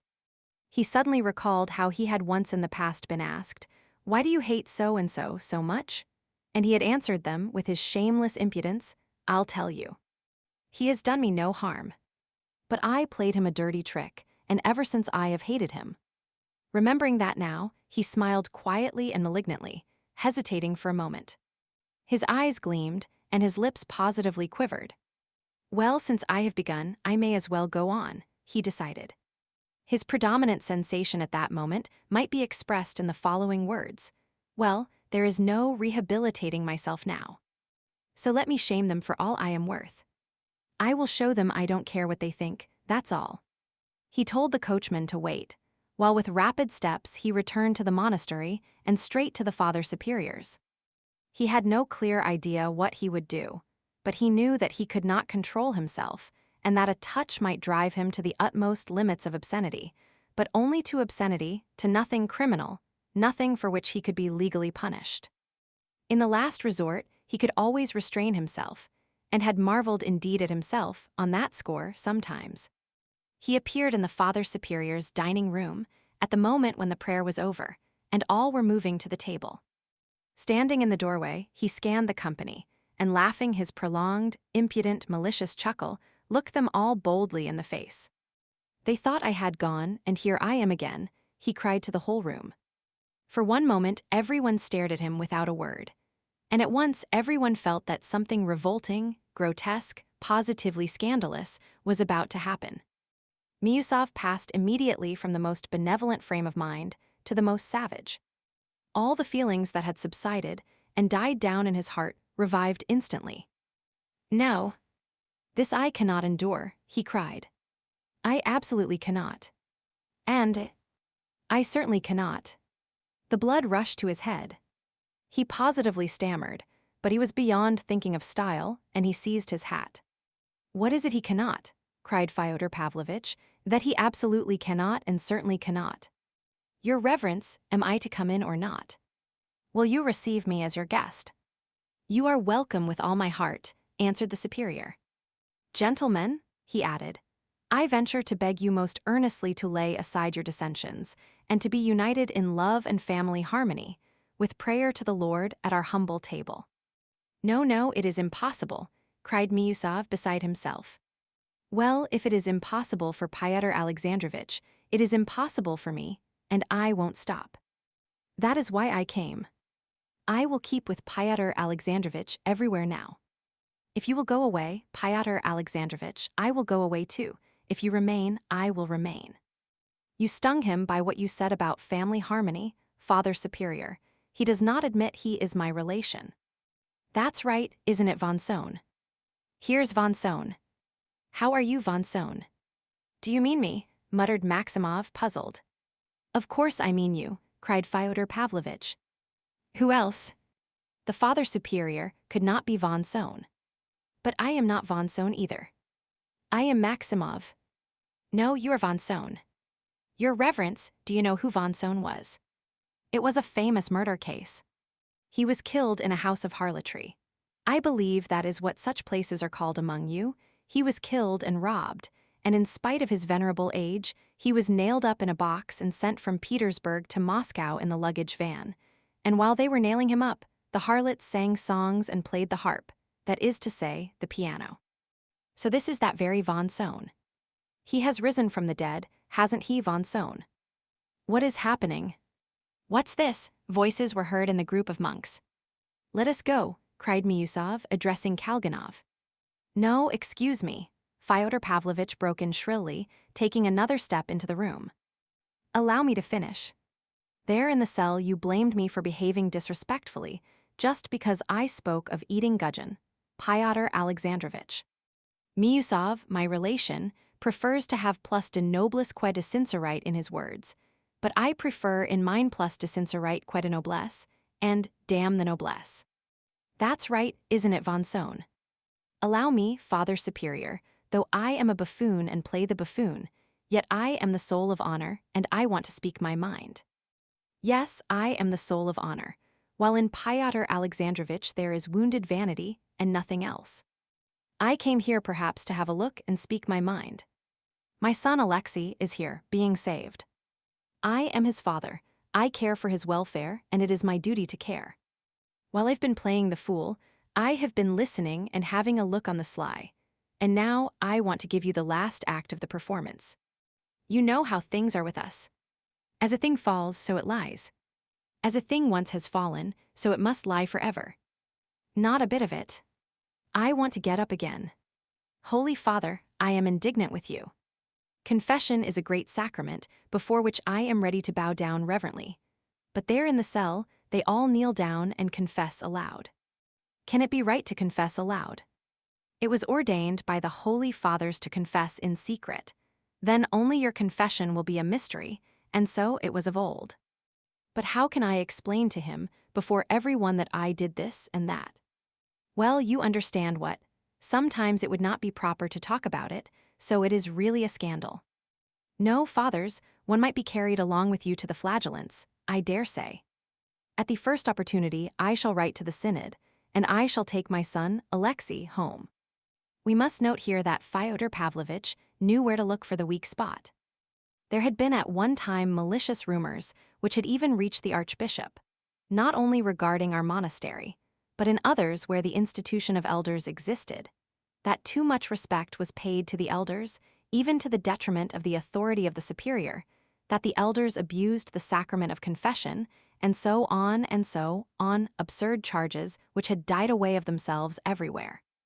But the spirit of folly, which had caught up Fyodor Pavlovitch, and was bearing him on the current of his own nerves into lower and lower depths of ignominy, prompted him with this old slander. Fyodor Pavlovitch did not understand a word of it, and he could not even put it sensibly, for on this occasion no one had been kneeling and confessing aloud in the elder's cell, so that he could not have seen anything of the kind. He was only speaking from confused memory of old slanders. But as soon as he had uttered his foolish tirade, he felt he had been talking absurd nonsense, and at once longed to prove to his audience, and above all to himself, that he had not been talking nonsense. And though he knew perfectly well that with each word he would be adding more and more absurdity, he could not restrain himself, and plunged forward blindly. "How disgraceful!" cried Pyotr Alexandrovitch. "Pardon me," said the Father Superior. "It was said of old, many have begun to speak against me, and have uttered evil sayings about me. And hearing it, I have said to myself, it is the correction of the Lord, and he has sent it to heal my vain soul. And so we humbly thank you, honored guest," and he made Fyodor Pavlovitch a low bow. "Tut, tut, tut, sanctimoniousness and stock phrases. Old phrases and old gestures. The old lies and formal prostrations. We know all about them. A kiss on the lips and a dagger in the heart, as in Schiller's Robbers. I don't like falsehood, fathers, I want the truth. But the truth is not to be found in eating gudgeon, and that I proclaim aloud. Father monks, why do you fast? Why do you expect reward in heaven for that? Why, for reward like that I will come and fast too. No, saintly monk, you try being virtuous in the world, do good to society, without shutting yourself up in a monastery at other people's expense, and without expecting a reward up aloft for it, you'll find that a bit harder. I can talk sense, too, Father Superior. What have they got here?" He went up to the table. "Old port wine, mead brewed by the Alyosha brothers. Fie, fathers. That is something beyond gudgeon. Look at the bottles the fathers have brought out, he. And who has provided it all? The Russian peasant, the laborer, brings here the farthing earned by his horny hand, wringing it from his family and the tax-gatherer. You bleed the people, holy fathers. This is too disgraceful," said Father Iosif. Father Paisi kept obstinately silent. Miusov rushed from the room, and Kalganov after him. "Well, father, I will follow Pyotr Alexandrovitch. I am not coming to see you again. You may beg me on your knees, I shan't come. I sent you 1,000 rubles, so you have begun to keep your eye on me. He. No, I'll say no more. I am taking my revenge for my youth, for all the humiliation I endured." He thumped the table with his fist in a paroxysm of simulated feeling. "This monastery has played a great part in my life. It has cost me many bitter tears. You used to set my wife, the crazy one, against me. You cursed me with bell and book, you spread stories about me all over the place. Enough, fathers. This is the age of liberalism, the age of steamers and railways. Neither 1,000, nor 100 rubles, no, nor 100 farthings will you get out of me. It must be noted again that our monastery never had played any great part in his life, and he never had shed a bitter tear owing to it. But he was so carried away by his simulated emotion that he was for one moment almost believing it himself. He was so touched he was almost weeping. But at that very instant, he felt that it was time to draw back. The Father Superior bowed his head at his malicious lie, and again spoke impressively. "It is written again, Bear circumspectly and gladly dishonor that cometh upon thee by no act of thine own. Be not confounded, and hate not him who hath dishonored thee. And so will we. Tut, tut, tut. Bethinking thyself, and the rest of the rigmarole. Bethink yourselves, fathers, I will go. But I will take my son, Alexei, away from here forever, on my parental authority. Ivan Fyodorovitch, my most dutiful son, permit me to order you to follow me. Von Sohn, what have you to stay for? Come and see me now in the town. It is fun there. It is only one short verst. Instead of Lenten oil, I will give you sucking pig and kasha. We will have dinner with some brandy and liqueur to it. I've cloudberry wine. Hey, Von Sohn, don't lose your chance. He went out, shouting and gesticulating. It was at that moment, Rakitin saw him and pointed him out to Alyosha. Alexei, his father shouted from far off, catching sight of him. You come home to me today, for good, and bring your pillow and mattress, and leave no trace behind. Alyosha stood rooted to the spot, watching the scene in silence. Meanwhile, Fyodor Pavlovitch had got into the carriage, and Ivan was about to follow him in grim silence without even turning to say good-bye to Alyosha. But at this point, another almost incredible scene of grotesque buffoonery gave the finishing touch to the episode. Maximov suddenly appeared by the side of the carriage. He ran up panting, afraid of being too late. Rakitin and Alyosha saw him running. He was in such a hurry that in his impatience he put his foot on the step on which Ivan's left foot was still resting, and clutching the carriage he kept trying to jump in. I am going with you, he kept shouting, laughing a thin mirthful laugh with a look of reckless glee in his face. Take me too. There, cried Fyodor Pavlovitch, delighted. Did I not say he was Von Sohn? It is Von Sohn himself, risen from the dead. Why, how did you tear yourself away? What did you Von Sohn there? And how could you get away from the dinner? You must be a brazen-faced fellow. I am that myself, but I am surprised at you, brother. Jump in, jump in. Let him pass, Ivan. It will be fun. He can lie somewhere at our feet. Will you lie at our feet, Von Sohn? Or perch on the box with the coachman? Skip onto the box, Von Sohn. But Ivan, who had by now taken his seat, without a word gave Maximov a violent punch in the breast and sent him flying. It was quite by chance he did not fall. Drive on, Ivan shouted angrily to the coachman. Why, what are you doing? What are you about? Why did you do that? Fyodor Pavlovitch protested. But the carriage had already driven away. Ivan made no reply. Well, you are a fellow, Fyodor Pavlovitch said again. After a pause of 2 minutes, looking askance at his son, why, it was you got up all this monastery business. You urged it, you approved of it.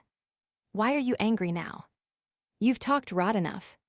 You might rest a bit now, Ivan snapped sullenly. Fyodor Pavlovitch was silent again for 2 minutes. A drop of brandy would be nice now, he observed sententiously, but Ivan made no response. You shall have some too, when we get home. Ivan was still silent. Fyodor Pavlovitch waited another 2 minutes. But I shall take Alyosha away from the monastery, though you will dislike it so much, most honored Karl von Moor. Ivan shrugged his shoulders contemptuously, and turning away stared at the road. And they did not speak again all the way home. Book 3. The Sensualist. Chapter 1. In the servants' quarters. The Karamazovs' house was far from being in the center of the town, but it was not quite outside it.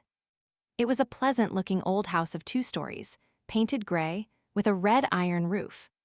It was roomy and snug, and might still last many years. There were all sorts of unexpected little cupboards, and closets and staircases. There were rats in it, but Fyodor Pavlovitch did not altogether dislike them. One doesn't feel so solitary when one's left alone in the evening, he used to say. It was his habit to send the servants away to the lodge for the night and to lock himself up alone. The lodge was a roomy and solid building in the yard. Fyodor Pavlovitch used to have the cooking done there, although there was a kitchen in the house. He did not like the smell of cooking, and, winter and summer alike, the dishes were carried in across the courtyard. The house was built for a large family. There was room for 5 times as many, with their servants.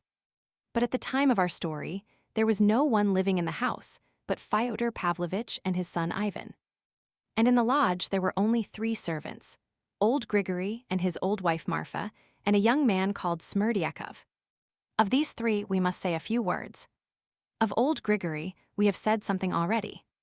He was firm and determined, and went blindly and obstinately for his object, if once he had been brought by any reasons, and they were often very illogical ones, to believe that it was immutably right. He was honest and incorruptible. His wife, Marfa Ignatievna, had obeyed her husband's will implicitly all her life, yet she had pestered him terribly after the emancipation of the serfs. She was set on leaving Fyodor Pavlovitch and opening a little shop in Moscow with their small savings. But Grigory decided then, once for all, that the woman's talking nonsense, for every woman is dishonest, and that they ought not to leave their old master, whatever he might be, for that was now their duty. "Do you understand what duty is?" he asked Marfa Ignatievna. "I understand what duty means, Grigory Vassilievich, but why it's our duty to stay here I never shall understand," Marfa answered firmly. "Well, don't understand then. But so it shall be. And you hold your tongue." And so it was. They did not go away, and Fyodor Pavlovitch promised them a small sum for wages and paid it regularly. Grigory knew, too, that he had an indisputable influence over his master. It was true, and he was aware of it. Fyodor Pavlovitch was an obstinate and cunning buffoon, yet, though his will was strong enough in some of the affairs of life, as he expressed it, he found himself, to his surprise, extremely feeble in facing certain other emergencies. He knew his weaknesses and was afraid of them. There are positions in which one has to keep a sharp lookout. And that's not easy without a trustworthy man, and Grigory was a most trustworthy man. Many times in the course of his life, Fyodor Pavlovitch had only just escaped a sound, thrashing through Grigory's intervention, and on each occasion the old servant gave him a good lecture. But it wasn't only thrashings that Fyodor Pavlovitch was afraid of. There were graver occasions, and very subtle and complicated ones, when Fyodor Pavlovitch could not have explained the extraordinary craving for some one faithful and devoted, which sometimes unaccountably came upon him all in a moment. It was almost a morbid condition. Corrupt and often cruel in his lust, like some noxious insect, Fyodor Pavlovitch was sometimes, in moments of drunkenness, overcome by superstitious terror and a moral convulsion which took an almost physical form. "My soul's simply quaking in my throat at those times," he used to say. At such moments he liked to feel that there was near at hand, in the lodge if not in the room, a strong, faithful man, virtuous and unlike himself, who had seen all his debauchery and knew all his secrets, but was ready in his devotion to overlook all that, not to oppose him, above all, not to reproach him or threaten him with anything, either in this world or in the next, and in case of need to defend him from whom? From somebody unknown, but terrible and dangerous. What he needed was to feel that there was another man, an old and tried friend, that he might call him in his sick moments merely to look at his face, or, perhaps, exchange some quite irrelevant words with him. And if the old servant were not angry, he felt comforted, and if he were angry, he was more dejected.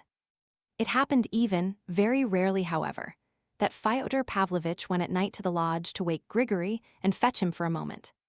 When the old man came, Fyodor Pavlovitch would begin talking about the most trivial matters, and would soon let him go again, sometimes even with a jest. And after he had gone, Fyodor Pavlovitch would get into bed with a curse and sleep the sleep of the just.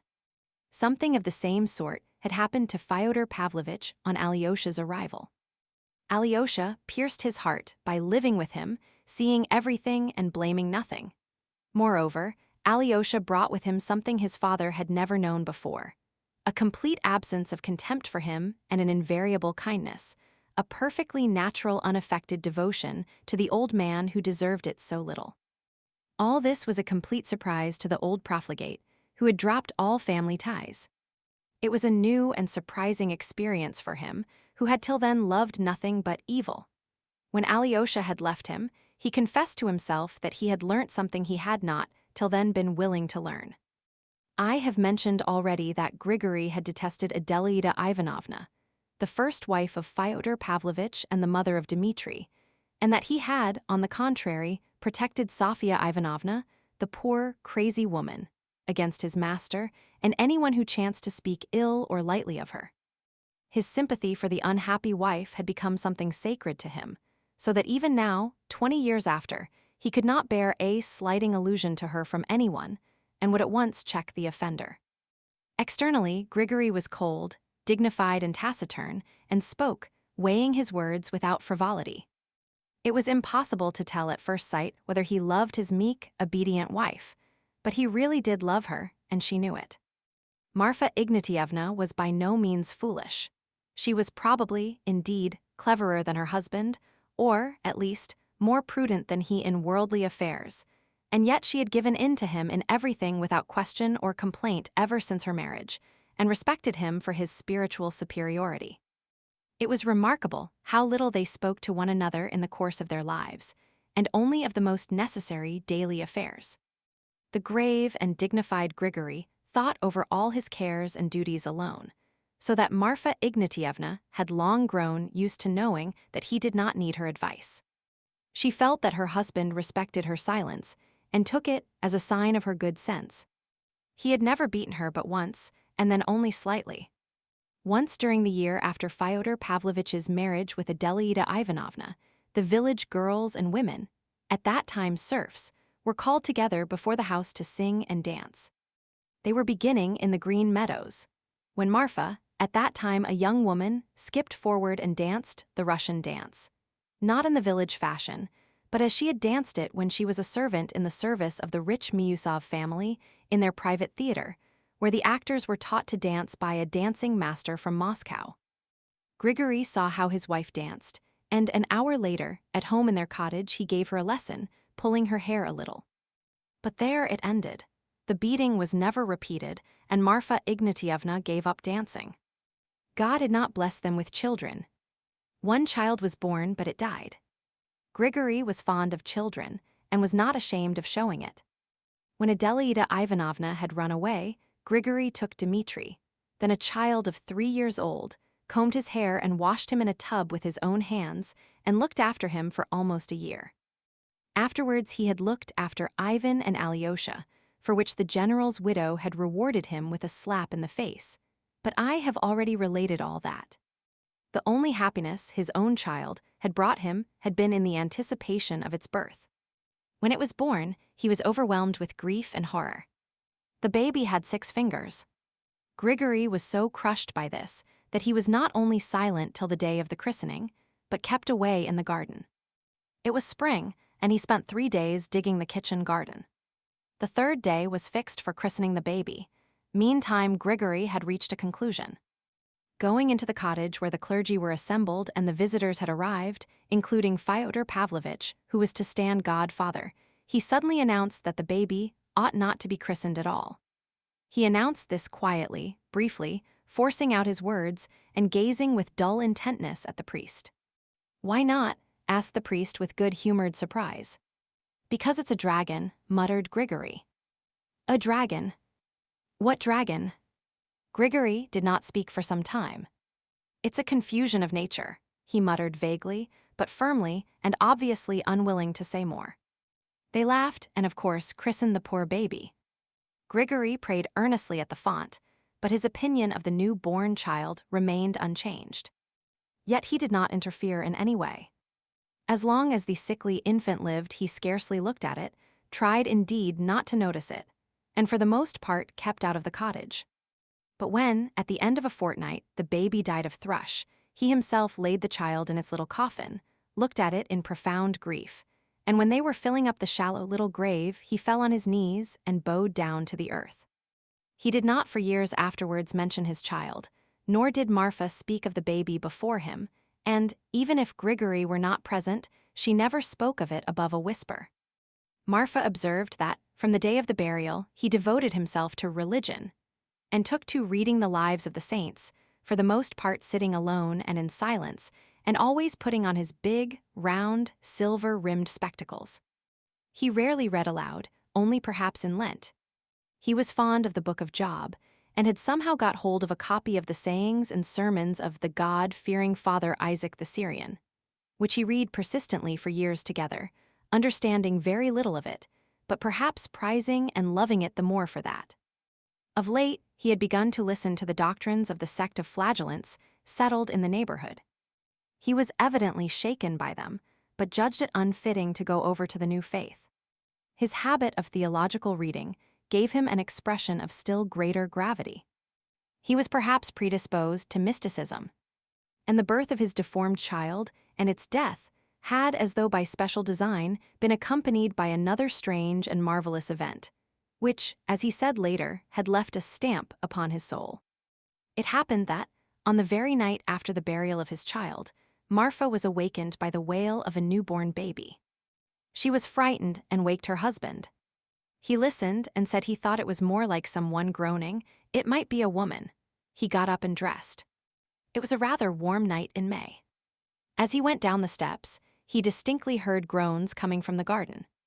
But the gate from the yard into the garden was locked at night, and there was no other way of entering it, for it was enclosed all round by a strong, high fence.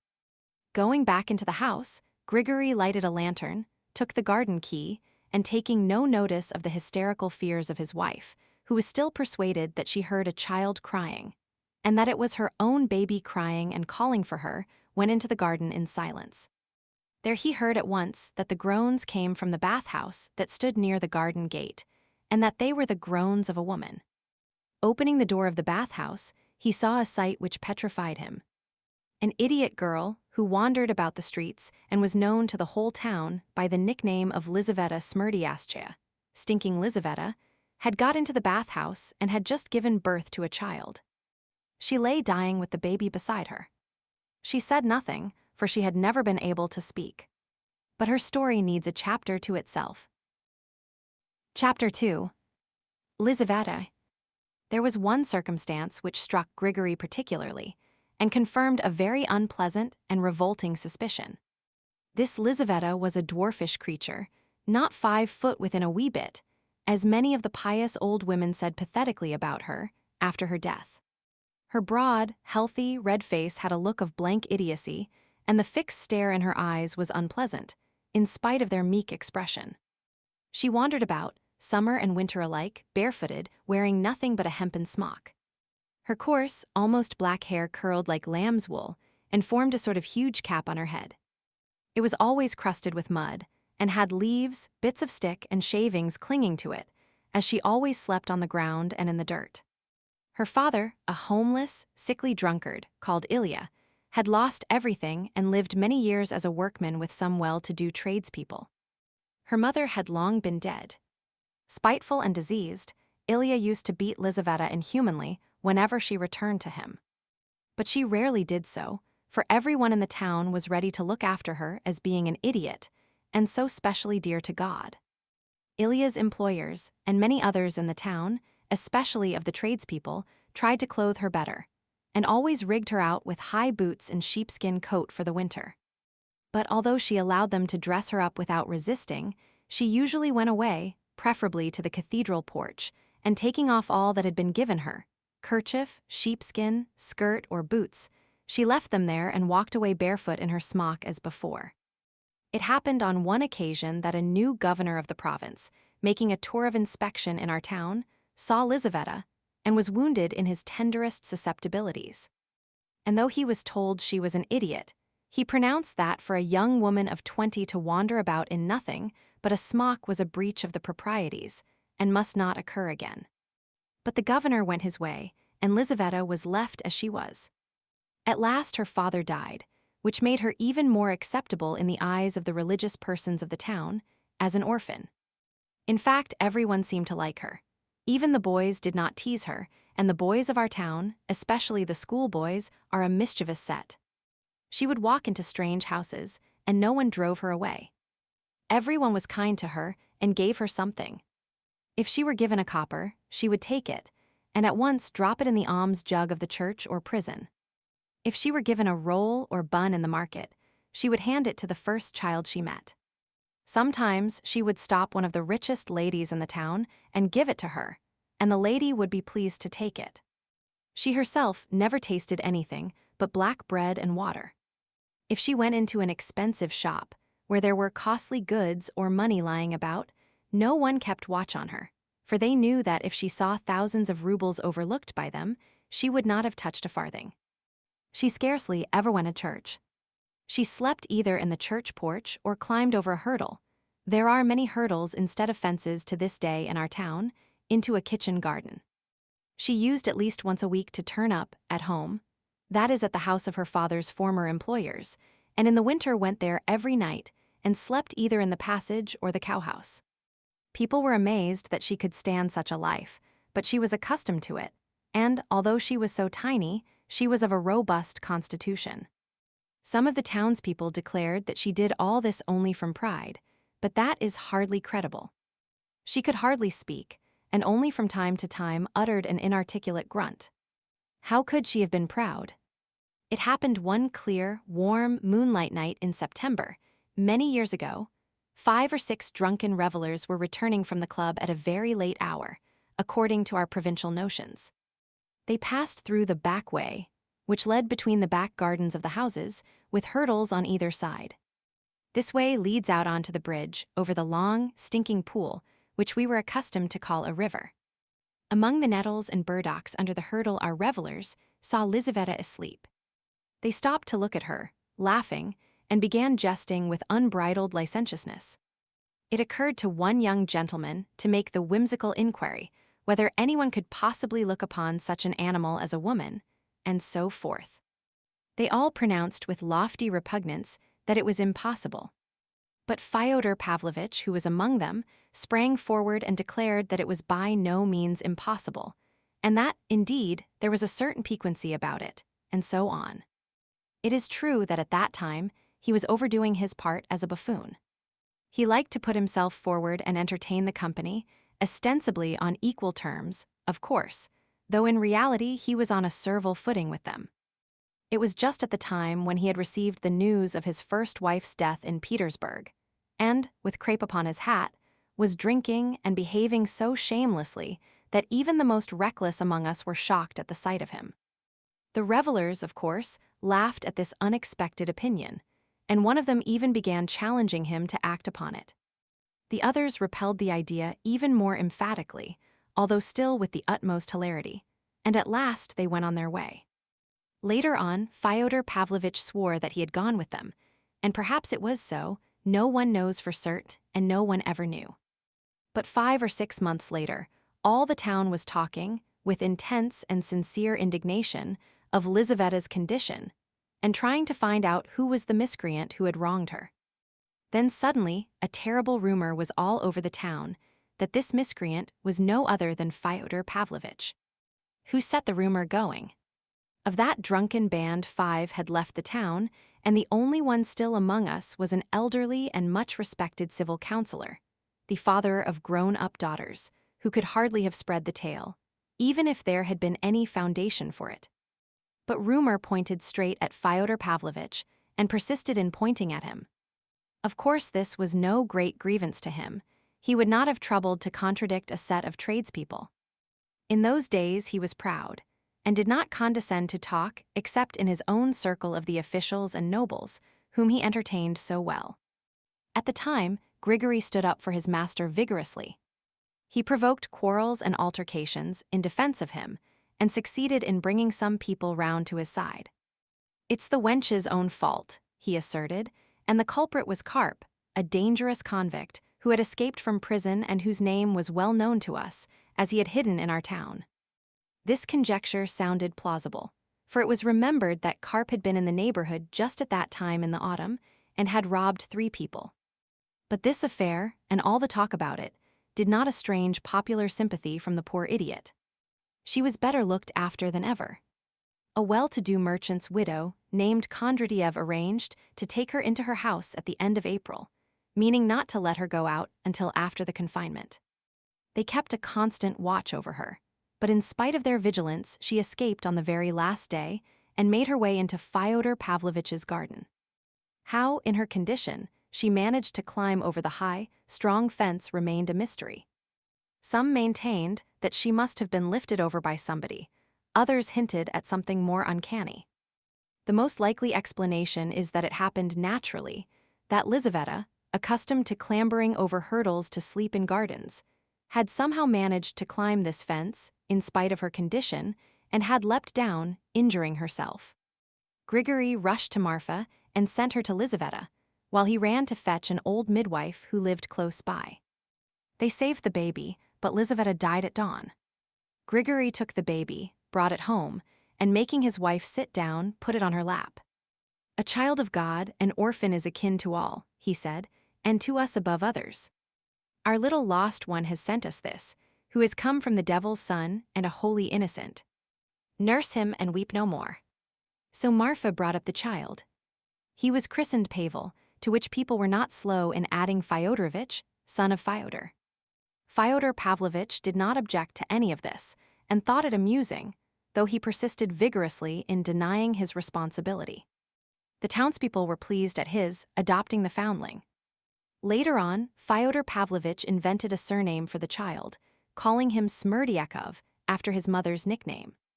So this Smerdyakov became Fyodor Pavlovitch's second servant, and was living in the lodge with Grigory and Marfa at the time our story begins.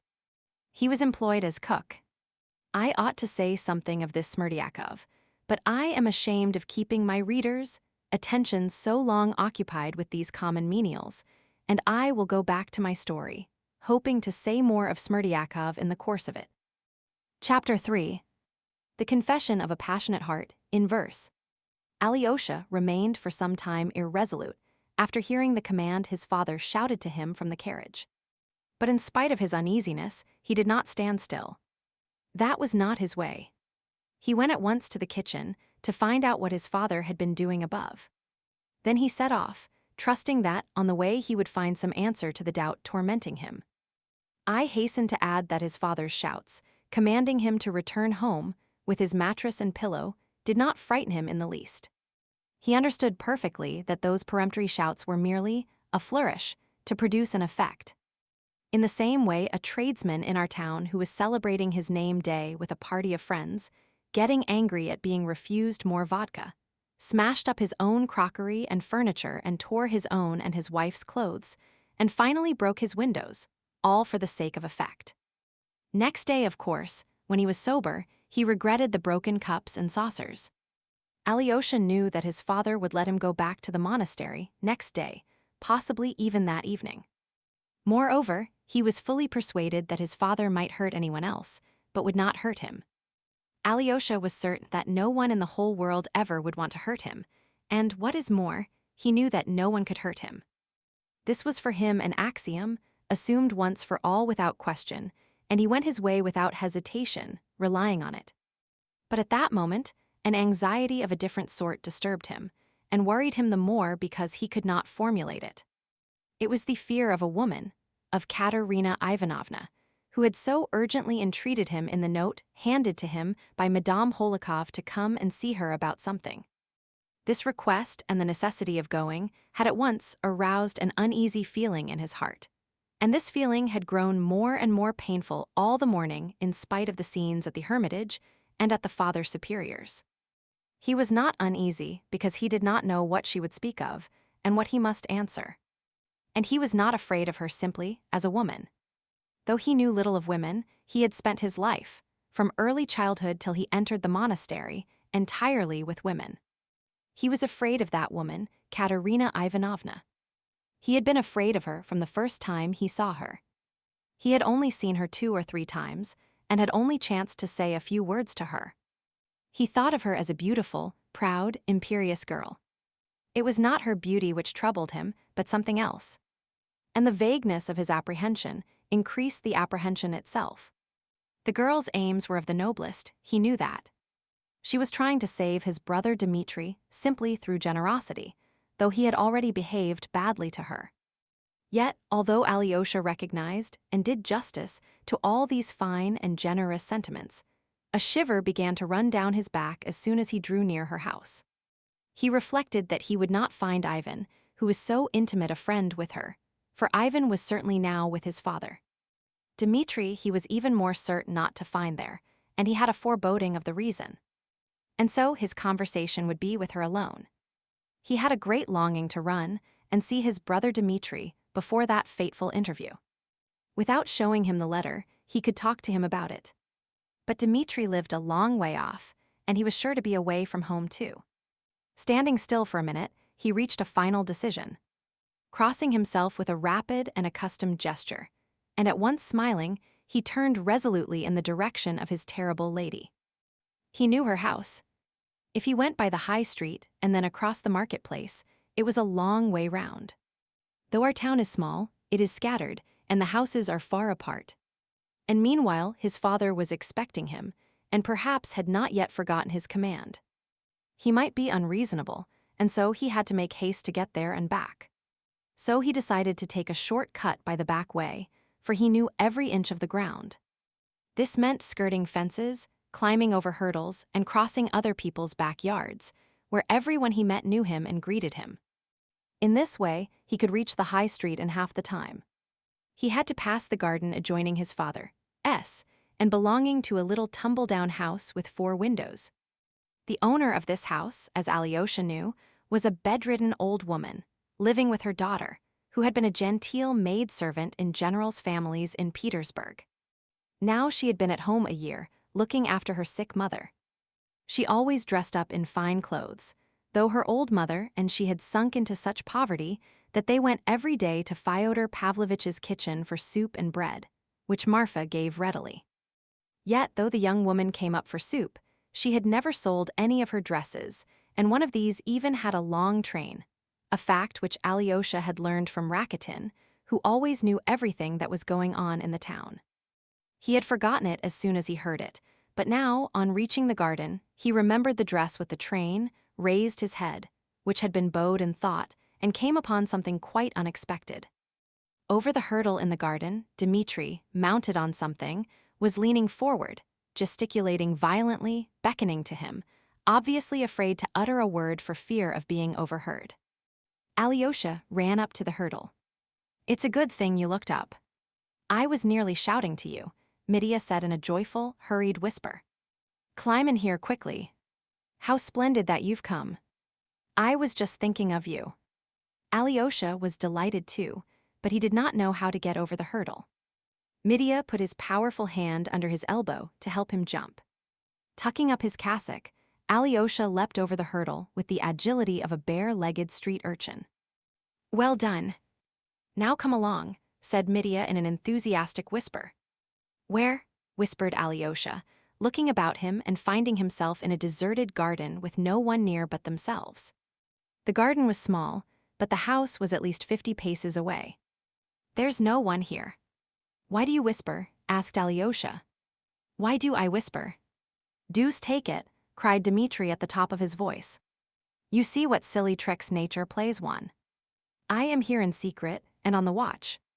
I'll explain later on, but knowing it's a secret, I began whispering like a fool when there's no need. Let us go. Over there. Till then be quiet. I want to kiss you. Glory to God in the world, glory to God in me. I was just repeating that, sitting here before you came." The garden was about 3 acres in extent, and planted with trees only along the fence at the 4 sides. There were apple trees, maples, limes, and birch trees. The middle of the garden was an empty grass space, from which several hundredweight of hay was carried in the summer. The garden was let out for a few rubles for the summer. There were also plantations of raspberries and currants and gooseberries laid out along the sides. A kitchen garden had been planted lately near the house. Dmitri led his brother to the most secluded corner of the garden. There, in a thicket of lime trees and old bushes of black currant, elder, snowball tree, and lilac, there stood a tumble-down green summer house, blackened with age. Its walls were of lattice work, but there was still a roof which could give shelter. God knows when this summer house was built. There was a tradition that it had been put up some 50 years before by a retired colonel called von Schmidt, who owned the house at that time. It was all in decay, the floor was rotting, the planks were loose, the woodwork smelled musty. In the summer house, there was a green wooden table fixed in the ground, and round it were some green benches upon which it was still possible to sit. Alyosha had at once observed his brother's exhilarated condition, and on entering the arbor, he saw half a bottle of brandy and a wineglass on the table. That's brandy, Midia laughed. I see your look, he's drinking again, distrust the apparition. Distrust the worthless, lying crowd, and lay aside thy doubts. I'm not drinking, I'm only indulging, as that pig, your Rakitin, says. He'll be a civil counselor one day, but he'll always talk about indulging. Sit down.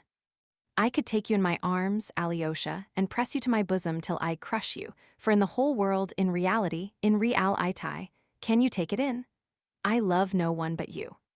He uttered the last words in a sort of exaltation. No one but you and one jade, I have fallen in love with to my ruin. But being in love doesn't mean loving. You may be in love with a woman and yet hate her. Remember that. I can talk about it gaily still. Sit down here by the table and I'll sit beside you and look at you, and go on talking. You shall keep quiet and I'll go on talking, for the time has come. But on reflection, I'd better speak quietly, for here, you can never tell what ears are listening. I will explain everything. As they say, the story will be continued. Why have I been longing for you? Why have I been thirsting for you all these days, and just now? It's 5 days since I've cast anchor here. Because it's only to you I can tell everything.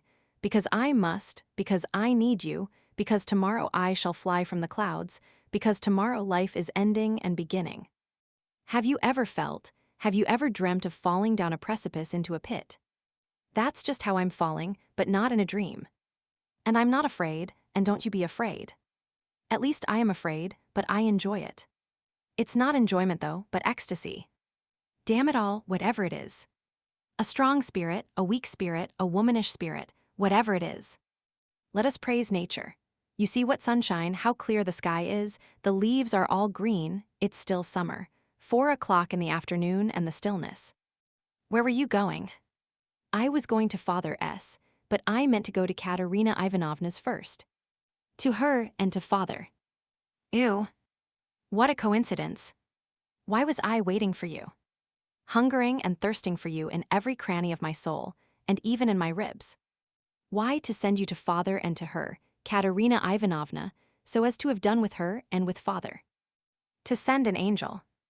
I might have sent anyone, but I wanted to send an angel. And here you are on your way to see Father and her. Did you really mean to send me? Cried Alyosha with a distressed expression. Stay. You knew it.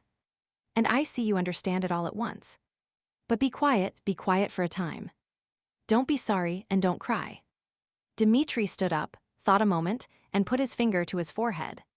She's asked you, written to you a letter or something, that's why you're going to her. You wouldn't be going except for that. Here is her note. Alyosha took it out of his pocket. Midia looked through it quickly. And you were going the back way. Oh, gods, I thank you for sending him by the back way. And he came to me like the golden fish to the silly old fishermen in the fable. Listen, Alyosha, listen, brother. Now I mean to tell you everything, for I must tell someone. An angel in heaven I've told already, but I want to tell an angel on earth. You are an angel on earth. You will hear and judge and forgive. And that's what I need, that someone above me should forgive. Listen.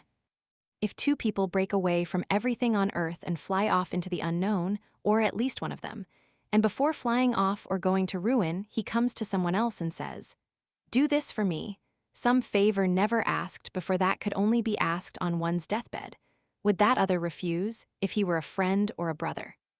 I will do it, but tell me what it is and make haste, said Alyosha. Make haste. Chma. Don't be in a hurry, Alyosha, you hurry and worry yourself. There's no need to hurry now. Now the world has taken a new turning. Ah, Alyosha, what a pity you can't understand ecstasy. But what am I saying to him? As though you didn't understand it. What an ass I am. What am I saying? Be noble, O man, who says that? Alyosha made up his mind to wait. He felt that, perhaps, indeed, his work lay here. Midia sank into thought for a moment, with his elbow on the table and his head in his hand. Both were silent. Alyosha, said Midia, you're the only one who won't laugh. I should like to begin my confession with Schiller's Hymn to Joy and Die Freud. I don't know German, I only know it's called that. Don't think I'm talking nonsense, because I'm drunk. I'm not a bit drunk. Brandy's all very well, but I need 2 bottles to make me drunk. Silenus with his rosy fizz upon his stumbling ass. But I've not drunk a quarter of a bottle, and I'm not Silenus. I'm not Silenus, though I am strong, for I've made a decision once for all. Forgive me the pun, you'll have to forgive me a lot more than puns today. Don't be uneasy. I'm not spinning it out. I'm talking sense, and I'll come to the point in a minute. I won't keep you in suspense. Stay, how does it go? He raised his head, thought a minute, and began with enthusiasm. Wild and fearful in his cavern hid the naked troglodyte, and the homeless nomad wandered laying waste the fertile plain. Menacing with spear and arrow in the woods the hunter strayed. Woe to all poor wretches, stranded on those cruel and hostile shores. From the peak of high Olympus came the mother Ceres down, seeking in those savage regions her lost daughter Proserpine. But the goddess found no refuge, found no kindly welcome there, and no temple bearing witness to the worship of the gods. From the fields and from the vineyards came no fruits to deck the feasts, only flesh of blood-stained victims smoldered on the altar fires. And where'er the grieving goddess turns her melancholy gaze, sunk in vilest degradation man his loathsomeness displays. Medea broke into sobs and seized Alyosha's hand. My dear, in degradation now too. There's a terrible amount of suffering for man on earth, a terrible lot of trouble. Don't think I'm only a brute in an officer's uniform, wallowing in dirt and drink. I hardly think of anything but of that degraded man, if only I'm not lying. I pray God I'm not lying and showing off. I think about that man because I am that man myself. Would he purge his soul from vileness and attain to light and worth, he must turn and cling forever to his ancient Mother Earth. But the difficulty is, how am I to cling forever to Mother Earth? I don't kiss her. I don't cleave to her bosom. Am I to become a peasant or a shepherd? I go on and I don't know whether I'm going to shame or to light and joy. That's the trouble, for everything in the world is a riddle. And whenever I've happened to sink into the vilest degradation, and it's always been happening, I always read that poem about Ceres and man. Has it reformed me? Never. For I'm a Karamazov. For when I do leap into the pit, I go headlong with my heels up, and am pleased to be falling in that degrading attitude and pride myself upon it. And in the very depths of that degradation, I begin a hymn of praise. Let me be accursed. Let me be vile and base. Only let me kiss the hem of the veil in which my God is shrouded. Though I may be following the devil, I am thy son, O Lord, and I love thee, and I feel the joy without which the world cannot stand. Joy everlasting fostereth the soul of all creation. It is her secret ferment, fires the cup of life with flame. Tease at her beck, the grass hath turned each blade towards the light, and solar systems have evolved from chaos and dark night, filling the realms of boundless space beyond the sage's sight. At bounteous nature's kindly breast, all things that breathe drink joy, and birds and beasts and creeping things all follow where she leads. Her gifts to man are friends in need, the wreath, the foaming must, to angels, vision of God's throne, to insects, sensual lust. But enough poetry. I am in tears, let me cry. It may be foolishness that everyone would laugh at. But you won't laugh. Your eyes are shining too. Enough poetry. I want to tell you now about the insects to whom God gave sensual lust. To insects, sensual lust. I am that insect, brother, and it is said of me specially. All we Karamazovs are such insects, and angel as you are, that insect lives in you, too, and will stir up a tempest in your blood. Tempests, because sensual lust is a tempest, worse than a tempest. Beauty is a terrible and awful thing. It is terrible because it has not been fathomed and never can be fathomed, for God sets us nothing but riddles. Here the boundaries meet, and all contradictions exist side by side. I am not a cultivated man, brother, but I've thought a lot about this. It's terrible what mysteries there are. Too many riddles weigh men down on earth. We must solve them as we can, and try to keep a dry skin in the water. Beauty. I can't endure the thought that a man of lofty mind and heart begins with the ideal of the Madonna and ends with the ideal of Sodom. What's still more awful is that a man with the ideal of Sodom in his soul does not renounce the ideal of the Madonna, and his heart may be on fire with that ideal, genuinely on fire, just as in his days of youth and innocence. Yes, man is broad, too broad indeed. I'd have him narrower. The devil only knows what to make of it. What to the mind is shameful is beauty, and nothing else to the heart. Is there beauty in Sodom? Believe me, that for the immense mass of mankind beauty is found in Sodom. Did you know that secret? The awful thing is that beauty is mysterious as well as terrible. God and the devil are fighting there, and the battlefield is the heart of man. But a man always talks of his own ache. Listen now to come to facts. Chapter 4. The Confession of a Passionate Heart, in Anecdote. I was leading a wild life then. Father said just now that I spent several thousand rubles in seducing young girls. That's a Swinish invention, and there was nothing of the sort. And if there was, I didn't need money simply for that. With me, money is an accessory, the overflow of my heart, the framework. Today she would be my lady, tomorrow a wench out of the streets in her place. I entertained them both. I threw away money by the handful on music, rioting, and gypsies. Sometimes I gave it to the ladies, too, for they'll take it greedily. That must be admitted and be pleased and thankful for it. Ladies used to be fond of me. Not all of them, but it happened. But I always liked side paths, little dark back alleys behind the main road. There one finds adventures and surprises and precious metal in the dirt. I am speaking figuratively, brother. In the town I was in, there were no such back alleys in the literal sense, but morally there were. If you were like me, you'd know what that means. I loved vice. I loved the ignominy of vice. I loved cruelty. Am I not a bug? Am I not a noxious insect? In fact, a Karamazov. Once we went, a whole lot of us, for a picnic in 7 sledges. It was dark, it was winter, and I began squeezing a girl's hand and forced her to kiss me. She was the daughter of an official, a sweet, gentle, submissive creature. She allowed me much in the dark. She thought, poor thing, that I should come next day to make her an offer. I was looked upon as a good match, too. But I didn't say a word to her for 5 months. I used to see her in a corner at dances. We were always having dances, her eyes watching me. I saw how they glowed with fire, a fire of gentle indignation. This game only tickled that insect lust I cherished in my soul. 5 months later, she married an official and left the town, still angry and still, perhaps, in love with me. Now they live happily. Observe that I told no one. I didn't boast of it. Though I'm full of low desires and love what's low, I'm not dishonorable. You're blushing, your eyes flashed. Enough of this filth with you. And all this was nothing much, wayside blossoms à la Paul de Kock, though the cruel insect had already grown strong in my soul.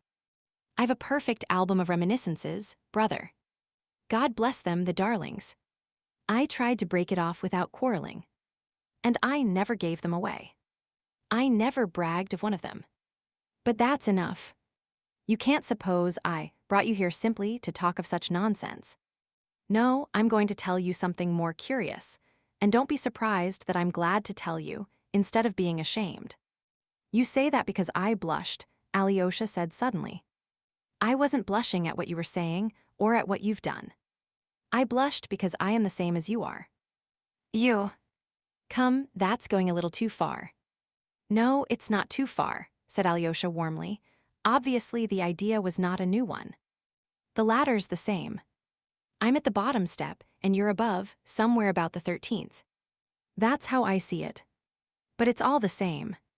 Absolutely the same in kind. Any one on the bottom step is bound to go up to the top one. Then one ought not to step on at all. Anyone who can help it had better not. But can you? I think not. Hush, Alyosha, hush, darling. I could kiss your hand, you touch me so. That rogue Grushenka has an eye for men. She told me once that she'd devour you one day. There, I woe. From this field of corruption fouled by flies, let's pass to my tragedy, also befouled by flies, that is, by every sort of vileness. Although the old man told lies about my seducing innocence, There really was something of the sort in my tragedy, though it was only once, and then it did not come off. The old man who has reproached me with what never happened does not even know of this fact. I never told anyone about it. You're the first, except Ivan, of course. Ivan knows everything. He knew about it long before you. But Ivan's a tomb. Ivan's a tomb. Yes. Alyosha listened with great attention. I was lieutenant in a line regiment, but still I was under supervision, like a kind of convict. Yet I was awfully well received in the little town. I spent money right and left. I was thought to be rich, I thought so myself. But I must have pleased them in other ways as well. Although they shook their heads over me, they liked me. My colonel, who was an old man, took a sudden dislike to me. He was always down upon me, but I had powerful friends, and moreover, all the town was on my side, so he couldn't do me much harm. I was in fault myself for refusing to treat him with proper respect. I was proud. This obstinate old fellow, who was really a very good sort, kind-hearted and hospitable, had had 2 wives, both dead. His first wife, who was of a humble family, left a daughter as unpretentious as herself. She was a young woman of 24 when I was there, and was living with her father and an aunt, her mother's sister. The aunt was simple and illiterate, the niece was simple but lively. I like to say nice things about people. I never knew a woman of more charming character than Agafea. Fancy, her name was Agafea Ivanovna. And she wasn't bad-looking either, in the Russian style. Tall, stout, with a full figure and beautiful eyes, though a rather coarse face. She had not married, although she had had 2 suitors. She refused them, but was as cheerful as ever. I was intimate with her, not in that way, it was pure friendship. I have often been friendly with women quite innocently. I used to talk to her with shocking frankness, and she only laughed. Many women like such freedom, and she was a girl too, which made it very amusing. Another thing, one could never think of her as a young lady. She and her aunt lived in her father's house with a sort of voluntary humility, not putting themselves on an equality with other people. She was a general favorite, and of use to everyone, for she was a clever dressmaker. She had a talent for it. She gave her services freely without asking for payment, but if anyone offered her payment, she didn't refuse. The colonel, of course, was a very different matter. He was one of the chief personages in the district. He kept open house, entertained the whole town, gave suppers and dances. At the time I arrived and joined the battalion, all the town was talking of the expected return of the colonel's second daughter, a great beauty who had just left a fashionable school in the capital. This second daughter is Katerina Ivanovna, and she was the child of the second wife, who belonged to a distinguished general's family. Although, as I learnt on good authority, she too brought the colonel no money. She had connections, and that was all. There may have been expectations, but they had come to nothing. Yet, when the young lady came from boarding school on a visit, the whole town revived. Our most distinguished ladies, 2 excellencies, and a colonel's wife, and all the rest following their lead, at once took her up and gave entertainments in her honor. She was the belle of the balls and picnics, and they got up tableaux vivants in aid of distressed governesses. I took no notice, I went on as wildly as before, and one of my exploits at the time set all the town talking. I saw her eyes taking my measure one evening at the battery commander's, but I didn't go up to her, as though I disdained her acquaintance. I did go up and speak to her at an evening party not long after. She scarcely looked at me and compressed her lips scornfully. Wait a bit. I'll have my revenge, thought I. I behaved like an awful fool on many occasions at that time, and I was conscious of it myself. What made it worse was that I felt that Katinka was not an innocent boarding school miss, but a person of character, proud and really high-principled. Above all, she had education and intellect, and I had neither. You think I meant to make her an offer? No, I simply wanted to revenge myself, because I was such a hero, and she didn't seem to feel it. Meanwhile, I spent my time in drink and riot, till the lieutenant colonel put me under arrest for 3 days. Just at that time, father sent me 6,000 rubles in return for my sending him a deed giving up all claims upon him, settling our accounts, so to speak, and saying that I wouldn't expect anything more. I didn't understand a word of it at the time. Until I came here, Alyosha. Till the last few days, indeed, perhaps even now, I haven't been able to make head or tail of my money affairs with father. But never mind that, we'll talk of it later. Just as I received the money, I got a letter from a friend telling me something that interested me immensely. The authorities, I learnt, were dissatisfied with our lieutenant colonel. He was suspected of irregularities. In fact, his enemies were preparing a surprise for him. And then the commander of the division arrived and kicked up the devil of a shindy. Shortly afterwards, he was ordered to retire. I won't tell you how it all happened. He had enemies, certainly.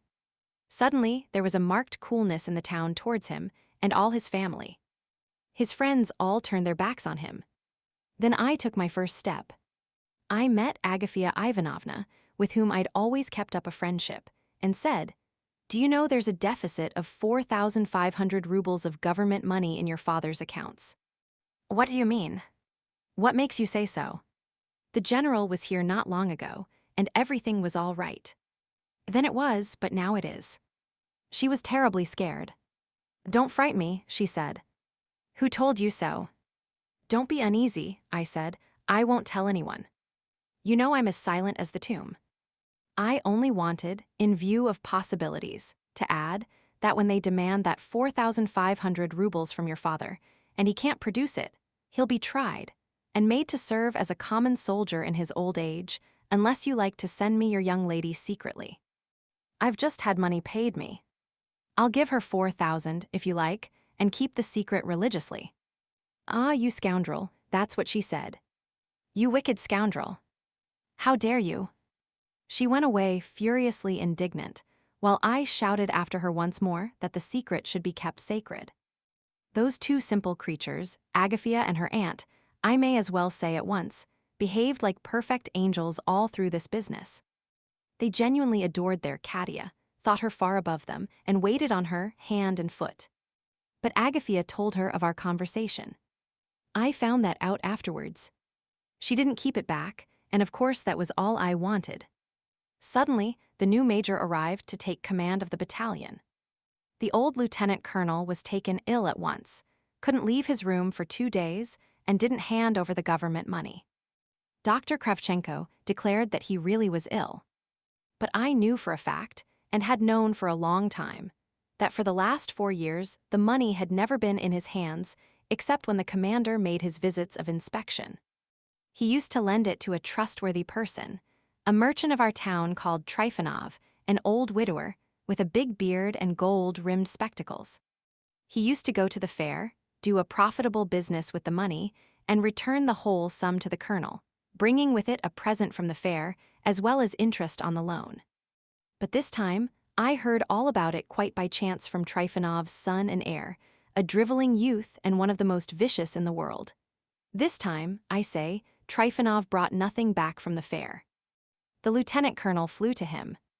"I've never received any money from you, and couldn't possibly have received any." That was all the answer he got. So now our lieutenant colonel is confined to the house, with a towel round his head, while they're all three busy putting ice on it. All at once an orderly arrives on the scene with the book and the order to hand over the battalion money immediately, within 2 hours. He signed the book, I saw the signature in the book afterwards, stood up, saying he would put on his uniform, ran to his bedroom, loaded his double-barreled gun with a service bullet, took the boot off his right foot, fixed the gun against his chest, and began feeling for the trigger with his foot. But Agafia, remembering what I had told her, had her suspicions. She stole up and peeped into the room just in time. She rushed in, flung herself upon him from behind, threw her arms round him, and the gun went off, hit the ceiling, but hurt no one. The others ran in, took away the gun, and held him by the arms. I heard all about this afterwards. I was at home, it was getting dusk, and I was just preparing to go out. I had dressed, brushed my hair, scented my handkerchief, and taken up my cap, when suddenly the door opened, and facing me in the room stood Katerina Ivanovna. It's strange how things happen sometimes. No one had seen her in the street, so that no one knew of it in the town. I lodged with 2 decrepit old ladies, who looked after me. They were most obliging old things, ready to do anything for me, and at my request were as silent afterwards as two cast iron posts. Of course, I grasped the position at once. She walked in and looked straight at me, her dark eyes determined, even defiant, but on her lips and round her mouth I saw uncertainty. "My sister told me," she began, "that you would give me 4,500 rubles if I came to you for it, myself. I have come. Give me the money." She couldn't keep it up. She was breathless, frightened, her voice failed her, and the corners of her mouth and the lines round it quivered. "Alyosha, are you listening or are you asleep?" "Mitya, I know you will tell the whole truth," said Alyosha in agitation. "I am telling it. If I tell the whole truth, just as it happened, I shan't spare myself. My first idea was a Karamazov one. Once I was bitten by a centipede, brother, and laid up a fortnight with fever from it. Well, I felt a centipede biting at my heart then, a noxious insect, you understand. I looked her up and down. You've seen her. She's a beauty. But she was beautiful in another way then. At that moment she was beautiful because she was noble, and I was a scoundrel. She in all the grandeur of her generosity and sacrifice for her father, and I a bug. And scoundrel as I was, she was altogether at my mercy, body and soul. She was hemmed in. I tell you frankly, that thought, that venomous thought, so possessed my heart that it almost swooned with suspense. It seemed as if there could be no resisting it, as though I should act like a bug, like a venomous spider, without a spark of pity. I could scarcely breathe. Understand, I should have gone next day to ask for her hand, so that it might end honorably, so to speak, and that nobody would or could know. For though I'm a man of base desires, I'm honest. And at that very second some voice seemed to whisper in my ear, "But when you come tomorrow to make your proposal, that girl won't even see you. She'll order her coachman to kick you out of the yard. Publish it through all the town," she would say. "I'm not afraid of you." I looked at the young lady, my voice had not deceived me. That is how it would be, not a doubt of it. I could see from her face now that I should be turned out of the house. My spite was roused. I longed to play her the nastiest swinish cad's trick, to look at her with a sneer, and on the spot where she stood before me to stun her with a tone of voice that only a shopman could use. "A 4,000. What do you mean?" I was joking. "You've been counting your chickens too easily, madam. 200, if you like, with all my heart. But 4,000 is not a sum to throw away on such frivolity. You've put yourself out to no purpose. I should have lost the game, of course. She'd have run away. But it would have been an infernal revenge. It would have been worth it all. I'd have howled with regret all the rest of my life, only to have played that trick. Would you believe it? It has never happened to me with any other woman, not one, to look at her at such a moment with hatred. But on my oath, I looked at her for 3 seconds, or 5 perhaps, with fearful hatred, that hate which is only a hair's breadth from love, from the maddest love. I went to the window, put my forehead against the frozen pane, and I remember the ice burnt my forehead like fire. I did not keep her long, don't be afraid. I turned round, went up to the table, opened the drawer and took out a banknote for 5,000 rubles. It was lying in a French dictionary. Then I showed it her in silence, folded it, handed it to her, opened the door into the passage, and, stepping back, made her a deep bow, a most respectful, a most impressive bow, believe me. She shuddered all over, gazed at me for a second, turned horribly pale, white as a sheet in fact, and all at once, not impetuously but softly, gently, bowed down to my feet, not a boarding school curtsy, but a Russian bow with her forehead to the floor. She jumped up and ran away. I was wearing my sword. I drew it and nearly stabbed myself with it on the spot. Why, I don't know. It would have been frightfully stupid, of course. I suppose it was from delight. Can you understand that one might kill oneself from delight? But I didn't stab myself. I only kissed my sword and put it back in the scabbard, which there was no need to have told you, by the way. And I fancy that in telling you about my inner conflict, I have laid it on rather thick to glorify myself. But let it pass, and to hell with all who pry into the human heart. Well, so much for that adventure with Katerina Ivanovna. So now Ivan knows of it, and you, no one else. Dmitri got up, took a step or two in his excitement, pulled out his handkerchief and mopped his forehead, then sat down again, not in the same place as before, but on the opposite side, so that Alyosha had to turn quite round to face him. Chapter 5. The Confession of a Passionate Heart heals up. Now, said Alyosha, I understand the first half. You understand the first half. That half is a drama, and it was played out there. The second half is a tragedy, and it is being acted here. And I understand nothing of that second half so far, said Alyosha. And I. Do you suppose I understand it? Stop, Dmitri. There's one important question. Tell me you were betrothed, you're betrothed still. We weren't betrothed at once, not for 3 months after that adventure. The next day I told myself that the incident was closed, concluded that there would be no sequel. It seemed to me caddish to make her an offer. On her side, she gave no sign of life for the 6 weeks that she remained in the town, except, indeed, for one action. The day after her visit, the maidservant slipped round with an envelope addressed to me. I tore it open. It contained the change out of the banknote. Only 4,500 rubles was needed, but there was a discount of about 200 on changing it. She only sent me about 260. I don't remember exactly, but not a note, not a word of explanation. I searched the packet for a pencil mark, and nothing. Well, I spent the rest of the money on such an orgy that the new major was obliged to reprimand me. Well, the lieutenant colonel produced the battalion money, to the astonishment of everyone, for nobody believed that he had the money untouched. He'd no sooner paid it than he fell ill, took to his bed, and 3 weeks later, softening of the brain set in, and he died 5 days afterwards. He was buried with military honors, for he had not had time to receive his discharge. 10 days after his funeral, Katerina Ivanovna, with her aunt and sister, went to Moscow. And behold, on the very day they went away, I hadn't seen them, didn't see them off or take leave, I received a tiny note, a sheet of thin blue paper, and on it only one line in pencil. I will write to you. Wait. K, and that was all. I'll explain the rest now, in 2 words. In Moscow, their fortunes changed with the swiftness of lightning and the unexpectedness of an Arabian fairy tale. That general's widow, their nearest relation, suddenly lost the 2 nieces who were her heiresses and next of kin. Both died in the same week of smallpox. The old lady, prostrated with grief, welcomed Katia as a daughter, as her one hope, clutched at her, altered her will in Katia's favor. But that concerned the future. Meanwhile she gave her, for present use, 80,000 rubles as a marriage portion, to do what she liked with. She was an hysterical woman. I saw something of her in Moscow later. Well, suddenly I received by post 4,500 rubles. I was speechless with surprise, as you may suppose. 3 days later came the promised letter. I have it with me now. You must read it.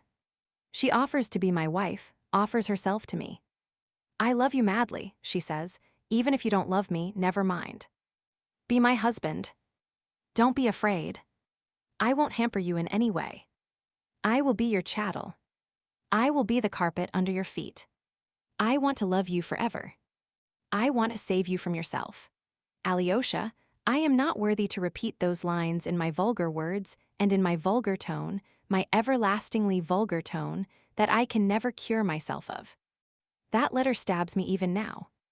Do you think I don't mind, that I don't mind still? I wrote her an answer at once, as it was impossible for me to go to Moscow. I wrote to her with tears. One thing I shall be ashamed of forever. I referred to her being rich and having a dowry, while I was only a stuck-up beggar. I mentioned money. I ought to have borne it in silence, but it slipped from my pen. Then I wrote at once to Ivan, and told him all I could about it in a letter of 6 pages, and sent him to her. Why do you look like that? Why are you staring at me? Yes, Ivan fell in love with her. He's in love with her still. I know that. I did a stupid thing, in the world's opinion, but perhaps that one stupid thing may be the saving of us all now. Ew. Don't you see what a lot she thinks of Ivan, how she respects him? When she compares us, Do you suppose she can love a man like me, especially after all that has happened here? But I am convinced that she does love a man like you, and not a man like him. She loves her own virtue, not me." The words broke involuntarily and almost malignantly from Dmitri. He laughed, but a minute later his eyes gleamed. He flushed crimson and struck the table violently with his fist. "I swear, Alyosha," he cried, with intense and genuine anger at himself. "You may not believe me, but as God is holy, and as Christ is God, I swear that though I smiled at her lofty sentiments just now, I know that I am a million times baser in soul than she, and that these lofty sentiments of hers are as sincere as a heavenly angel. That's the tragedy of it, that I know that for certain. What if anyone does show off a bit? Don't I do it myself? And yet I'm sincere. As for Ivan, I can understand how he must be cursing nature now, with his intellect too. To see the preference given, to whom, to what? To a monster who, though he is betrothed and all eyes are fixed on him, can't restrain his debaucheries, and before the very eyes of his betrothed. And a man like me is preferred, while he is rejected. And why? Because a girl wants to sacrifice her life and destiny out of gratitude. It's ridiculous. I've never said a word of this to Ivan, and Ivan, of course, has never dropped a hint of the sort to me. But destiny will be accomplished, and the best man will hold his ground while the undeserving one will vanish into his back alley forever. His filthy back alley, his beloved back alley, where he is at home and where he will sink in filth and stench at his own free will and with enjoyment. I've been talking foolishly. I've no words left. I use them at random, but it will be as I have said. I shall drown in the back alley, and she will marry Ivan." "Stop, Dmitri," Alyosha interrupted again with great anxiety. "There's one thing you haven't made clear yet. You are still betrothed all the same, aren't you? How can you break off the engagement if she, your betrothed, doesn't want to?" "Yes, formally and solemnly betrothed. It was all done on my arrival in Moscow, with great ceremony, with icons, all in fine style. The general's wife blessed us, and, would you believe it, congratulated Katya. 'You've made a good choice,' she said. 'I see right through him.' And would you believe it, she didn't like Ivan and hardly greeted him. I had a lot of talk with Katya in Moscow. I told her about myself, sincerely, honorably. She listened to everything. There was sweet confusion, there were tender words. Though there were proud words too. She wrung out of me a mighty promise to reform. I gave my promise, and here. What? Why, I called to you and brought you out here today, this very day.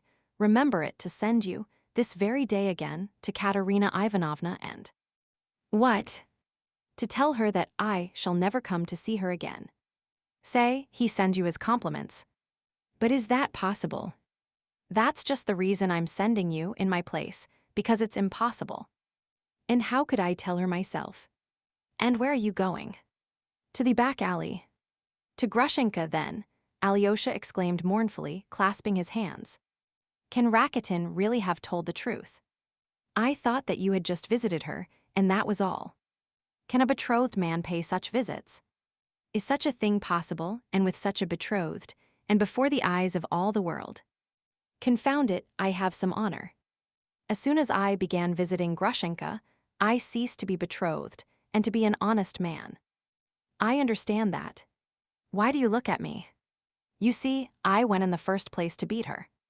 I had heard, and I know for a fact now, that captain, father's agent, had given Grushenka an IOU of mine for her to sue me for payment, so as to put an end to me. They wanted to scare me. I went to beat her. I had had a glimpse of her before. She doesn't strike one at first sight. I knew about her old merchant, who's lying ill now, paralyzed, but he's leaving her a decent little sum. I knew, too, that she was fond of money, that she hoarded it, and lent it at a wicked rate of interest, that she's a merciless cheat and swindler. I went to beat her, and I stayed. The storm broke, it struck me down like the plague. I'm plague-stricken still, and I know that everything is over, that there will never be anything more for me. The cycle of the ages is accomplished. That's my position. And though I'm a beggar, as fate would have it, I had 3,000 just then in my pocket. I drove with Grushenka to Mokro, a place 25 versts from here. I got gypsies there and champagne and made all the peasants there drunk on it, and all the women and girls. I sent the thousands flying. In 3 days' time I was stripped bare but a hero. Do you suppose the hero had gained his end? Not a sign of it from her. I tell you that rogue Grushenka has a supple curve all over her body. You can see it in her little foot, even in her little toe. I saw it and kissed it, but that was all, I swear. I'll marry you if you like, she said. You're a beggar, you know. Say that you won't beat me and will let me do anything I choose, and perhaps I will marry you. She laughed, and she's laughing still. Dmitri leapt up with a sort of fury. He seemed all at once as though he were drunk. His eyes became suddenly bloodshot. And do you really mean to marry her? At once, if she will. And if she won't, I shall stay all the same. I'll be the porter at her gate. Alyosha, he cried. He stopped short before him, and taking him by the shoulders began shaking him violently. Do you know, you innocent boy, that this is all delirium, senseless delirium, for there's a tragedy here. Let me tell you, Alexei, that I may be a low man with low and degraded passions, but a thief and a pickpocket Dmitri Karamazov never can be. Well then, let me tell you that I am a thief and a pickpocket. That very morning, just before I went to beat Grushenka, Katerina Ivanovna sent for me, and in strict secrecy. Why, I don't know. I suppose she had some reason, asked me to go to the chief town of the province and to post 3,000 rubles to Agafea Ivanovna in Moscow, so that nothing should be known of it in the town here. So I had that 3,000 rubles in my pocket when I went to see Grushenka, and it was that money we spent at Mokro. Afterwards I pretended I had been to the town, but did not show her the post office receipt. I said I had sent the money and would bring the receipt, and so far I haven't brought it. I've forgotten it. Now, what do you think you're going to her today to say? He sends his compliments, and she'll ask you, what about the money? You might still have said to her, he's a degraded sensualist and a low creature with uncontrolled passions. He didn't send your money then, but wasted it because, like a low brute, he couldn't control himself. But still you might have added, he isn't a thief though. Here is your 3,000, he sends it back. Send it yourself to Agafea Ivanovna. But he told me to say he sends his compliments. But as it is, she will ask, but where is the money? Mitya, you are unhappy, yes. But not as unhappy as you think. Don't worry yourself to death with despair.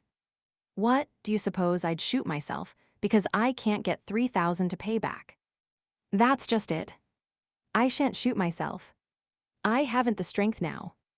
Afterwards, perhaps. But now I'm going to Grushenka. I don't care what happens. And what then? I'll be her husband if she deigns to have me, and when lovers come, I'll go into the next room. I'll clean her friends' galoshes, blow up their samovar, run their errands. Katerina Ivanovna will understand it all, Alyosha said solemnly.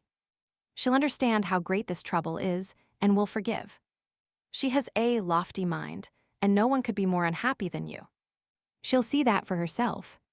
She won't forgive everything, said Dmitri with a grin. There's something in it, brother, that no woman could forgive. Do you know what would be the best thing to do? What? Pay back the 3,000. Where can we get it from? I say I have 2,000. Ivan will give you another 1,000, that makes 3. Take it and pay it back. And when would you get it, your 3,000? You're not of age, besides, and you absolutely must, take my farewell to her today, with the money or without it, for I can't drag on any longer, things have come to such a pass. Tomorrow is too late. I shall send you to father. To father? Yes, to father first. Ask him for 3,000. But Mitya, he won't give it. As though he would. I know he won't. Do you know the meaning of despair, Alexei? Yes. Listen. Legally, he owes me nothing. I've had it all from him, I know that. But morally, he owes me something, doesn't he? You know he started with 28,000 of my mother's money and made 100,000 with it. Let him give me back only 3 out of the 28,000, and he'll draw my soul out of hell, and it will atone for many of his sins. For that 3,000, I give you my solemn word, I'll make an end of everything, and he shall hear nothing more of me. For the last time, I give him the chance to be a father. Tell him God himself sends him this chance. Mitya, he won't give it for anything. I know he won't. I know it perfectly well. Now especially. That's not all. I know something more. Now, only a few days ago, perhaps only yesterday, he found out for the first time in earnest, underline in earnest, that Grushenka is really perhaps not joking, and really means to marry me. He knows her nature, he knows the cat. And do you suppose he's going to give me money to help to bring that about when he's crazy about her himself? And that's not all either. I can tell you more than that. I know that for the last 5 days he has had 3,000 drawn out of the bank, changed into notes of 100 rubles, packed into a large envelope, sealed with 5 seals, and tied across with red tape. You see how well I know all about it. On the envelope is written, "To my angel Grushenka, when she will come to me." He scrawled it himself in silence and in secret, and no one knows that the money's there except the valet, Smerdyakov, whom he trusts like himself. So now he has been expecting Grushenka for the last 3 or 4 days. He hopes she'll come for the money. He has sent her word of it, and she has sent him word that perhaps she'll come. And if she does go to the old man, can I marry her after that? You understand now why I'm here in secret and what I'm on the watch for. For her. Yes, for her. Foma has a room in the house of these sluts here. Foma comes from our parts. He was a soldier in our regiment. He does jobs for them. He's watchman at night and goes grouse shooting in the daytime, and that's how he lives. I've established myself in his room. Neither he nor the women of the house know the secret, that is, that I am on the watch here. No one but Smerdyakov knows then. No one else. He will let me know if she goes to the old man. It was he told you about the money then? Yes. It's a dead secret. Even Ivan doesn't know about the money or anything. The old man is sending Ivan to teach her Mashnya on a 2 or 3 days' journey. A purchaser has turned up for the copse. He'll give 8,000 for the timber. So the old man keeps asking Ivan to help him by going to arrange it. It will take him 2 or 3 days. That's what the old man wants, so that Grushenka can come while he's away. Then he's expecting Grushenka today. No, she won't come today, there are signs. She's certain not to come, cried Mitya suddenly. Smerdyakov thinks so too. Father's drinking now. He's sitting at table with Ivan. Go to him, Alyosha, and ask for the 3,000. Mitya dear, what's the matter with you? Cried Alyosha, jumping up from his place and looking keenly at his brother's frenzied face. For one moment, the thought struck him that Dmitri was mad. What is it? I'm not insane, said Dmitri, looking intently and earnestly at him. No fear. I am sending you to father, and I know what I'm saying. I believe in miracles. In miracles. In a miracle of divine providence. God knows my heart. He sees my despair. He sees the whole picture. Surely he won't let something awful happen. Alyosha, I believe in miracles. Go. I am going. Tell me, will you wait for me here? Yes.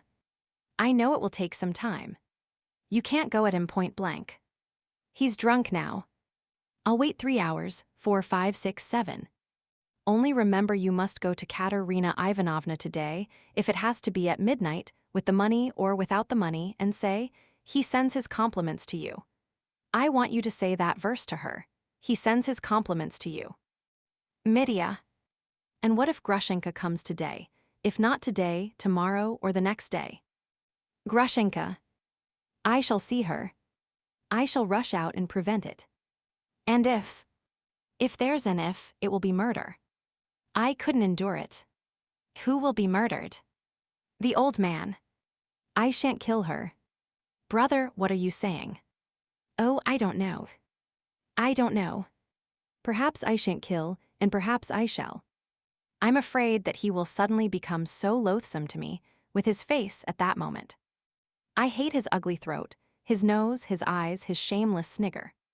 I feel a physical repulsion. That's what I'm afraid of. That's what may be too much for me. I'll go, Mitya. I believe that God will order things for the best, that nothing awful may happen. And I will sit and wait for the miracle. And if it doesn't come to pass. Alyosha went thoughtfully towards his father's house. Chapter 6. Smerdyakov. He did in fact find his father still at table.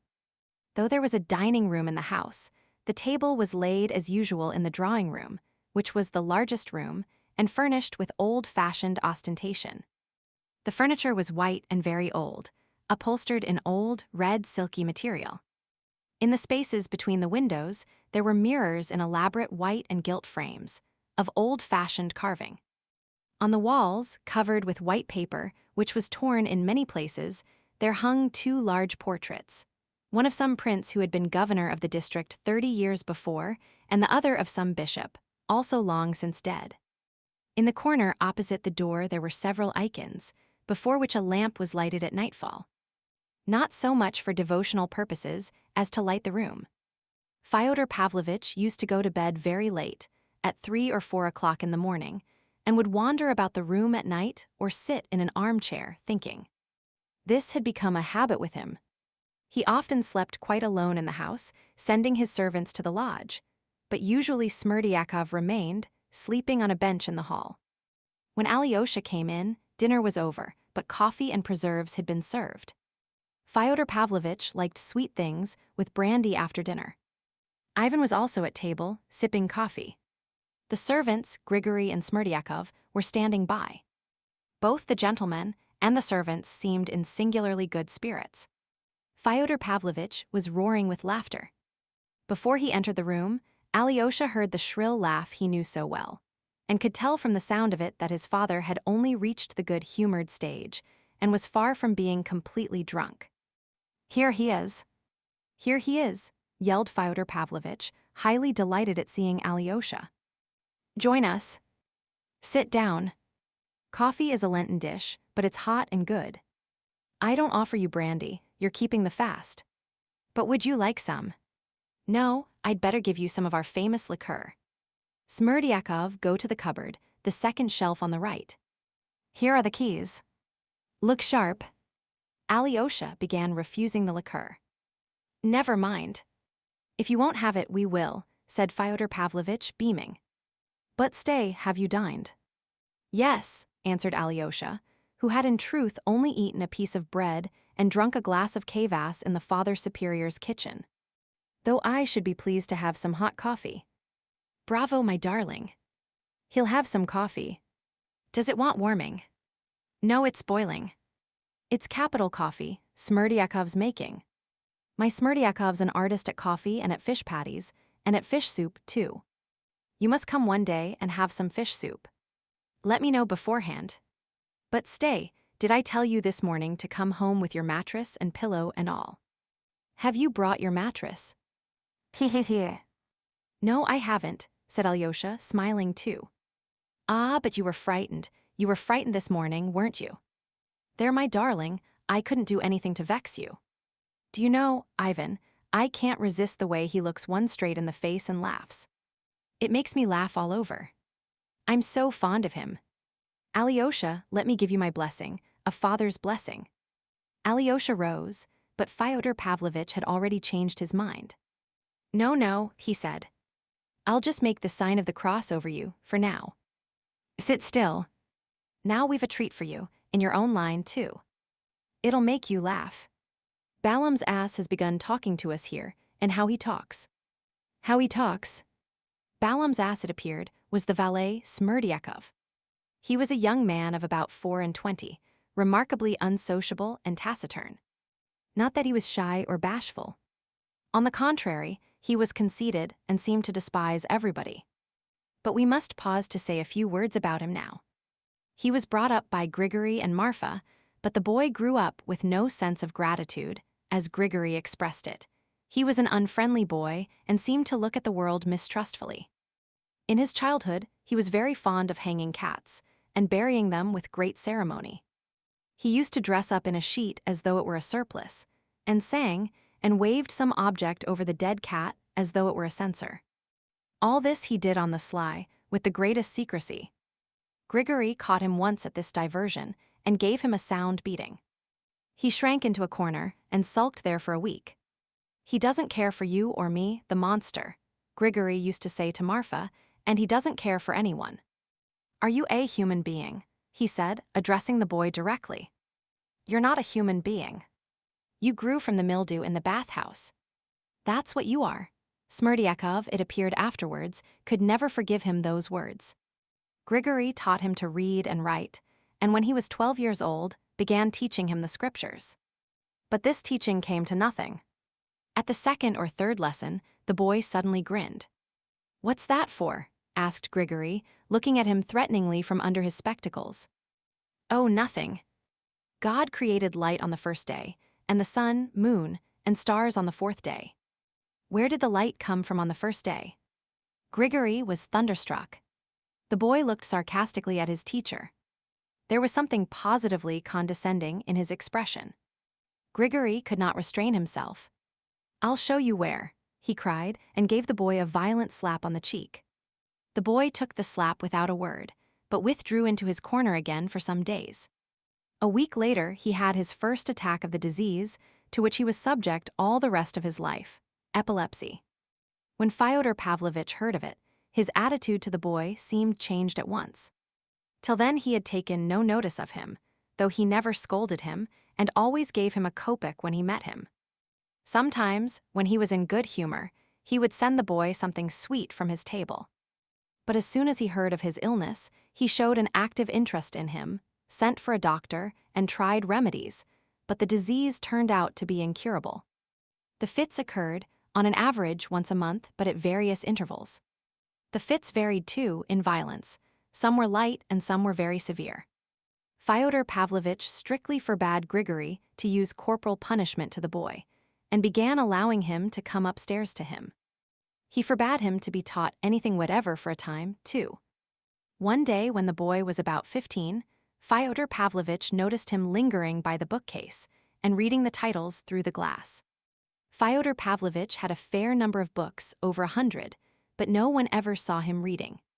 He at once gave Smerdyakov the key of the bookcase. "Come read. You shall be my librarian. You'll be better sitting reading than hanging about the courtyard. Come, read this," and Fyodor Pavlovitch gave him evenings in a cottage near Dikanka. He read a little, but didn't like it. He did not once smile, and ended by frowning. "Why? Isn't it funny?" asked Fyodor Pavlovitch. Smerdyakov did not speak. "Answer, stupid." "It's all untrue," mumbled the boy with a grin. "Then go to the devil. You have the soul of a lackey. Stay, here's Smaragdov's Universal History. That's all true. Read that." But Smerdyakov did not get through 10 pages of Smaragdov. He thought it dull. So the bookcase was closed again. Shortly afterwards, Marfa and Grigory reported to Fyodor Pavlovitch that Smerdyakov was gradually beginning to show an extraordinary fastidiousness. He would sit before his soup, take up his spoon and look into the soup, bend over it, examine it, take a spoonful and hold it to the light. "What is it?" "A beetle," Grigory would ask. "A fly, perhaps," observed Marfa. The squeamish youth never answered, but he did the same with his bread, his meat, and everything he ate. He would hold a piece on his fork to the light, scrutinize it microscopically, and only after long deliberation decide to put it in his mouth. "Ugh! What fine gentleman's airs," Grigory muttered, looking at him. When Fyodor Pavlovitch heard of this development in Smerdyakov, he determined to make him his cook, and sent him to Moscow to be trained. He spent some years there, and came back remarkably changed in appearance. He looked extraordinarily old for his age. His face had grown wrinkled, yellow, and strangely emasculate. In character, he seemed almost exactly the same as before he went away. He was just as unsociable, and showed not the slightest inclination for any companionship. In Moscow, too, as we heard afterwards, he had always been silent. Moscow itself had little interest for him. He saw very little there, and took scarcely any notice of anything. He went once to the theater, but returned silent and displeased with it. On the other hand, he came back to us from Moscow well dressed, in a clean coat and clean linen. He brushed his clothes most scrupulously twice a day invariably, and was very fond of cleaning his smart calf boots with a special English polish, so that they shone like mirrors. He turned out a first-rate cook. Fyodor Pavlovitch paid him a salary, almost the whole of which Smerdyakov spent on clothes, pomade, perfumes, and such things. But he seemed to have as much contempt for the female sex as for men. He was discreet, almost unapproachable with them. Fyodor Pavlovitch began to regard him rather differently. His fits were becoming more frequent, and on the days he was ill Marfa cooked, which did not suit Fyodor Pavlovitch at all. "Why are your fits getting worse?" asked Fyodor Pavlovitch, looking askance at his new cook. "Would you like to get married? Shall I find you a wife?" But Smerdyakov turned pale with anger and made no reply. Fyodor Pavlovitch left him with an impatient gesture.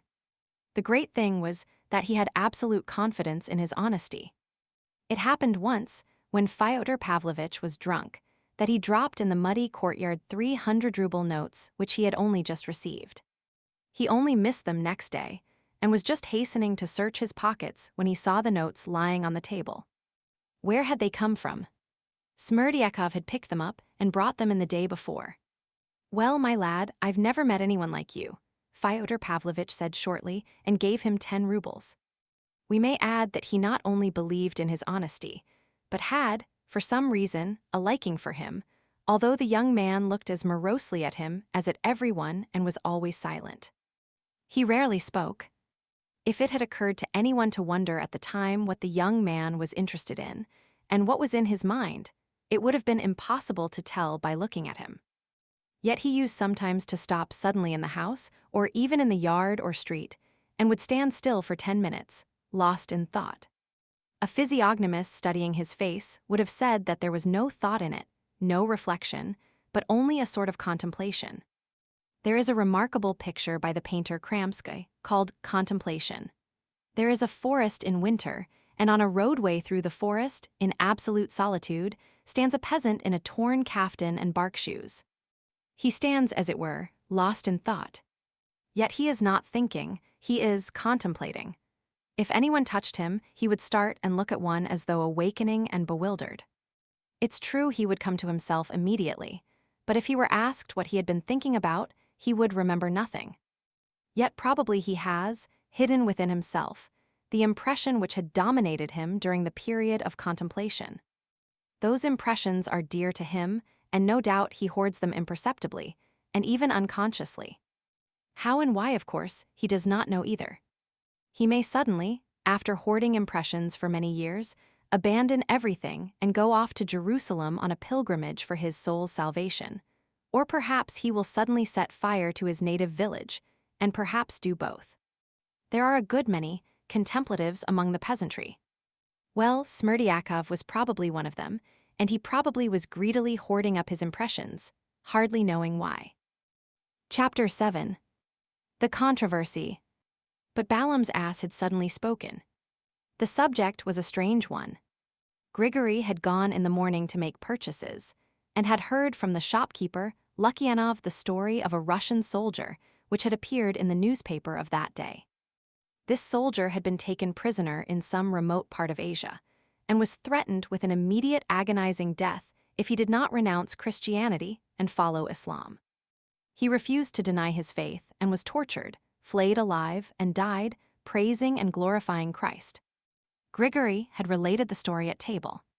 Fyodor Pavlovitch always liked, over the dessert after dinner, to laugh and talk, if only with Grigory.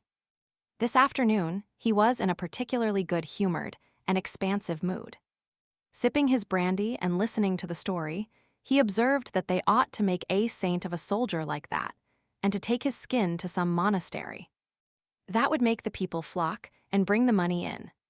Grigory frowned, seeing that Fyodor Pavlovitch was by no means touched, but, as usual, was beginning to scoff. At that moment Smerdyakov, who was standing by the door, smiled. Smerdyakov often waited at table towards the end of dinner, and since Ivan's arrival in our town, he had done so every day. "What are you grinning at?" asked Fyodor Pavlovitch, catching the smile instantly and knowing that it referred to Grigory. "Well, my opinion is," Smerdyakov began suddenly and unexpectedly in a loud voice, that if that laudable soldier's exploit was so very great, there would have been, to my thinking, no sin in it if he had on such an emergency renounced, so to speak, the name of Christ and his own christening, to save by that same his life for good deeds, by which, in the course of years, to expiate his cowardice. How could it not be a sin? You're talking nonsense. For that you'll go straight to hell and be roasted there like mutton, put in Fyodor Pavlovitch. It was at this point that Alyosha came in, and Fyodor Pavlovitch, as we have seen, was highly delighted at his appearance. "We're on your subject, he chuckled gleefully, making Alyosha sit down to listen. "As for mutton, that's not so, and there'll be nothing there for this, and there shouldn't be either if it's according to justice," Smerdyakov maintained stoutly. "How do you mean, according to justice?" Fyodor Pavlovitch cried still more gaily, nudging Alyosha with his knee. "He's a rascal, that's what he is," burst from Grigory. He looked Smerdyakov wrathfully in the face. "As for being a rascal, wait a little, Grigory Vassilievich," answered Smerdyakov with perfect composure. "You'd better consider yourself that, once I am taken prisoner by the enemies of the Christian race, and they demand from me to curse the name of God and to renounce my holy christening, I am fully entitled to act by my own reason, since there would be no sin in it." "But you've said that before." "Don't waste words." "Prove it," cried Fyodor Pavlovitch. "Soup maker," muttered Grigory contemptuously. "As for being a soup maker, wait a bit, too, and consider for yourself, Grigory Vassilievich, without abusing me. For as soon as I say to those enemies, 'No, I'm not a Christian, and I curse my true God,' then at once, by God's high judgment, I become immediately and specially anathema accursed, and am cut off from the Holy Church, exactly as though I were a heathen, so that at that very instant, not only when I say it aloud, but when I think of saying it before a quarter of a second has passed, I am cut off. Is that so or not, Grigory Vassilievich?" He addressed Grigory with obvious satisfaction, though he was really answering Fyodor Pavlovitch's questions and was well aware of it, and intentionally pretending that Grigory had asked the questions.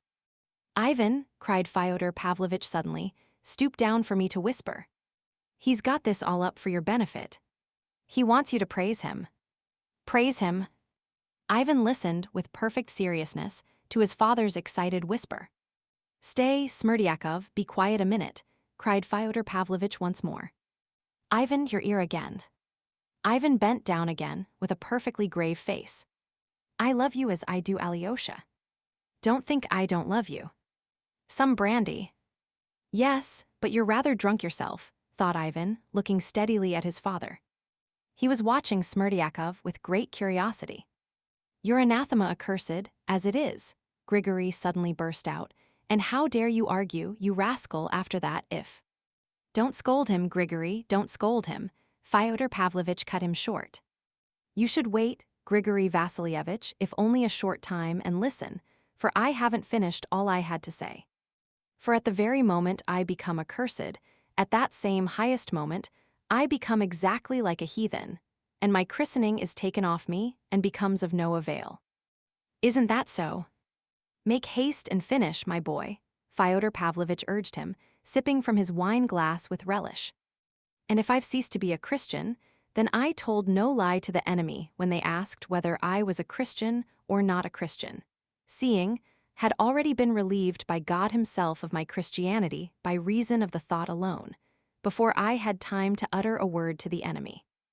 And if I have already been discharged, in what manner and with what sort of justice can I be held responsible as a Christian in the other world for having denied Christ, when, through the very thought alone, before denying him, I had been relieved from my christening?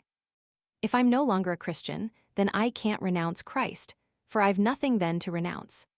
Who will hold an unclean totter responsible, Grigory Vassilievich, even in heaven, for not having been born a Christian? And who would punish him for that, considering that you can't take two skins off one ox? For God Almighty himself, even if he did make the totter responsible, when he dies would give him the smallest possible punishment, I imagine, since he must be punished, judging that he is not to blame if he has come into the world an unclean heathen from heathen parents. The Lord God can't surely take a totter and say he was a Christian. That would mean that the Almighty would tell a real untruth. And can the Lord of heaven and earth tell a lie, even in one word? Grigory was thunderstruck and looked at the orator, his eyes nearly starting out of his head. Though he did not clearly understand what was said, he had caught something in this rigmarole and stood, looking like a man who has just hit his head against a wall. Fyodor Pavlovitch emptied his glass and went off into his shrill laugh. Alyosha. Alyosha. What do you say to that? Ah, you casuist.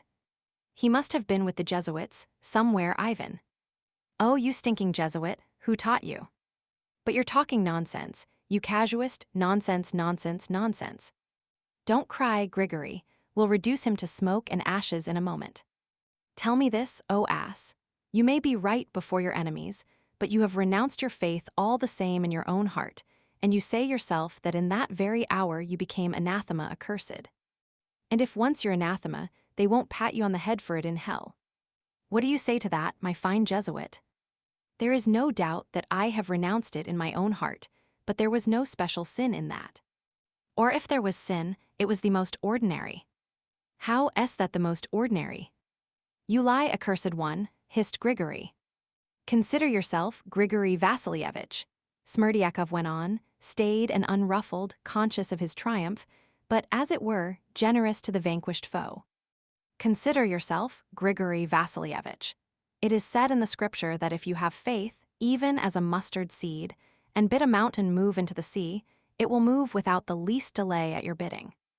Well, Grigory Vassilievich, if I'm without faith and you have so great a faith that you are continually swearing at me, you try yourself telling this mountain, not to move into the sea for that's a long way off, but even to our stinking little river which runs at the bottom of the garden. You'll see for yourself that it won't budge, but will remain just where it is however much you shout at it. And that shows, Grigory Vassilievich, that you haven't faith in the proper manner and only abuse others about it. Again, taking into consideration that no one in our day, not only you, but actually no one, from the highest person to the lowest peasant, can shove mountains into the sea, except perhaps some one man in the world, or, at most, two, and they most likely are saving their souls in secret somewhere in the Egyptian desert, so you wouldn't find them. If so it be, if all the rest have no faith, will God curse all the rest. That is, the population of the whole earth, except about 2 hermits in the desert, and in his well-known mercy will he not forgive one of them. And so I'm persuaded that though I may once have doubted, I shall be forgiven, if I shed tears of repentance. Stay, cried Fyodor Pavlovitch in a transport of delight. So you do suppose there are 2 who can move mountains? Ivan, make a note of it, write it down. There you have the Russian all over. You're quite right in saying it's characteristic of the people's faith, Ivan assented with an approving smile. You agree? Then it must be so, if you agree. It's true, isn't it, Alyosha? That's the Russian faith all over, isn't it? No, Smerdyakov has not the Russian faith at all, said Alyosha firmly and gravely.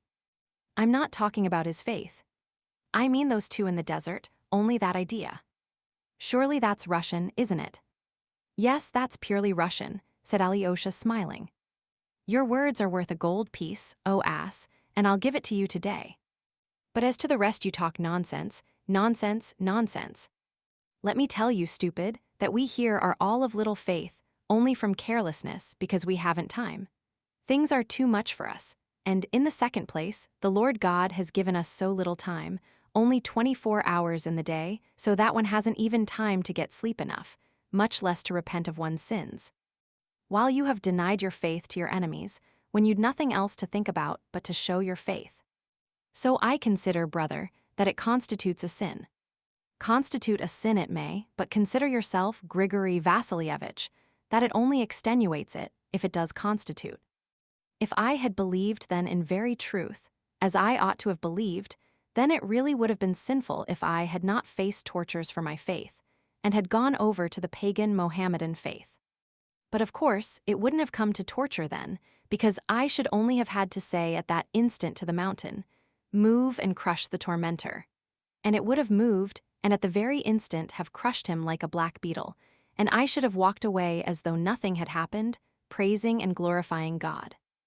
But suppose at that very moment I had tried all that, and cried to that mountain, "Crush these tormentors," and it hadn't crushed them. How could I have helped doubting, pray, at such a time, and at such a dread hour of mortal terror? And apart from that, I should know already that I could not attain to the fullness of the kingdom of heaven. For since the mountain had not moved at my word, they could not think very much of my faith up aloft, and there could be no very great reward awaiting me in the world to come. So why should I let them flay the skin off me as well, and to no good purpose? For, even though they had flayed my skin half off my back, even then the mountain would not have moved at my word or at my cry. And at such a moment, not only doubt might come over one, but one might lose one's reason from fear, so that one would not be able to think at all. And therefore, how should I be particularly to blame if not seeing my advantage or reward there or here? I should, at least, save my skin. And so trusting fully in the grace of the Lord, I should cherish the hope that I might be altogether forgiven. Chapter 8. Over the brandy. The controversy was over. But strange to say, Fyodor Pavlovitch, who had been so gay, suddenly began frowning. He frowned and gulped brandy, and it was already a glass too much. "Get along with you, Jesuits," he cried to the servants. "Go away, Smerdyakov. I'll send you the gold piece I promised you today, but be off. Don't cry, Grigory. Go to Marfa. She'll comfort you and put you to bed. The rascals won't let us sit in peace after dinner," he snapped peevishly, as the servants promptly withdrew at his word. "Smerdyakov always pokes himself in now, after dinner. It's you he's so interested in. What have you done to fascinate him?" he added to Ivan. "Nothing whatever," answered Ivan. "He's pleased to have a high opinion of me. He's a lackey and a mean soul. Raw material for revolution, however, when the time comes. For revolution. There will be others and better ones. But there will be some like him as well. His kind will come first, and better ones after. And when will the time come? The rocket will go off and fizzle out, perhaps. The peasants are not very fond of listening to these soup makers, so far. Ah, brother, but a Balaam's ass like that thinks and thinks, and the devil knows where he gets to." "He's storing up ideas," said Ivan, smiling. "You see, I know he can't bear me, nor anyone else, even you, though you fancy that he has a high opinion of you. Worse still with Alyosha, he despises Alyosha. But he doesn't steal, that's one thing, and he's not a gossip. He holds his tongue and doesn't wash our dirty linen in public. He makes capital fish pasties too.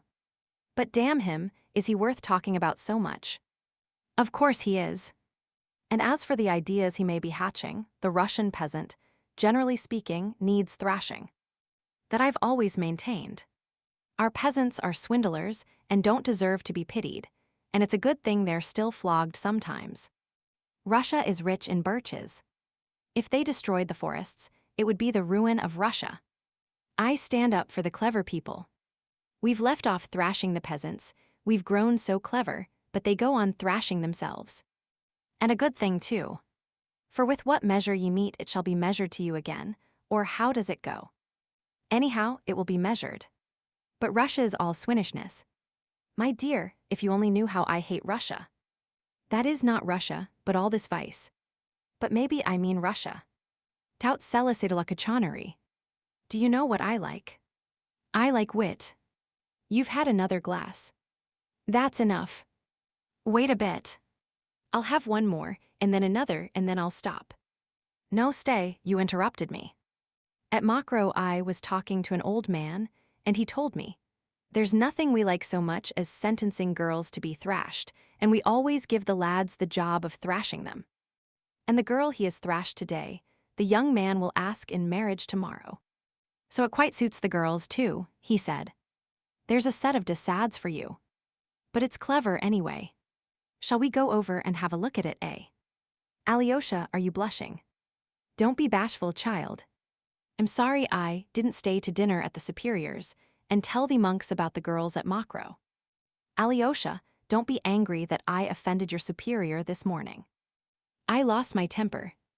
If there is a God, if he exists, then, of course, I'm to blame, and I shall have to answer for it.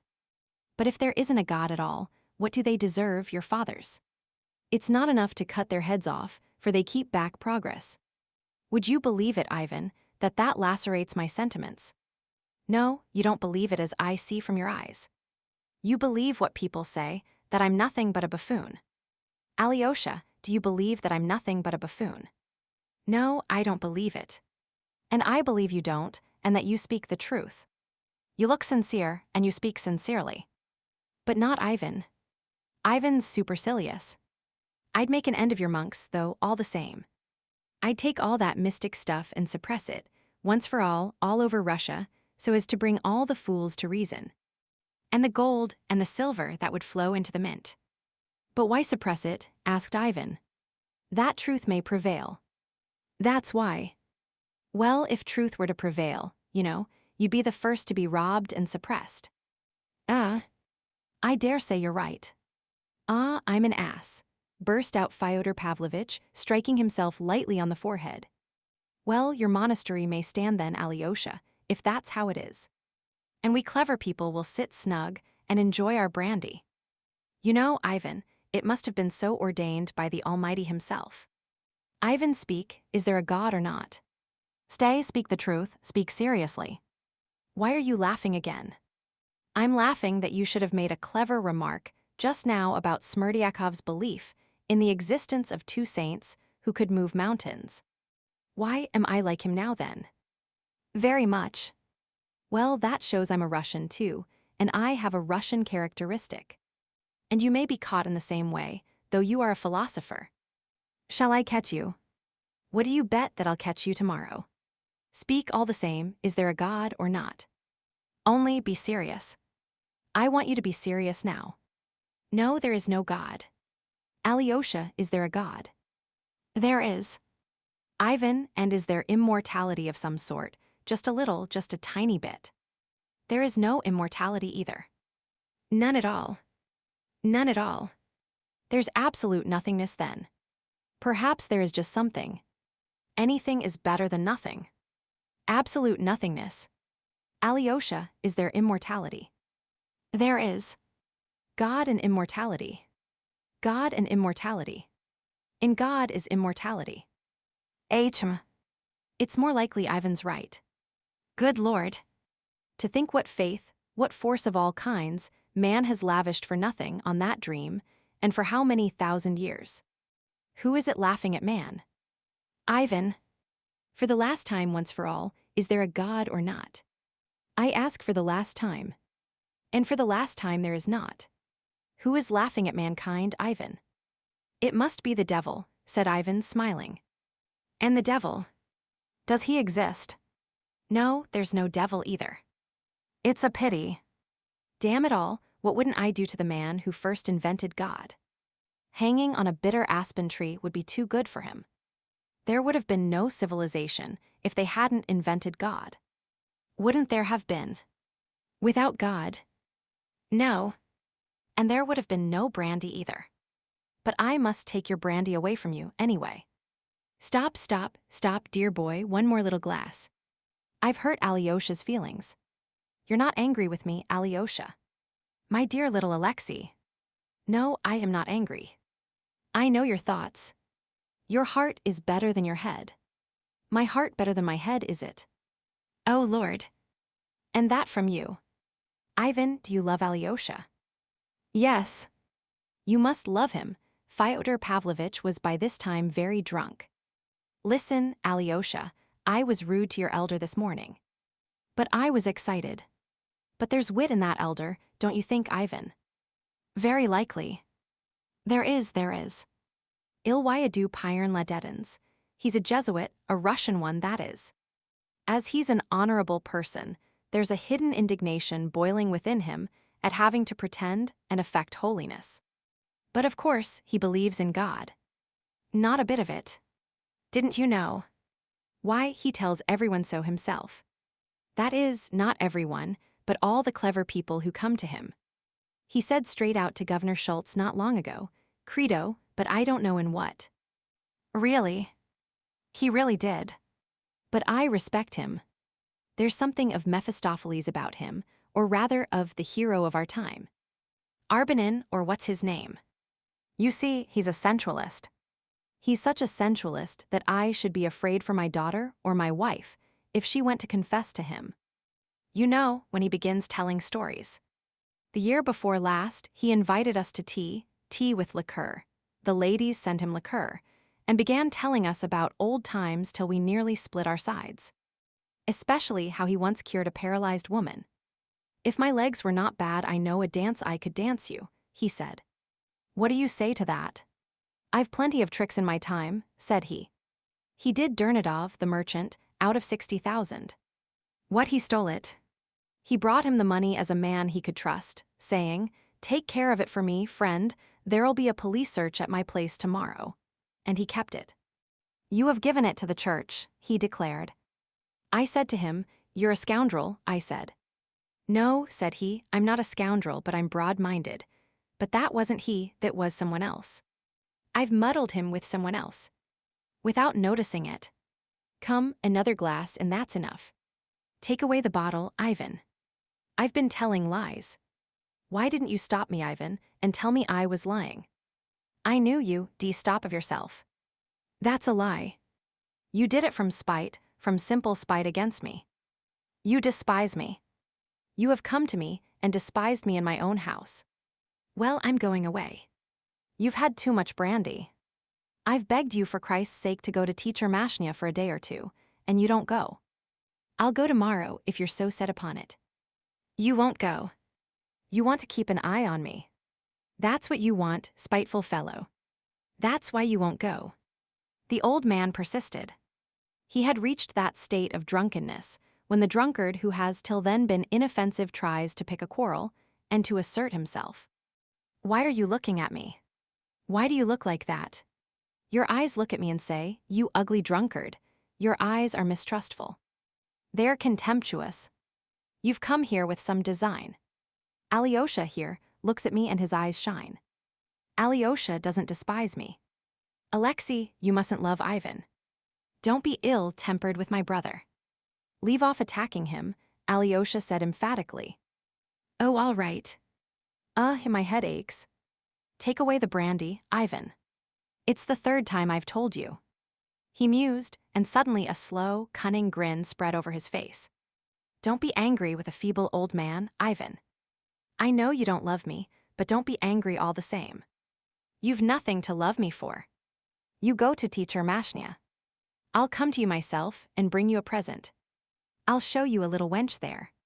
I've had my eye on her a long time. She's still running about barefoot. Don't be afraid of barefooted wenches, don't despise them, they're pearls. And he kissed his hand with a smack. To my thinking, he revived at once, seeming to grow sober the instant he touched on his favorite topic. To my thinking. Ah, you boys. You children, little sucking pigs, to my thinking. I never thought a woman ugly in my life, that's been my rule. Can you understand that? How could you understand it? You've milk in your veins, not blood. You're not out of your shells yet. My rule has been that you can always find something devilishly interesting in every woman that you wouldn't find in any other. Only one must know how to find it, that's the point. That's a talent. To my mind, there are no ugly women. The very fact that she is a woman is half the battle. But how could you understand that? Even in Viel's fills, even in them you may discover something that makes you simply wonder that men have been such fools as to let them grow old without noticing them. Barefooted girls or unattractive ones you must take by surprise. Didn't you know that? You must astound them till they're fascinated, upset, ashamed that such a gentleman should fall in love with such a little slut. It's a jolly good thing that there always are and will be masters and slaves in the world, so there always will be a little maid of all work and her master. And you know, that's all that's needed for happiness. Stay. Listen, Alyosha, I always used to surprise your mother, but in a different way.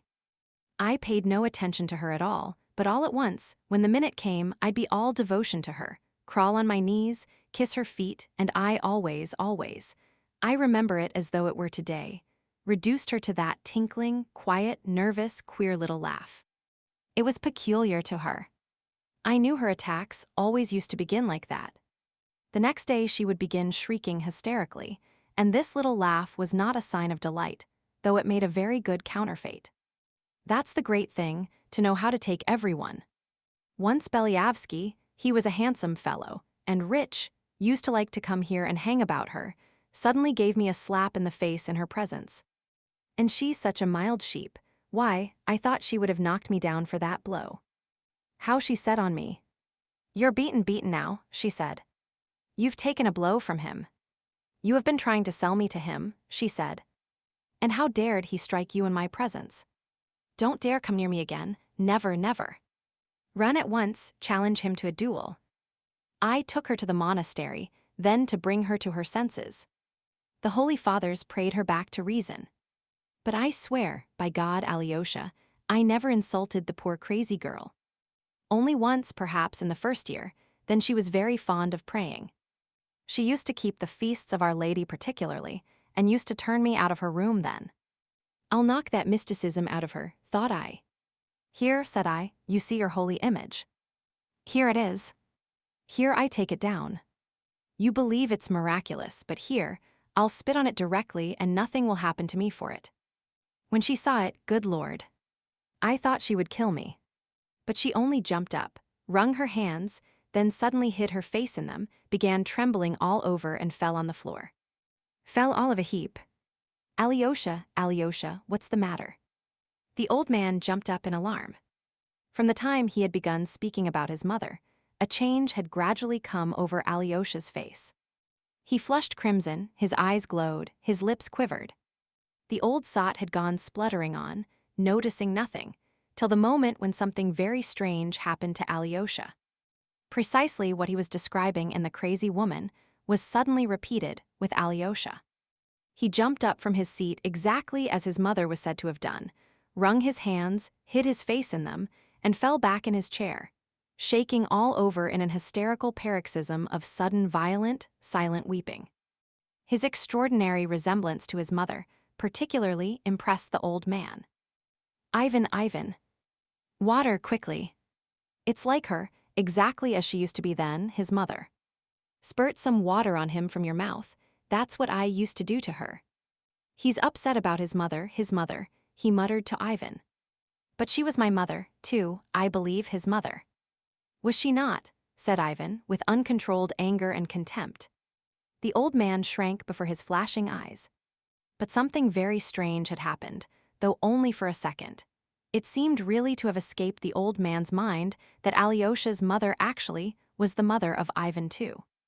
Your mother, he muttered, not understanding. What do you mean? What mother are you talking about? Was she? Why, damn it. Of course she was yours too. Damn it. My mind has never been so darkened before. Excuse me, why I was thinking Ivan. He stopped.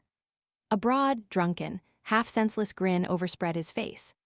At that moment a fearful noise and clamor was heard in the hall, there were violent shouts. The door was flung open, and Dmitri burst into the room. The old man rushed to Ivan in terror. He'll kill me. He'll kill me.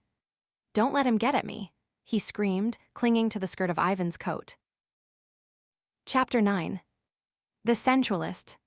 Grigory and Smerdyakov ran into the room after Dmitri.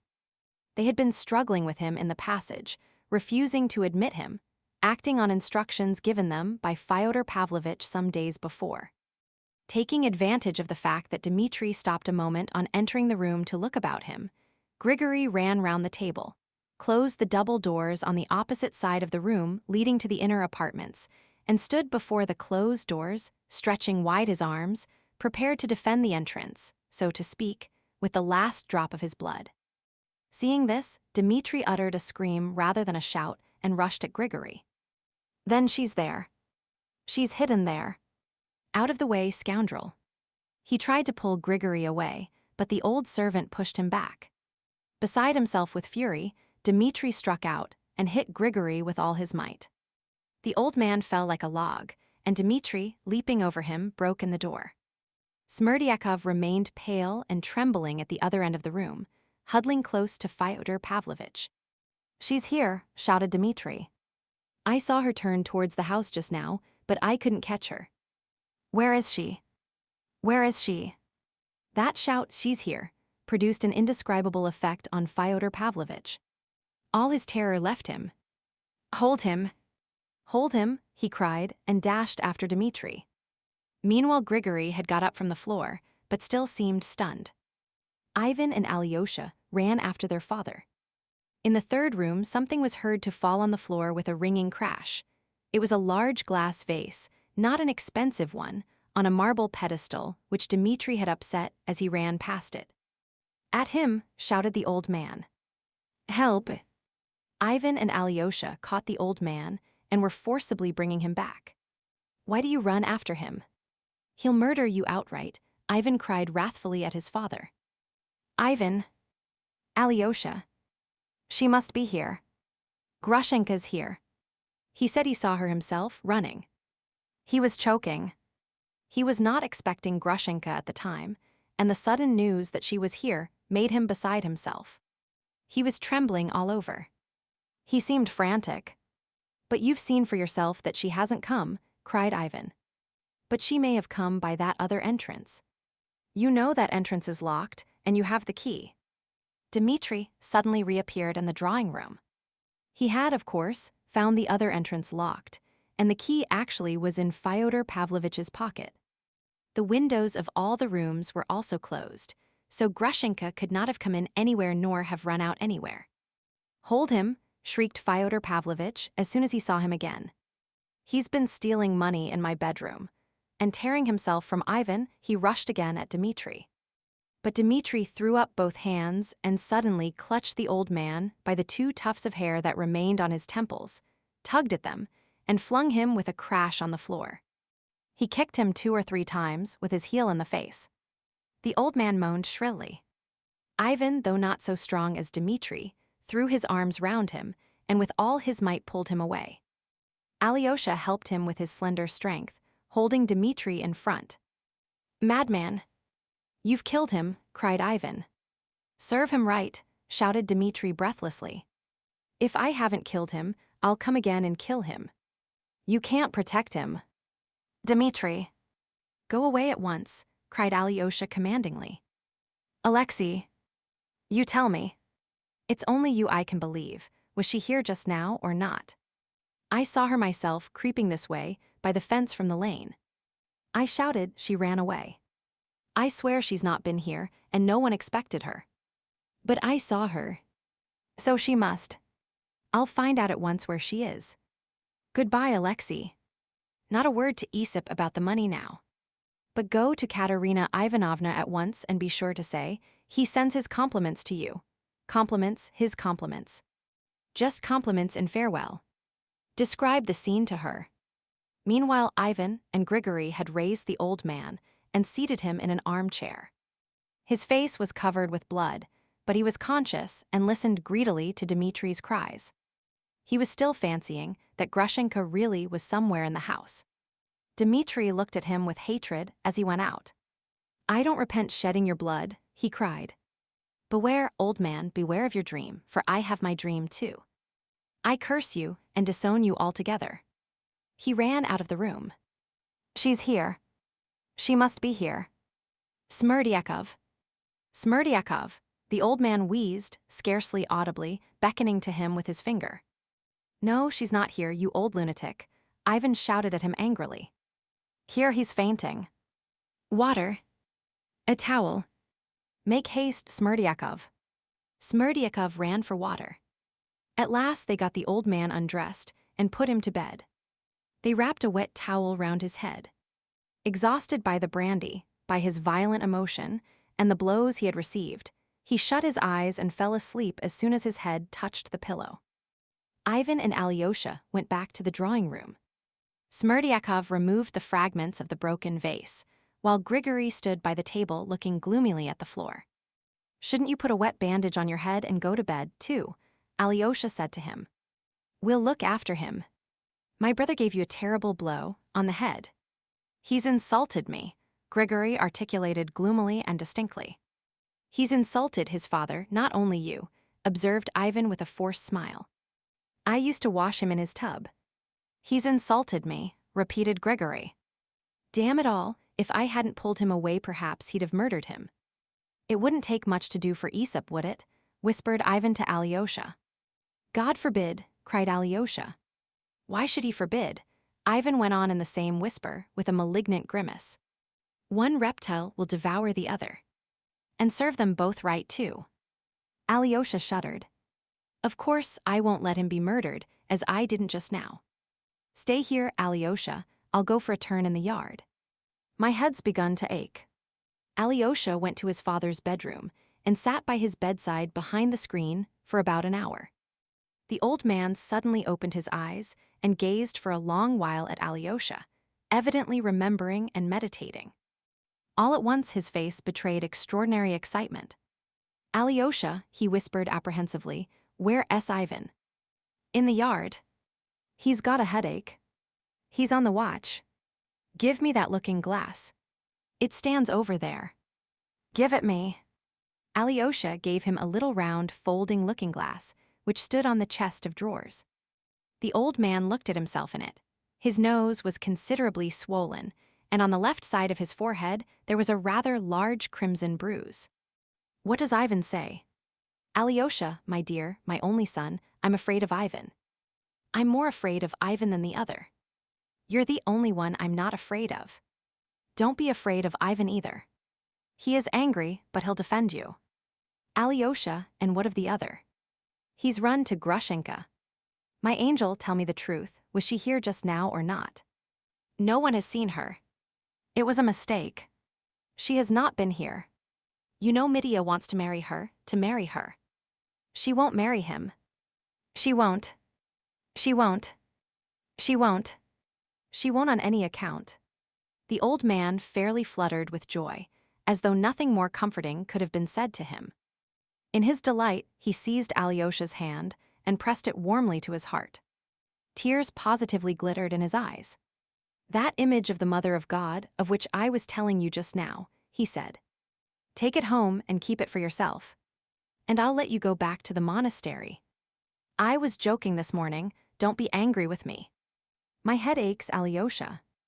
Alyosha, comfort my heart. Be an angel and tell me the truth. You're still asking whether she has been here or not, Alyosha said sorrowfully. No, no, no. I believe you. I'll tell you what it is. You go to Grushenka yourself or see her somehow, make haste and ask her. See for yourself which she means to choose, him or me. Eh? What? Can you? If I see her, I'll ask her, Alyosha muttered, embarrassed. No, she won't tell you, the old man interrupted. She's a rogue. She'll begin kissing you and say that it's you she wants. She's a deceitful, shameless hussy. You mustn't go to her, you must. No, father, and it wouldn't be suitable, it wouldn't be right at all. Where was he sending you just now? He shouted go as he ran away. To Katerina Ivanovna. For money. To ask her for money. No. Not for money. He's no money, not a farthing. I'll settle down for the night and think things over and you can go. Perhaps you'll meet her. Only be sure to come to me tomorrow in the morning. Be sure to. I have a word to say to you tomorrow. Will you come? Yes. When you come, pretend you've come of your own accord to ask after me. Don't tell anyone I told you to. Don't say a word to Ivan. Very well. Goodbye, my angel. You stood up for me just now. I shall never forget it. I've a word to say to you tomorrow, but I must think about it. And how do you feel now? I shall get up tomorrow and go out, perfectly well, perfectly well. Crossing the yard, Alyosha found Ivan sitting on the bench at the gateway. He was sitting, writing something in pencil in his notebook. Alyosha told Ivan that their father had waked up, was conscious, and had let him go back to sleep at the monastery. Alyosha, I should be very glad to meet you tomorrow morning, said Ivan cordially, standing up. His cordiality was a complete surprise to Alyosha. I shall be at the Holikovs tomorrow, answered Alyosha. I may be at Katerina Ivanovna's too, if I don't find her now. But you're going to her now anyway. For that, compliments and farewell, said Ivan, smiling. Alyosha was disconcerted. I think I quite understand his exclamations just now, and part of what went before. Dmitri has asked you to go to her and say that he, well, in fact, takes his leave of her." "Brother, how will all this horror end between father and Dmitri?" exclaimed Alyosha. "One can't tell for certain. Perhaps in nothing, it may all fizzle out. That woman is a beast. In any case, we must keep the old man indoors and not let Dmitri in the house. Brother, let me ask one thing more. Has any man a right to look at other men and decide which is worthy to live? Why bring in the question of worth? The matter is most often decided in men's hearts on other grounds, much more natural. And as for rights, who has not the right to wish? Not for another man's death. What even if for another man's death? Why lie to oneself since all men live so, and perhaps cannot help living so? Are you referring to what I said just now, that one reptile will devour the other? In that case, let me ask you, do you think me like Dmitri capable of shedding Aesop's blood, murdering him, eh? What are you saying, Ivan? Such an idea never crossed my mind. I don't think Dmitri is capable of it either. Thanks if only for that, smiled Ivan. Be sure, I should always defend him. But in my wishes, I reserve myself full latitude in this case. Goodbye till tomorrow. Don't condemn me, and don't look on me as a villain, he added with a smile. They shook hands warmly, as they had never done before. Alyosha felt that his brother had taken the first step towards him, and that he had certainly done this with some definite motive. Chapter 10. Both together. Alyosha left his father's house, feeling even more exhausted and dejected in spirit than when he had entered it. His mind, too, seemed shattered and unhinged. While he felt that he was afraid to put together the disjointed fragments and form a general idea from all the agonizing and conflicting experiences of the day. He felt something bordering upon despair, which he had never known till then. Towering like a mountain above all the rest stood the fatal, insoluble question: how would things end between his father and his brother Dmitri with this terrible woman? Now he had himself been a witness of it. He had been present and seen them face to face. Yet only his brother Dmitri could be made unhappy, terribly, completely unhappy. There was trouble awaiting him. It appeared, too, that there were other people concerned, far more so than Alyosha could have supposed before. There was something positively mysterious in it, too. Ivan had made a step towards him, which was what Alyosha had been long desiring. Yet now he felt for some reason that he was frightened at it. And these women. Strange to say, that morning he had set out for Katerina Ivanovna's in the greatest embarrassment. Now he felt nothing of the kind. On the contrary, he was hastening there as though expecting to find guidance from her. Yet to give her this message was obviously more difficult than before. The matter of the 3,000 was decided irrevocably, and Dmitri, feeling himself dishonored and losing his last hope, might sink to any depth. He had, moreover, told him to describe to Katerina Ivanovna the scene which had just taken place with his father. It was by now 7 o'clock, and it was getting dark as Alyosha entered the very spacious and convenient house in the High Street occupied by Katerina Ivanovna. Alyosha knew that she lived with 2 aunts. One of them, a woman of little education, was that aunt of her half-sister Agafia Ivanovna who had looked after her in her father's house when she came from boarding school. The other aunt was a Moscow lady of style and consequence, though in straitened circumstances.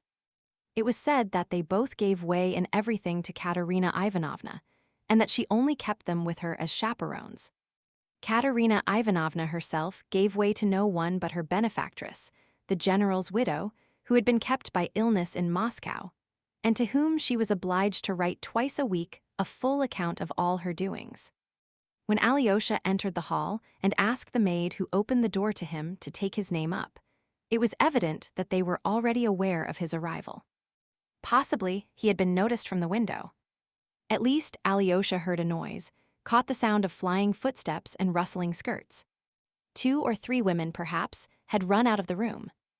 Alyosha thought it strange that his arrival should cause such excitement. He was conducted, however, to the drawing room at once. It was a large room, elegantly and amply furnished, not at all in provincial style. There were many sofas, lounges, settees, big and little tables. There were pictures on the walls, vases and lamps on the tables, masses of flowers, and even an aquarium in the window. It was twilight and rather dark. Alyosha made out a silk mantle thrown down on the sofa, where people had evidently just been sitting, and on a table in front of the sofa were 2 unfinished cups of chocolate, cakes, a glass saucer with blue raisins, and another with sweetmeats. Alyosha saw that he had interrupted visitors and frowned. But at that instant the portiere was raised, and with rapid, hurrying footsteps Katerina Ivanovna came in, holding out both hands to Alyosha with a radiant smile of delight. At the same instant, a servant brought in 2 lighted candles and set them on the table. "Thank God. At last you have come too. I've been simply praying for you all day. Sit down." Alyosha had been struck by Katerina Ivanovna's beauty when, 3 weeks before, Dmitri had first brought him, at Katerina Ivanovna's special request, to be introduced to her. There had been no conversation between them at that interview, however. Supposing Alyosha to be very shy, Katerina Ivanovna had talked all the time to Dmitri to spare him. Alyosha had been silent, but he had seen a great deal very clearly. He was struck by the imperiousness, proud ease, and self-confidence of the haughty girl. And all that was certain, Alyosha felt that he was not exaggerating it. He thought her great glowing black eyes were very fine, especially with her pale, even rather sallow, longish face. But in those eyes, and in the lines of her exquisite lips, there was something with which his brother might well be passionately in love, but which perhaps could not be loved for long. He expressed this thought almost plainly to Dmitri when, after the visit, his brother besought and insisted that he should not conceal his impressions on seeing his betrothed. "You'll be happy with her, but perhaps not tranquilly happy." "Quite so, brother. Such people remain always the same. They don't yield to fate. So you think I shan't love her forever?" "No, perhaps you will love her forever. But perhaps you won't always be happy with her." Alyosha had given his opinion at the time, blushing and angry with himself for having yielded to his brother's entreaties and put such foolish ideas into words. For his opinion had struck him as awfully foolish immediately after he had uttered it. He felt ashamed, too, of having given so confident an opinion about a woman. It was with the more amazement that he felt now, at the first glance at Katerina Ivanovna as she ran into him, that he had perhaps been utterly mistaken. This time her face was beaming with spontaneous good-natured kindliness and direct, warm-hearted sincerity. The pride and haughtiness, which had struck Alyosha so much before, was only betrayed now in a frank, generous energy and a sort of bright, strong faith in herself. Alyosha realized at the first glance, at the first word, that all the tragedy of her position in relation to the man she loved so dearly was no secret to her, that she perhaps already knew everything, positively everything. And yet, in spite of that, there was such brightness in her face, such faith in the future. Alyosha felt at once that he had gravely wronged her in his thoughts. He was conquered and captivated immediately. Besides all this, he noticed at her first words that she was in great excitement, an excitement perhaps quite exceptional and almost approaching ecstasy. "I was so eager to see you, because I can learn from you the whole truth, from you and no one else." "I have come," muttered Alyosha confusedly. He sent me." "Ah, he sent you. I foresaw that. Now I know everything, everything," cried Katerina Ivanovna, her eyes flashing. "Wait a moment, Alexei Fyodorovitch, I'll tell you why I've been so longing to see you. You see, I know perhaps far more than you do yourself, and there's no need for you to tell me anything. I'll tell you what I want from you. I want to know your own last impression of him. I want you to tell me most directly, plainly, coarsely, even as coarsely as you like, what you thought of him just now and of his position after your meeting with him today. That will perhaps be better than if I had a personal explanation with him, as he does not want to come to me. Do you understand what I want from you? Now tell me simply, tell me every word of the message he sent you with, I knew he would send you. He told me to give you his compliments, and to say that he would never come again, but to give you his compliments." "His compliments? Was that what he said, his own expression?" "Yes. Accidentally, perhaps, he made a mistake in the word. Perhaps he did not use the right word. No, he told me precisely to repeat that word. He begged me 2 or 3 times not to forget to say so. Katerina Ivanovna flushed hotly. Help me now, Alexei Fyodorovitch. Now I really need your help. I'll tell you what I think, and you must simply say whether it's right or not. Listen. If he had sent me his compliments in passing, without insisting on your repeating the words, without emphasizing them, that would be the end of everything. But if he particularly insisted on those words, if he particularly told you not to forget to repeat them to me, then perhaps he was in excitement, beside himself. He had made his decision and was frightened at it. He wasn't walking away from me with a resolute step, but leaping headlong. The emphasis on that phrase may have been simply bravado. Yes, yes, cried Alyosha warmly. I believe that is it. And if so, he's not altogether lost. I can still save him. Stay. Did he not tell you anything about money, about 3,000 rubles?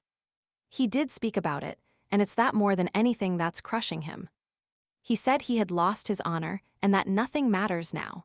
Alyosha answered warmly, feeling a rush of hope in his heart and believing that there really might be a way of escape and salvation for his brother. But do you know about the money? He added, and suddenly broke off. I've known of it a long time. I telegraphed to Moscow to inquire and heard long ago that the money had not arrived. He hadn't sent the money, but I said nothing. Last week I learnt that he was still in need of money. My only object in all this was that he should know to whom to turn, and who was his true friend. No, he won't recognize that I am his truest friend. He won't know me and looks on me merely as a woman. I've been tormented all the week, trying to think how to prevent him from being ashamed to face me because he spent that 3,000. Let him feel ashamed of himself. Let him be ashamed of other people's knowing, but not of my knowing. He can tell God everything without shame. Why is it he still does not understand how much I am ready to bear for his sake? Why doesn't he know me? How dare he not know me after all that has happened? I want to save him forever. Let him forget me as his betrothed. And here he fears that he is dishonored in my eyes. Why he wasn't afraid to be open with you, Alexei Fyodorovitch. How is it that I don't deserve the same? The last words she uttered in tears. Tears gushed from her eyes. I must tell you, Alyosha began, his voice trembling too, what happened just now between him and my father. And he described the whole scene, how Dmitri had sent him to get the money, how he had broken in, knocked his father down, and after that had again specially and emphatically begged him to take his compliments and farewell. He went to that woman, Alyosha added softly. And do you suppose that I can't put up with that woman? Does he think I can't? But he won't marry her, she suddenly laughed nervously. Could such a passion last forever in a Karamazov? It's passion, not love. He won't marry her because she won't marry him. Again, Katerina Ivanovna laughed strangely. He may marry her, said Alyosha mournfully, looking down. He won't marry her, I tell you. That girl is an angel. Do you know that? Do you know that? Katerina Ivanovna exclaimed suddenly with extraordinary warmth. She is one of the most fantastic of fantastic creatures. I know how bewitching she is, but I know too that she is kind, firm, and noble. Why do you look at me like that, Alexei Fyodorovitch? Perhaps you are wondering at my words, perhaps you don't believe me. Agrafena Alexandrovna, my angel. She cried suddenly to someone, peeping into the next room, come in to us. This is a friend. This is Alyosha. He knows all about our affairs. Show yourself to him. I've only been waiting behind the curtain for you to call me, said a soft, one might even say sugary, feminine voice. The portiere was raised and Grushenka herself, smiling and beaming, came up to the table. A violent revulsion passed over Alyosha. He fixed his eyes on her and could not take them off. Here she was, that awful woman, the beast, as Ivan had called her half an hour before. And yet one would have thought the creature standing before him most simple and ordinary. A good-natured, kind woman, handsome certainly, but so like other handsome, ordinary women. It is true she was very, very good-looking with that Russian beauty so passionately loved by many men. She was a rather tall woman, though a little shorter than Katerina Ivanovna, who was exceptionally tall. She had a full figure with soft, as it were, noiseless movements, softened to a peculiar oversweetness, like her voice. She moved, not like Katerina Ivanovna, with a vigorous, bold step, but noiselessly. Her feet made absolutely no sound on the floor. She sank softly into a low chair, softly rustling her sumptuous black silk dress, and delicately nestling her milk-white neck and broad shoulders in a costly cashmere shawl. She was 22 years old, and her face looked exactly that age. She was very white in the face, with a pale pink tint on her cheeks. The modeling of her face might be said to be too broad, and the lower jaw was set a trifle forward. Her upper lip was thin, but the slightly prominent lower lip was at least twice as full and looked pouting. But her magnificent, abundant dark brown hair, her sable-colored eyebrows and charming gray-blue eyes with their long lashes would have made the most indifferent person, meeting her casually in a crowd in the street, stop at the sight of her face and remember it long after. What struck Alyosha most in that face was its expression of childlike good nature. There was a childlike look in her eyes, a look of childish delight. She came up to the table, beaming with delight and seeming to expect something with childish, impatient, and confiding curiosity. The light in her eyes gladdened the soul. Alyosha felt that. There was something else in her which he could not understand, or would not have been able to define, and which yet perhaps unconsciously affected him. It was that softness, that voluptuousness of her bodily movements, that cat-like noiselessness. Yet it was a vigorous, ample body. Under the shawl could be seen full broad shoulders, a high, still quite girlish bosom. Her figure suggested the lines of the Venus of Milo, though already in somewhat exaggerated proportions. That could be divined. Connoisseurs of Russian beauty could have foretold with certainty that this fresh, still youthful beauty would lose its harmony by the age of 30, would spread, that the face would become puffy, and that wrinkles would very soon appear upon her forehead and round the eyes, the complexion would grow coarse and red perhaps. In fact, that it was the beauty of the moment, the fleeting beauty which is so often met with in Russian women. Alyosha, of course, did not think of this, but though he was fascinated, yet he wondered with an unpleasant sensation, and as it were regretfully, why she drawled in that way and could not speak naturally. She did so evidently feeling. There was a charm in the exaggerated, honeyed modulation of the syllables. It was, of course, only a bad, underbred habit that showed bad education and a false idea of good manners. And yet this intonation and manner of speaking impressed Alyosha as almost incredibly incongruous with the childishly simple and happy expression of her face, the soft, babyish joy in her eyes. Katerina Ivanovna at once made her sit down in an armchair facing Alyosha, and ecstatically kissed her several times on her smiling lips. She seemed quite in love with her. "This is the first time we've met, Alexei Fyodorovitch," she said rapturously. "I wanted to know her to see her. I wanted to go to her, but I'd no sooner expressed the wish than she came to me. I knew we should settle everything together, everything. My heart told me so. I was begged not to take the step, but I foresaw it would be a way out of the difficulty, and I was not mistaken. Grushenka has explained everything to me, told me all she means to do. She flew here like an angel of goodness and brought us peace and joy. You did not disdain me, sweet, excellent young lady," drawled Grushenka in her sing-song voice, still with the same charming smile of delight. "Don't dare to speak to me like that, you sorceress, you witch. Disdain you. Here, I must kiss your lower lip once more. It looks as though it were swollen, and now it will be more so, and more and more. Look how she laughs, Alexei Fyodorovitch. It does one's heart good to see the angel." Alyosha flushed, and faint, imperceptible shivers kept running down him. "You make so much of me, dear young lady, and perhaps I am not at all worthy of your kindness." "Not worthy? She's not worthy of it," Katerina Ivanovna cried again with the same warmth.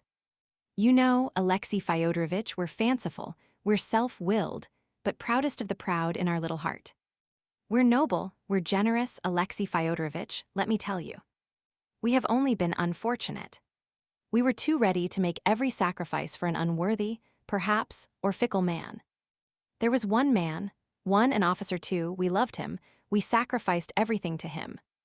That was long ago, 5 years ago, and he has forgotten us, he has married.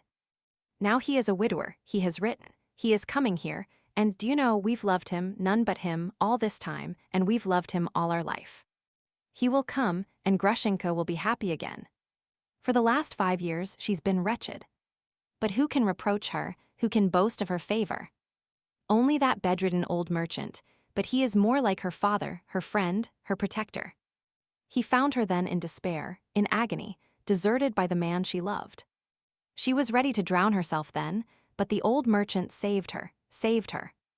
You defend me very kindly, dear young lady. You are in a great hurry about everything, Grushenka drawled again. Defend you? Is it for me to defend you? Should I dare to defend you? Grushenka, angel, give me your hand. Look at that charming soft little hand, Alexei Fyodorovitch. Look at it. It has brought me happiness and has lifted me up, and I'm going to kiss it, outside and inside, here, here, here. And 3 times she kissed the certainly charming, though rather fat, hand of Grushenka in a sort of rapture. She held out her hand with a charming, musical, nervous little laugh, watched the sweet young lady, and obviously liked having her hand kissed. Perhaps there's rather too much rapture, thought Alyosha. He blushed. He felt a peculiar uneasiness at heart the whole time.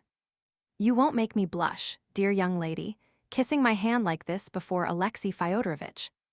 Do you think I meant to make you blush? Said Katerina Ivanovna, somewhat surprised. Ah, my dear, how little you understand me. Yes, and you too perhaps quite misunderstand me, dear young lady. Maybe I'm not so good as I seem to you. I've a bad heart, I will have my own way. I fascinated poor Dmitri Fyodorovitch that day simply for fun. But now you'll save him. You've given me your word. You'll explain it all to him.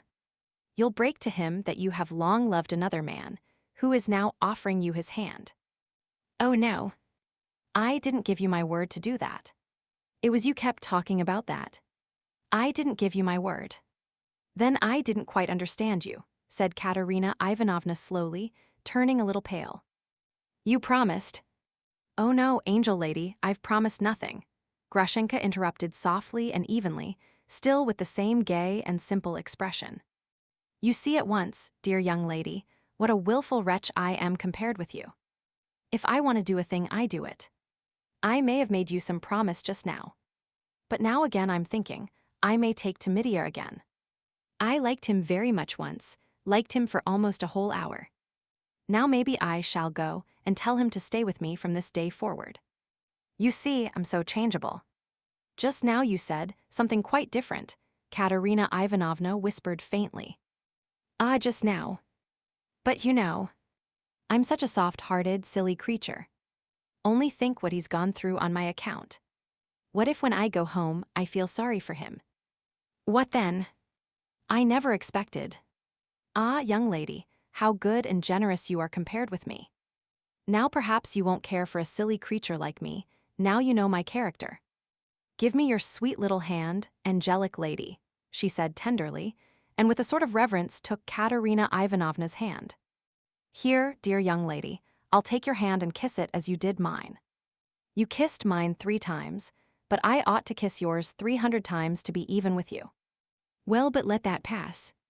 And then it shall be as God wills. Perhaps I shall be your slave entirely, and want to do your bidding like a slave. Let it be as God wills, without any agreements and promises. What a sweet hand you have. You sweet young lady, you incredible beauty. She slowly raised the hands to her lips, with the strange object indeed of being even with her in kisses. Katerina Ivanovna did not take her hand away. She listened with timid hope to the last words, though Grushenka's promise to do her bidding like a slave was very strangely expressed. She looked intently into her eyes. She still saw in those eyes the same simple-hearted, confiding expression, the same bright gaiety. She's perhaps too naive, thought Katerina Ivanovna with a gleam of hope. Grushenka meanwhile seemed enthusiastic over the sweet hand. She raised it deliberately to her lips. But she held it for 2 or 3 minutes near her lips, as though reconsidering something. Do you know, angel lady, she suddenly drawled in an even more soft and sugary voice. "Do you know, after all, I think I won't kiss your hand." And she laughed a little merry laugh. "As you please." "What's the matter with you?" said Katerina Ivanovna, starting suddenly. "So that you may be left to remember that you kissed my hand, but I didn't kiss yours." There was a sudden gleam in her eyes. She looked with awful intentness at Katerina Ivanovna. "Insolent creature," cried Katerina Ivanovna, as though suddenly grasping something. She flushed all over and leapt up from her seat. Grushenka too got up, but without haste. "So I shall tell Mitya how you kissed my hand, but I didn't kiss yours at all. And how he will laugh.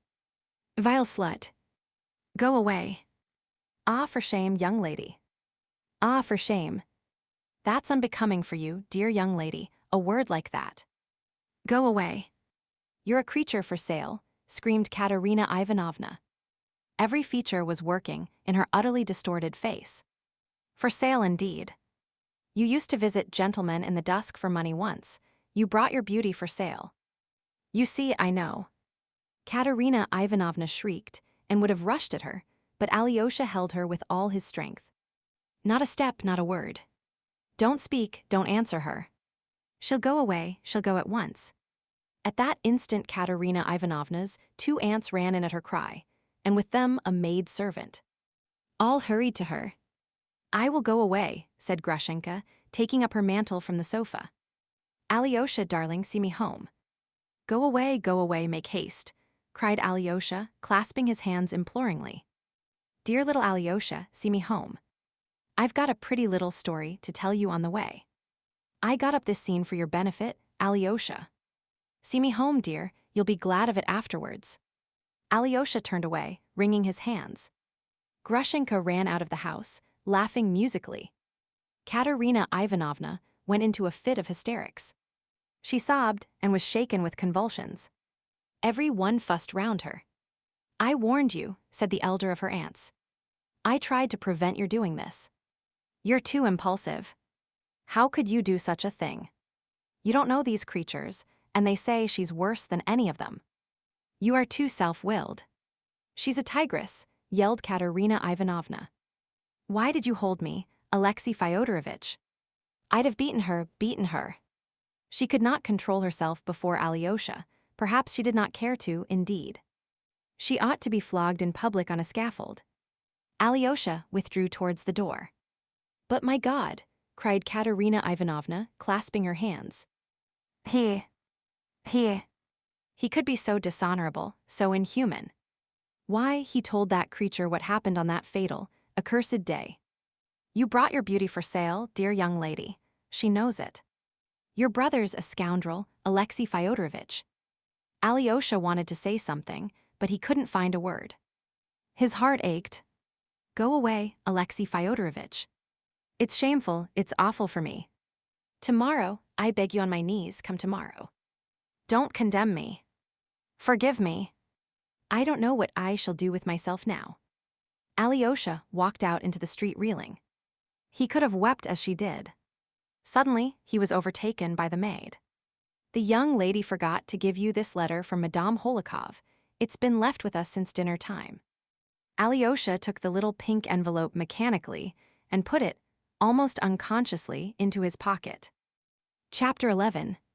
Another reputation ruined. It was not much more than 3/4 of a mile from the town to the monastery. Alyosha walked quickly along the road, at that hour deserted. It was almost night, and too dark to see anything clearly at 30 paces ahead. There were crossroads halfway.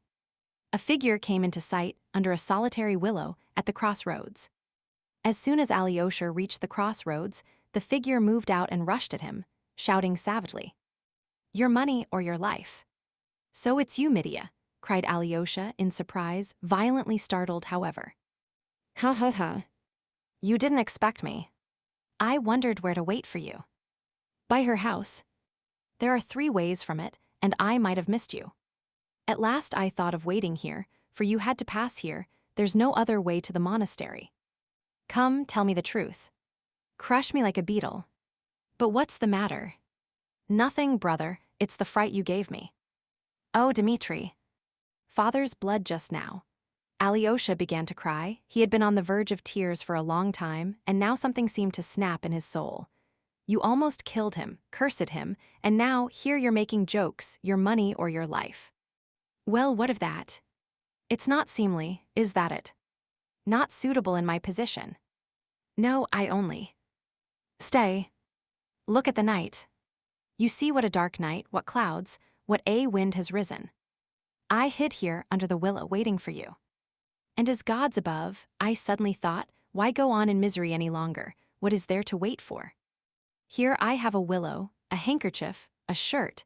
I can twist them into a rope in a minute and braces besides, and why go on burdening the earth, dishonoring it with my vile presence? And then I heard you coming. Heavens, it was as though something flew down to me suddenly. So there is a man then, whom I love.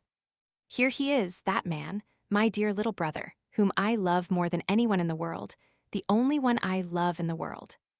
And I loved you so much at that moment that I thought, I'll fall on his neck at once. Then a stupid idea struck me, to have a joke with you and scare you. I shouted like a fool, your money. Forgive my foolery, it was only nonsense, and there's nothing unseemly in my soul. Damn it all, tell me what's happened. What did she say? Strike me, crush me, don't spare me. Was she furious? No, not that. There was nothing like that, Mitya. There, I found them both there. Both? Whom? Grushenka at Katerina Ivanovna's. Dmitri was struck dumb. Impossible, he cried. You're raving. Grushenka with her. Alyosha described all that had happened from the moment he went in to Katerina Ivanovna's. He was 10 minutes telling his story. He can't be said to have told it fluently and consecutively, but he seemed to make it clear, not omitting any word or action of significance, and vividly describing, often in one word, his own sensations. Dmitri listened in silence, gazing at him with a terrible fixed stare, but it was clear to Alyosha that he understood it all and had grasped every point. But as the story went on, his face became not merely gloomy, but menacing. He scowled, he clenched his teeth, and his fixed stare became still more rigid, more concentrated, more terrible, when suddenly, with incredible rapidity, his wrathful, savage face changed, his tightly compressed lips parted, and Dmitri Fyodorovitch broke into uncontrolled, spontaneous laughter. He literally shook with laughter. For a long time he could not speak. So she wouldn't kiss her hand. So she didn't kiss it, so she ran away. He kept exclaiming with hysterical delight. Insolent delight it might have been called if it had not been so spontaneous. So the other one called her tigress. And a tigress she is. So she ought to be flogged on a scaffold. Yes, so she ought. That's just what I think, she ought to have been long ago. It's like this, brother, let her be punished, but I must get better first. I understand the queen of impudence. That's her all over. You saw her all over in that hand kissing, the she-devil. She's magnificent in her own line. So she ran home. I'll run to her. Alyosha, don't blame me, I agree that hanging is too good for her. But Katerina Ivanovna, exclaimed Alyosha sorrowfully. I see her too. I see right through her, as I've never done before. It's a regular discovery of the 4 continents of the world, that is, of the 5. What a thing to do. That's just like Katia, who was not afraid to face a coarse, unmannerly officer and risk a deadly insult on a generous impulse to save her father. But the pride, the recklessness, the defiance of fate, the unbounded defiance. You say that Aunt tried to stop her. That aunt, is overbearing herself. She's the sister of the general's widow in Moscow, and even more stuck up than she. But her husband was caught stealing government money. He lost everything, his estate and all, and the proud wife had to lower her colors, and hasn't raised them since. So she tried to prevent Katia, but she wouldn't listen to her. She thinks she can overcome everything, that everything will give way to her. She thought she could bewitch Grushenka if she liked, and she believed it herself. She plays a part to herself, and whose fault is it? Do you think she kissed Grushenka's hand first, on purpose, with a motive? No, she really was fascinated by Grushenka. That's to say, not by Grushenka, but by her own dream, her own delusion. because it was her dream, her delusion. Alyosha, darling, how did you escape from them, those women? Did you pick up your cassock and run? Ha ha ha. Brother, you don't seem to have noticed how you've insulted Katerina Ivanovna by telling Grushenka about that day. And she flung it in her face, just now, that she had gone to gentlemen in secret to sell her beauty. Brother, what could be worse than that insult? What worried Alyosha more than anything was that, incredible as it seemed, his brother appeared pleased at Katerina Ivanovna's humiliation. Bah, Dmitri frowned fiercely and struck his forehead with his hand.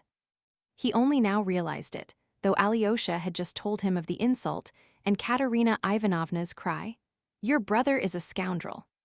Yes, perhaps I really did tell Grushenka about that fatal day, as Katya calls it. Yes, I did tell her, I remember. It was that time at Makro. I was drunk, the gypsies were singing. But I was sobbing. I was sobbing then, kneeling and praying to Katya's image, and Grushenka understood it.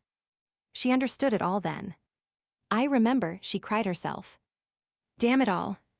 But it's bound to be so now. Then she cried, but now the dagger in the heart.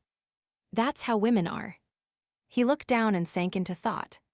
Yes, I am a scoundrel, a thorough scoundrel, he said suddenly in a gloomy voice. It doesn't matter whether I cried or not, I'm a scoundrel. Tell her I accept the name, if that's any comfort. Come, that's enough. Goodbye. It's no use talking. It's not amusing. You go your way and I mine. And I don't want to see you again, except as a last resource. Goodbye, Alexei. He warmly pressed Alyosha's hand, and still looking down, without raising his head, as though tearing himself away, turned rapidly towards the town. Alyosha looked after him, unable to believe he would go away so abruptly.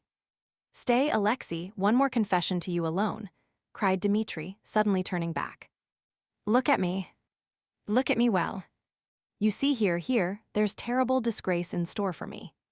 As he said here, Dmitri struck his chest with his fist with a strange air, as though the dishonor lay precisely on his chest, in some spot, in a pocket, perhaps, or hanging round his neck. You know me now, a scoundrel, an avowed scoundrel, but let me tell you that I've never done anything before and never shall again, anything that can compare in baseness with the dishonor which I bear now at this very minute on my breast. Here, which will come to pass, though I'm perfectly free to stop it. I can stop it or carry it through, note that. Well, let me tell you, I shall carry it through. I shan't stop it. I told you everything just now, but I didn't tell you this, because even I had not brass enough for it. I can still pull up. If I do, I can give back the full half of my lost honor tomorrow. But I shan't pull up. I shall carry out my base plan, and you can bear witness that I told you so beforehand. Darkness and destruction. No need to explain. You'll find out in due time. The filthy back alley and the she-devil. Goodbye. Don't pray for me, I'm not worth it. And there's no need at all.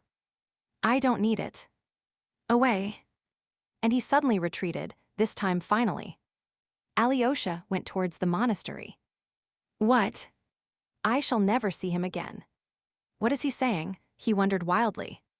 Why, I shall certainly see him tomorrow. I shall look him up. I shall make a point of it. What does he mean?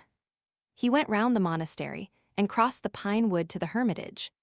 The door was open to him, though no one was admitted at that hour. There was a tremor in his heart as he went into Father Zosima's cell. Why had he gone forth? Why had he sent him into the world? Here was peace. Here was holiness. But there was confusion. There was darkness in which one lost one's way and went astray at once.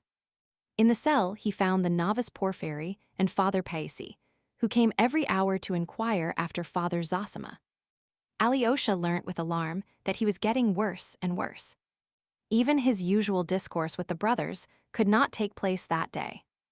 As a rule, every evening after service, the monks flocked into Father Zosima's cell, and all confessed aloud their sins of the day, their sinful thoughts and temptations, even their disputes, if there had been any.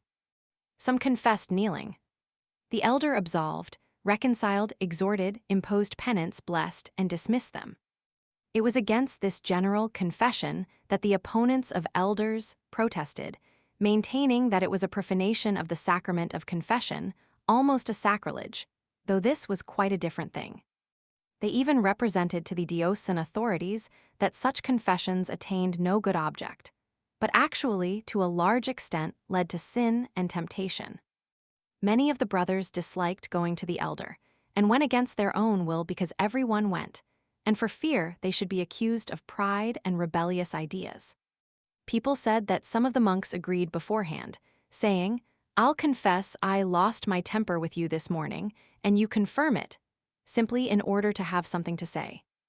Alyosha knew that this actually happened sometimes. He knew, too, that there were among the monks some who deeply resented the fact that letters from relations were habitually taken to the elder, to be opened and read by him before those to whom they were addressed. It was assumed, of course, that all this was done freely, and in good faith, by way of voluntary submission and salutary guidance. But in fact, there was sometimes no little insincerity, and much that was false and strained in this practice. Yet the older and more experienced of the monks adhered to their opinion, arguing that, for those who have come within these walls sincerely seeking salvation, such obedience and sacrifice will certainly be salutary and of great benefit. Those, on the other hand, who find it irksome and repine are no true monks, and have made a mistake in entering the monastery. Their proper place is in the world. Even in the temple, one cannot be safe from sin and the devil. So it was no good taking it too much into account. "He is weaker, a drowsiness has come over him," Father Paisi whispered to Alyosha as he blessed him. "It's difficult to rouse him. And he must not be roused." He waked up for 5 minutes, sent his blessing to the brothers, and begged their prayers for him at night. He intends to take the sacrament again in the morning. He remembered you, Alexei. He asked whether you had gone away, and was told that you were in the town. "I blessed him for that work," he said. "His place is there, not here for a while." Those were his words about you. He remembered you lovingly, with anxiety. Do you understand how he honored you? But how is it that he has decided that you shall spend some time in the world? He must have foreseen something in your destiny. Understand, Alexei, that if you return to the world, it must be to do the duty laid upon you by your elder, and not for frivolous vanity and worldly pleasures. Father Paisi went out. Alyosha had no doubt that Father Zosima was dying, though he might live another day or two. Alyosha firmly and ardently resolved that in spite of his promises to his father, the Holikovs, and Katerina Ivanovna, he would not leave the monastery next day, but would remain with his elder to the end. His heart glowed with love, and he reproached himself bitterly for having been able for one instant to forget him whom he had left in the monastery on his deathbed, and whom he honored above every one in the world. He went into Father Zosima's bedroom, knelt down, and bowed to the ground before the elder, who slept quietly without stirring, with regular, hardly audible breathing and a peaceful face.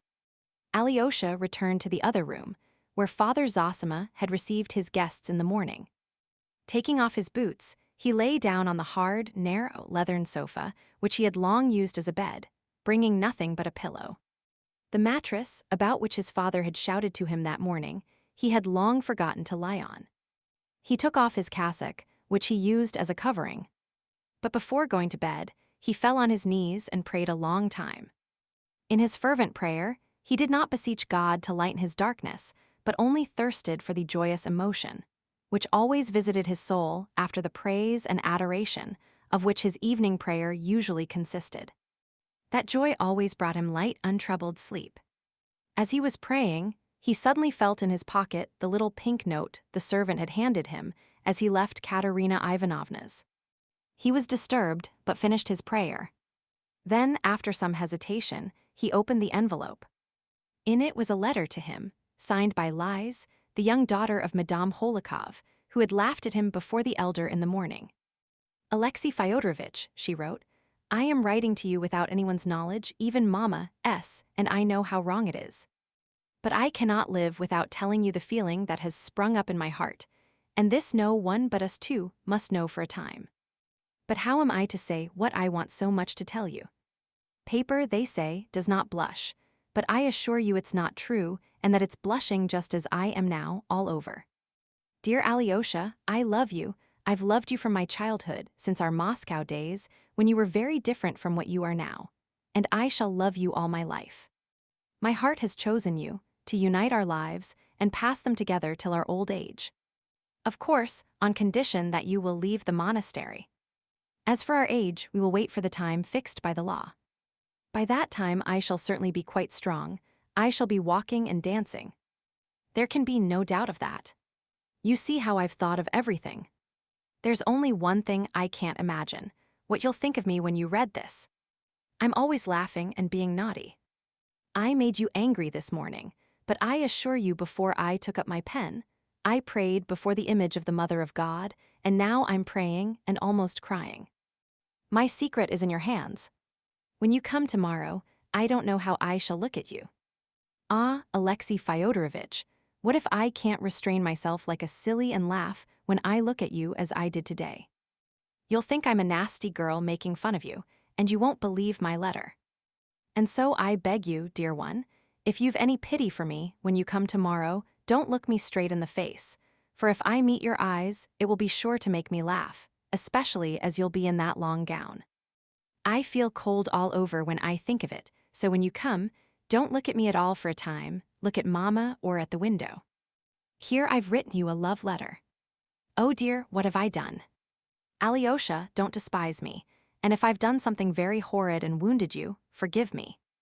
Now the secret of my reputation, ruined perhaps forever, is in your hands. I shall certainly cry today. Goodbye till our meeting, our awful meeting. Lies. P.S. Alyosha. You must come. Lies. Alyosha read the note in amazement, read it through twice, thought a little, and suddenly laughed a soft, sweet laugh. He started. That laugh seemed to him sinful. But a minute later he laughed again, just as softly and happily. He slowly replaced the note in the envelope, crossed himself, and lay down. The agitation in his heart passed at once. God, have mercy upon all of them, have all these unhappy and turbulent souls in thy keeping, and set them in the right path. All ways are thine. Save them according to thy wisdom. Thou art love. Thou wilt send joy to all, Alyosha murmured, crossing himself and falling into peaceful sleep. Part 2. Book 4. Lacerations. Chapter 1. Father Ferapont. Alyosha was roused early, before daybreak. Father Zosima woke up feeling very weak, though he wanted to get out of bed and sit up in a chair. His mind was quite clear, his face looked very tired, yet bright and almost joyful. It wore an expression of gaiety, kindness, and cordiality. Maybe I shall not live through the coming day, he said to Alyosha. Then he desired to confess and take the sacrament at once. He always confessed to Father Paisi. After taking the communion, the service of extreme unction followed. The monks assembled, and the cell was gradually filled up by the inmates of the hermitage. Meantime it was daylight. People began coming from the monastery. After the service was over, the elder desired to kiss and take leave of everyone. As the cell was so small, the earlier visitors withdrew to make room for others. Alyosha stood beside the elder, who was seated again in his armchair. He talked as much as he could. Though his voice was weak, it was fairly steady. I've been teaching you so many years, and therefore I've been talking aloud so many years, that I've got into the habit of talking, and so much so that it's almost more difficult for me to hold my tongue than to talk, even now, in spite of my weakness, dear fathers and brothers, he jested, looking with emotion at the group round him. Alyosha remembered afterwards something of what he said to them. But though he spoke out distinctly, and his voice was fairly steady, his speech was somewhat disconnected. He spoke of many things. He seemed anxious before the moment of death to say everything he had not said in his life, and not simply for the sake of instructing them, but as though thirsting to share with all men and all creation his joy and ecstasy, and once more in his life to open his whole heart. Love one another, fathers, said Father Zosima, as far as Alyosha could remember afterwards. Love God's people. Because we have come here and shut ourselves within these walls, we are no holier than those that are outside, but on the contrary, from the very fact of coming here, each of us has confessed to himself that he is worse than others, than all men on earth. And the longer the monk lives in his seclusion, the more keenly he must recognize that. Else he would have had no reason to come here. When he realizes that he is not only worse than others, but that he is responsible to all men for all and everything, for all human sins, national and individual, only then the aim of our seclusion is attained. For know, dear ones, that every one of us is undoubtedly responsible for all men and everything on earth, not merely through the general sinfulness of creation, but each one personally for all mankind and every individual man. This knowledge is the crown of life for the monk and for every man. For monks are not a special sort of men, but only what all men ought to be.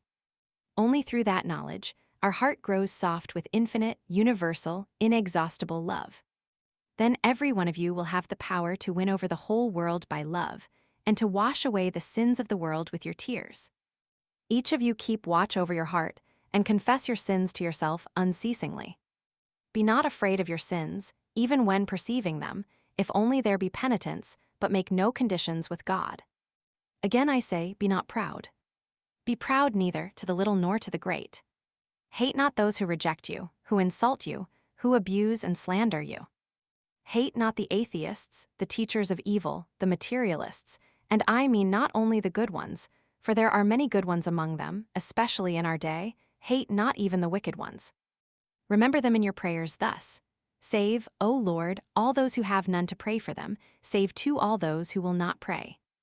And add, it is not in pride that I make this prayer, O Lord, for I am lower than all men. Love God's people, let not strangers draw away the flock.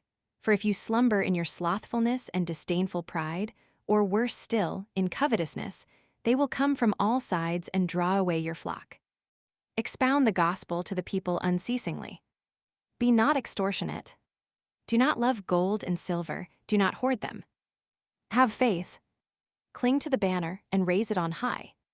But the elder spoke more disconnectedly than Alyosha reported his words afterwards.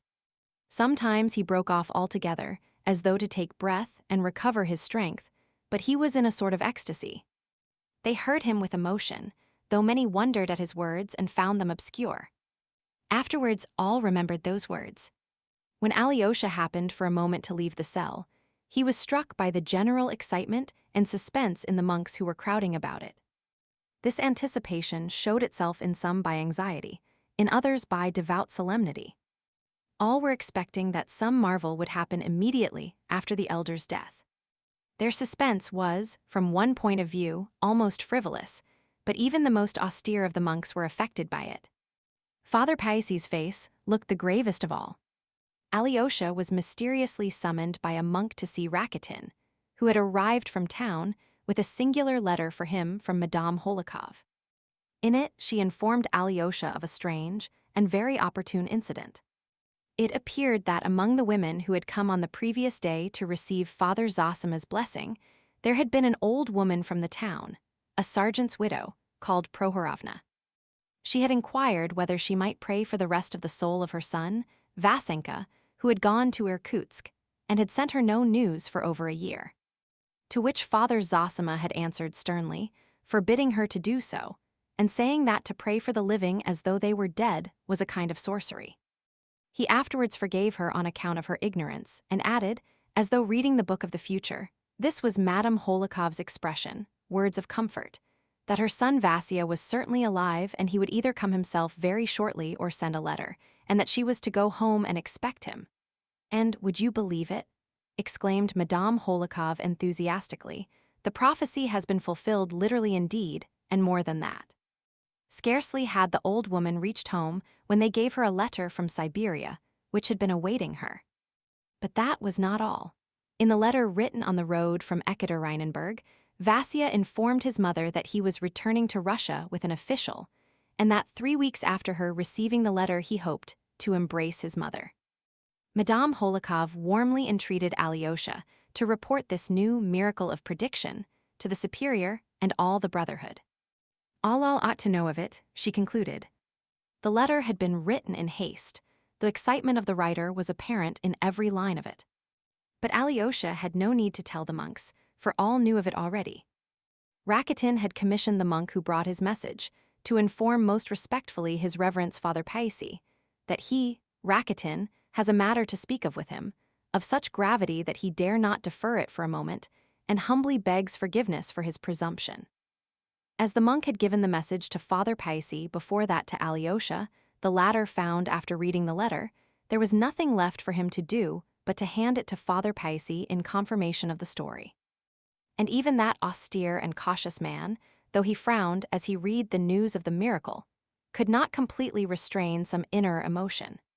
His eyes gleamed, and a grave and solemn smile came into his lips. "We shall see greater things," broke from him. "We shall see greater things yet," the monks around repeated. But Father Paisi, frowning again, begged all of them, at least for a time, not to speak of the matter, till it be more fully confirmed, seeing there is so much credulity among those of this world, and indeed this might well have chanced naturally, he added prudently, as it were to satisfy his conscience, though scarcely believing his own disavowal, a fact his listeners very clearly perceived. Within the hour, the miracle was of course known to the whole monastery, and many visitors who had come for the Mass. No one seemed more impressed by it than the monk who had come the day before from St. Sylvester, from the little monastery of Obdorsk in the far north. It was he who had been standing near Madame Holikov the previous day and had asked Father Zosima earnestly, referring to the healing of the lady's daughter. "How can you presume to do such things?" He was now somewhat puzzled and did not know whom to believe. The evening before he had visited Father Ferapont in his cell apart, behind the apiary, and had been greatly impressed and overawed by the visit. This Father Ferapont was that aged monk so devout in fasting and observing silence who has been mentioned already, as antagonistic to Father Zosima and the whole institution of elders, which he regarded as a pernicious and frivolous innovation. He was a very formidable opponent, although from his practice of silence he scarcely spoke a word to anyone. What made him formidable was that a number of monks fully shared his feeling, and many of the visitors looked upon him as a great saint and ascetic, although they had no doubt that he was crazy. But it was just his craziness attracted them. Father Ferapont never went to see the elder. Though he lived in the hermitage, they did not worry him to keep its regulations, and this too because he behaved as though he were crazy. He was 75 or more, and he lived in a corner beyond the apiary in an old decaying wooden cell which had been built long ago for another great ascetic, Father Yona, who had lived to be 105, and of whose saintly doings many curious stories were still extant in the monastery and the neighborhood. Father Ferapont had succeeded in getting himself installed in the same solitary cell 7 years previously. It was simply a peasant's hut, though it looked like a chapel, for it contained an extraordinary number of icons with lamps perpetually burning before them, which men brought to the monastery as offerings to God. Father Ferapont had been appointed to look after them and keep the lamps burning. It was said, and indeed it was true, that he ate only 2 pounds of bread in 3 days. The beekeeper, who lived close by the apiary, used to bring him the bread every 3 days, and even to this man who waited upon him, Father Ferapont rarely uttered a word. The 4 pounds of bread, together with the sacrament bread, regularly sent him on Sundays after the late Mass by the Father Superior, made up his weekly rations.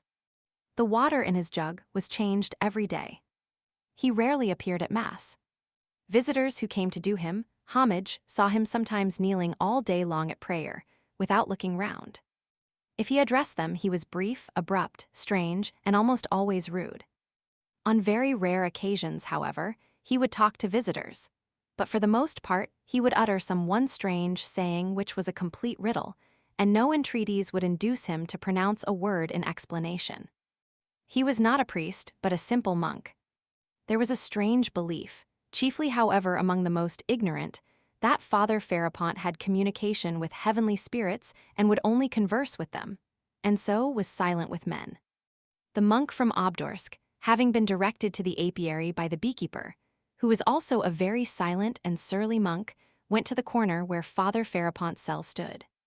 "Maybe he will speak as you are a stranger, and maybe you'll get nothing out of him," the beekeeper had warned him. The monk, as he related afterwards, approached in the utmost apprehension. It was rather late in the evening. Father Pharopont was sitting at the door of his cell on a low bench. A huge old elm was lightly rustling overhead. There was an evening freshness in the air. The monk from Obdorsk bowed down before the saint and asked his blessing. "Do you want me to bow down to you, monk?" said Father Pharopont. "Get up." The monk got up. "Blessing be blessed. Sit beside me. Where have you come from?" What most struck the poor monk was the fact that in spite of his strict fasting and great age, Father Pharopont still looked a vigorous old man. He was tall, held himself erect, and had a thin but fresh and healthy face. There was no doubt he still had considerable strength. He was of athletic build. In spite of his great age, he was not even quite gray, and still had very thick hair and a full beard, both of which had once been black. His eyes were gray, large and luminous, but strikingly prominent. He spoke with a broad accent. He was dressed in a peasant's long reddish coat of coarse convict cloth, as it used to be called, and had a stout rope round his waist. His throat and chest were bare. Beneath his coat, his shirt of the coarsest linen showed almost black with dirt, not having been changed for months. They said that he wore irons weighing 30 pounds under his coat. His stockingless feet were thrust in old slippers, almost dropping to pieces. From the little Obdorsk monastery, from Saint Sylvester, the monk answered humbly, whilst his keen and inquisitive, but rather frightened little eyes kept watch on the hermit. "I have been at your Sylvester, S. I used to stay there. Is Sylvester well?" The monk hesitated. "You are a senseless lot. How do you keep the fasts?" "Our dietary is according to the ancient conventual rules. During Lent there are no meals provided for Monday, Wednesday, and Friday. For Tuesday and Thursday we have white bread, stewed fruit with honey, wild berries, or salt cabbage and wholemeal stirabout. On Saturday white cabbage soup, noodles with peas, kasha, all with hemp oil. On weekdays, we have dried fish and kasha with the cabbage soup. From Monday till Saturday evening, 6 whole days in Holy Week, nothing is cooked, and we have only bread and water, and that sparingly. If possible, not taking food every day, just the same as is ordered for first week in Lent. On Good Friday, nothing is eat. In the same way on the Saturday, we have to fast till 3 o'clock, and then take a little bread and water and drink a single cup of wine. On Holy Thursday, we drink wine and have something cooked without oil or not cooked at all, inasmuch as the Laodicean Council lays down for Holy Thursday. It is unseemly, by remitting the fast on the Holy Thursday, to dishonor the whole of Lent. This is how we keep the fast." "But what is that compared with you, Holy Father?" added the monk, growing more confident. "For all the year round, even at Easter, you take nothing but bread and water, and what we should eat in 2 days lasts you full 7. It's truly marvelous, your great abstinence." "And mushrooms?" asked Father Pharopont suddenly. "Mushrooms?" repeated the surprised monk. "Yes. I can give up their bread, not needing it at all, and go away into the forest and live there on the mushrooms or the berries, but they can't give up their bread here, wherefore they are in bondage to the devil. Nowadays the unclean deny that there is need of such fasting. Haughty and unclean is their judgment." "Ah, true," sighed the monk. "And have you seen devils among them?" asked Pharopont. "Among them? Among whom?" asked the monk timidly. "I went to the Father Superior on Trinity Sunday last year. I haven't been since. I saw a devil sitting on one man's chest hiding under his cassock, only his horns poked out. Another had one peeping out of his pocket with such sharp eyes, he was afraid of me. Another settled in the unclean belly of one, another was hanging round a man's neck, and so he was carrying him about without seeing him." "You can see spirits?" the monk inquired. "I tell you I can see through them. When I was coming out from the superiors, I saw one hiding from me behind the door, and a big one, 1.5 yards or more high, with a thick, long gray tail. And the tip of his tail was in the crack of the door, and I was quick and slammed the door, pinching his tail in it. He squealed and began to struggle, and I made the sign of the cross over him 3 times. And he died on the spot like a crushed spider. He must have rotted there in the corner and be stinking, but they don't see, they don't smell it. It's a year since I have been there. I reveal it to you, as you are a stranger." "Your words are terrible." "But holy and blessed Father," said the monk, growing bolder and bolder, "is it true, as they noise abroad even to distant lands about you, that you are in continual communication with the Holy Ghost?" "He does fly down at times." "How does he fly down?" "In what form?" "As a bird." "The Holy Ghost in the form of a dove." "There's the Holy Ghost, and there's the Holy Spirit." "The Holy Spirit can appear as other birds, sometimes as a swallow, sometimes a goldfinch, and sometimes as a blue tit." "How do you know him from an ordinary tit?" "He speaks." "How does he speak, in what language?" "Human language." "And what does he tell you?" "Why, today he told me that a fool would visit me and would ask me unseemly questions." "You want to know too much, monk." "Terrible are your words, most holy and blessed Father." The monk shook his head. But there was a doubtful look in his frightened little eyes. "Do you see this tree?" asked Father Pharopont after a pause. "I do, blessed Father." "You think it's an elm, but for me it has another shape." "What sort of shape?" inquired the monk after a pause of vain expectation. "It happens at night. You see those two branches? In the night it is Christ holding out his arms to me and seeking me with those arms. I see it clearly and tremble." "It's terrible, terrible." "What is there terrible if it's Christ himself?" "Why, he'll snatch me up and carry me away." "Alive? In the spirit and glory of Elijah, haven't you heard? He will take me in his arms and bear me away." Though the monk returned to the cell he was sharing with one of the brothers, in considerable perplexity of mind, he still cherished at heart a greater reverence for Father Pharopont than for Father Zosima. He was strongly in favor of fasting, and it was not strange that one who kept so rigid a fast as Father Pharopont should see marvels. His words seemed certainly queer, but God only could tell what was hidden in those words, and were not worse words and acts commonly seen in those who have sacrificed their intellects for the glory of God. The pinching of the devil's tail he was ready and eager to believe, and not only in the figurative sense. Besides, he had, before visiting the monastery, a strong prejudice against the institution of elders, which he only knew of by hearsay and believed to be a pernicious innovation. Before he had been long at the monastery, he had detected the secret murmurings of some shallow brothers who disliked the institution. He was, besides, a meddlesome, inquisitive man who poked his nose into everything. This was why the news of the fresh miracle performed by Father Zosima reduced him to extreme perplexity. Alyosha remembered afterwards how their inquisitive guest from Obdorsk had been continually flitting to and fro from one group to another, listening and asking questions among the monks that were crowding within and without the elder's cell. But he did not pay much attention to him at the time, and only recollected it afterwards. He had no thought to spare for it indeed, for when Father Zosima, feeling tired again, had gone back to bed, he thought of Alyosha as he was closing his eyes and sent for him. Alyosha ran at once. There was no one else in the cell but Father Paisi, Father Iosif, and the novice Porphyry.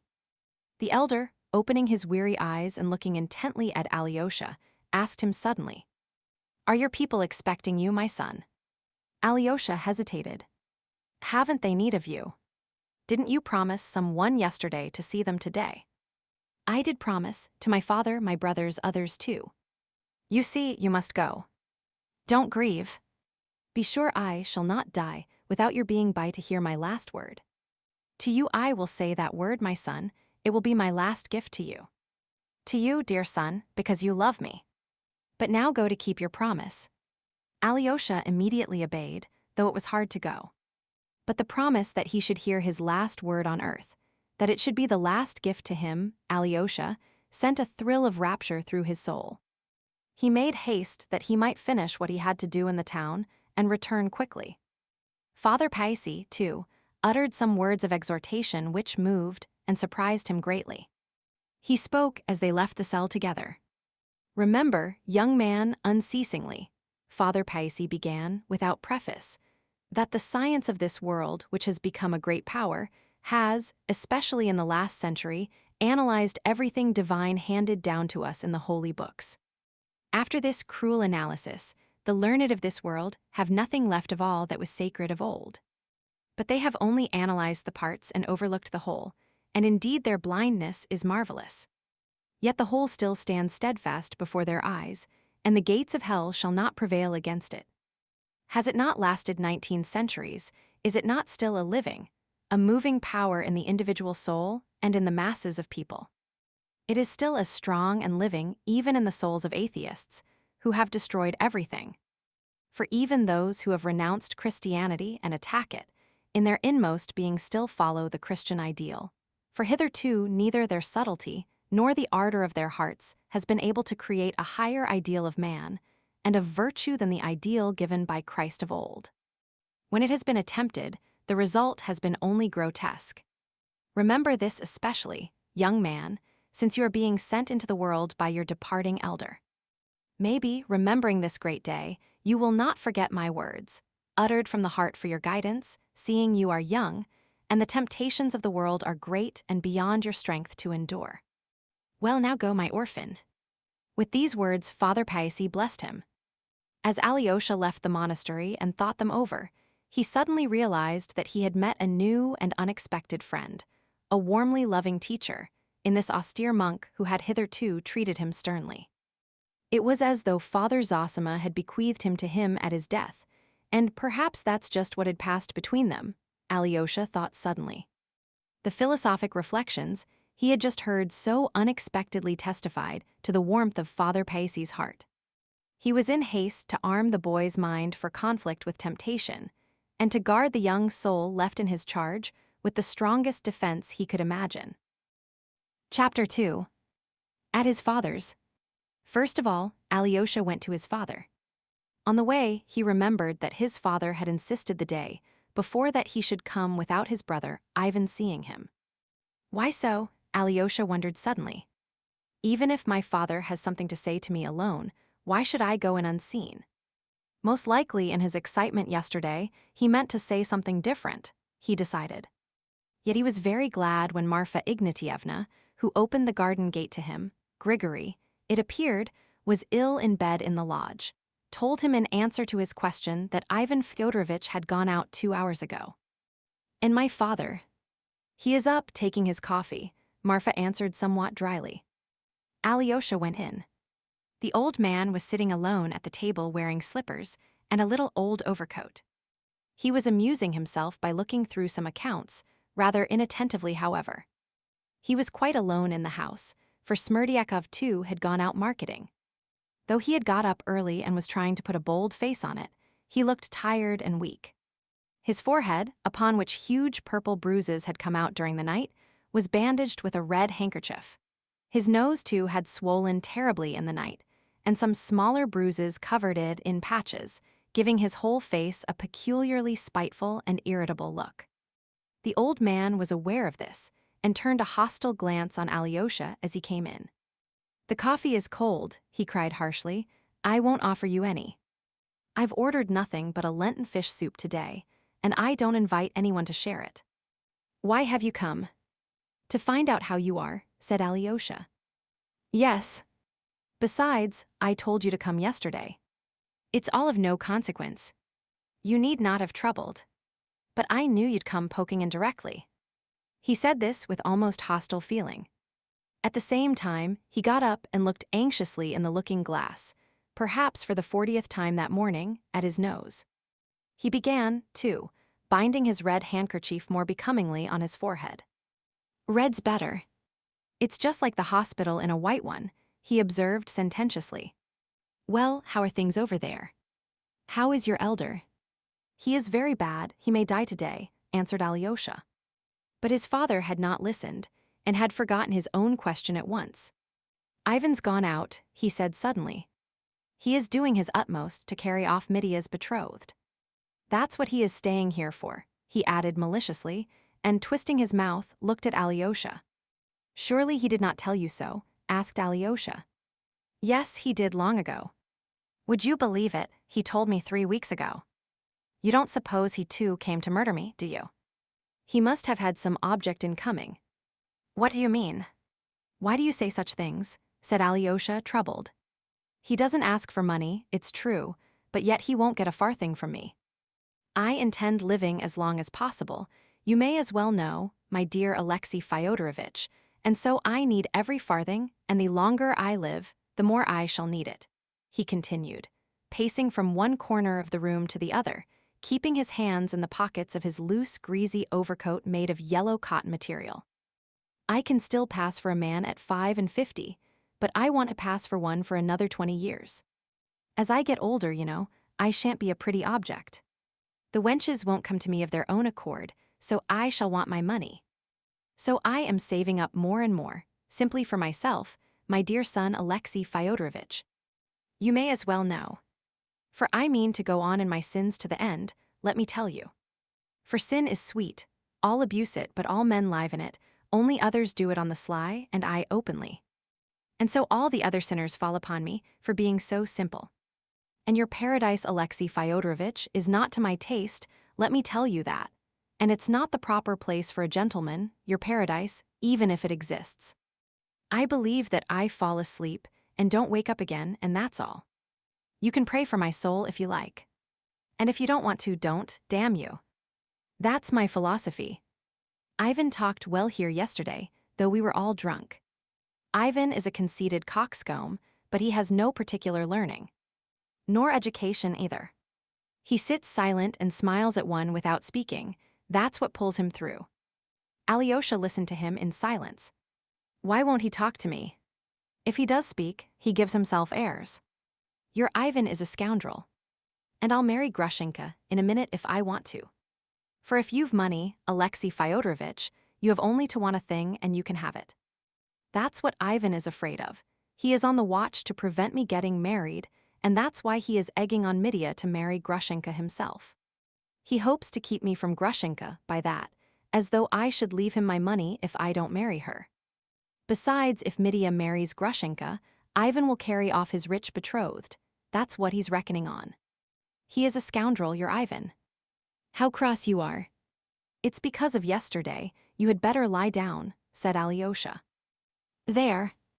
You say that, the old man observed suddenly, as though it had struck him for the first time, and I am not angry with you. But if Ivan said it, I should be angry with him.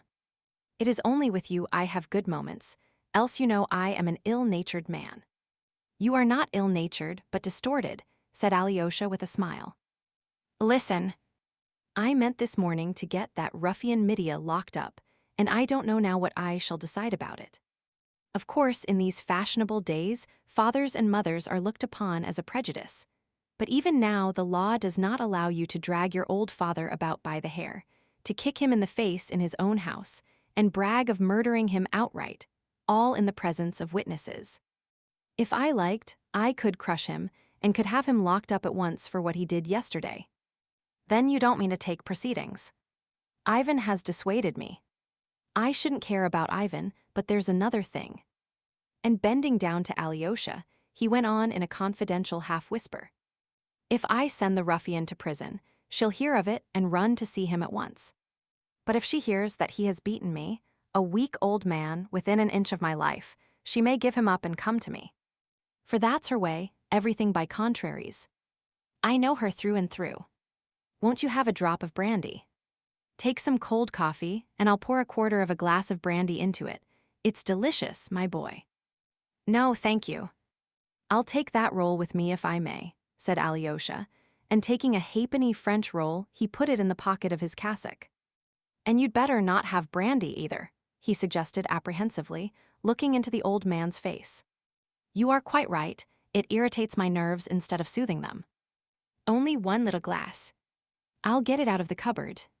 He unlocked the cupboard, poured out a glass, drank it, then locked the cupboard and put the key back in his pocket. That's enough. One glass won't kill me. You see you are in a better humor now, said Alyosha, smiling.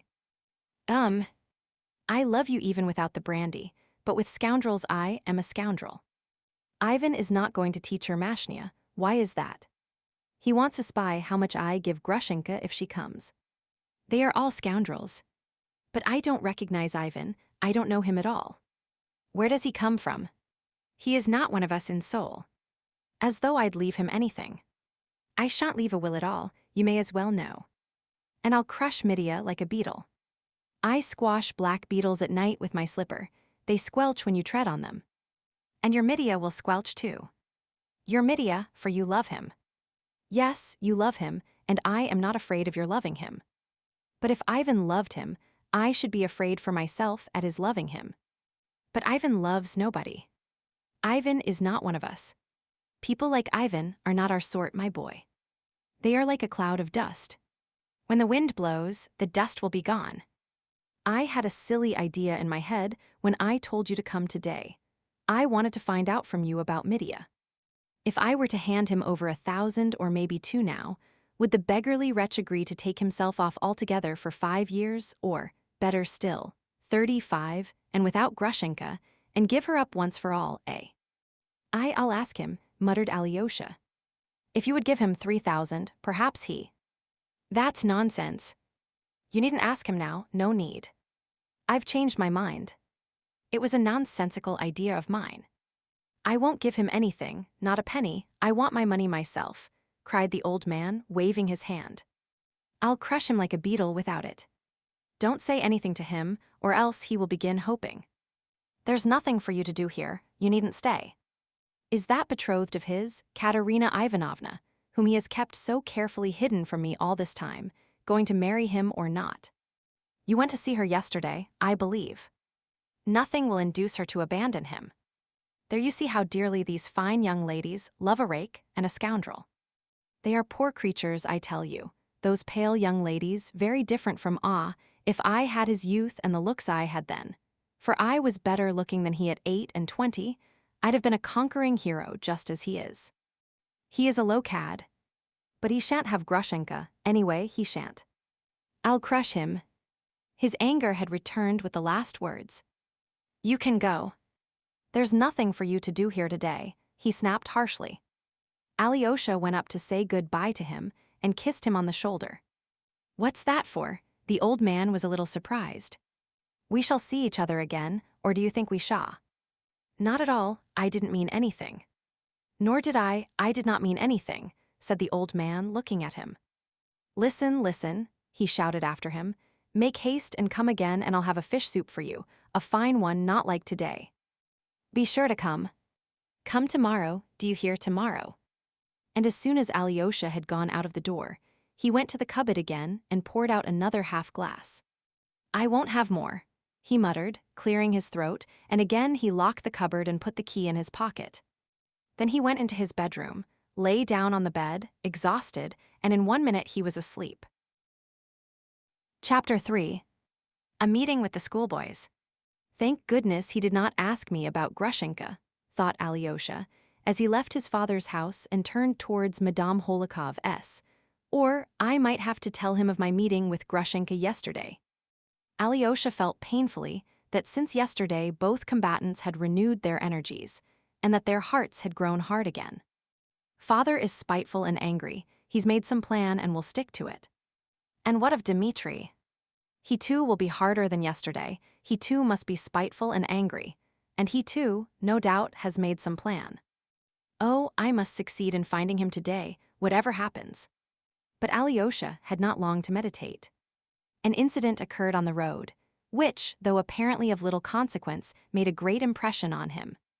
Just after he had crossed the square and turned the corner coming out into Mihailovsky Street, which is divided by a small ditch from the High Street, our whole town is intersected by ditches, he saw a group of schoolboys between the ages of 9 and 12 at the bridge.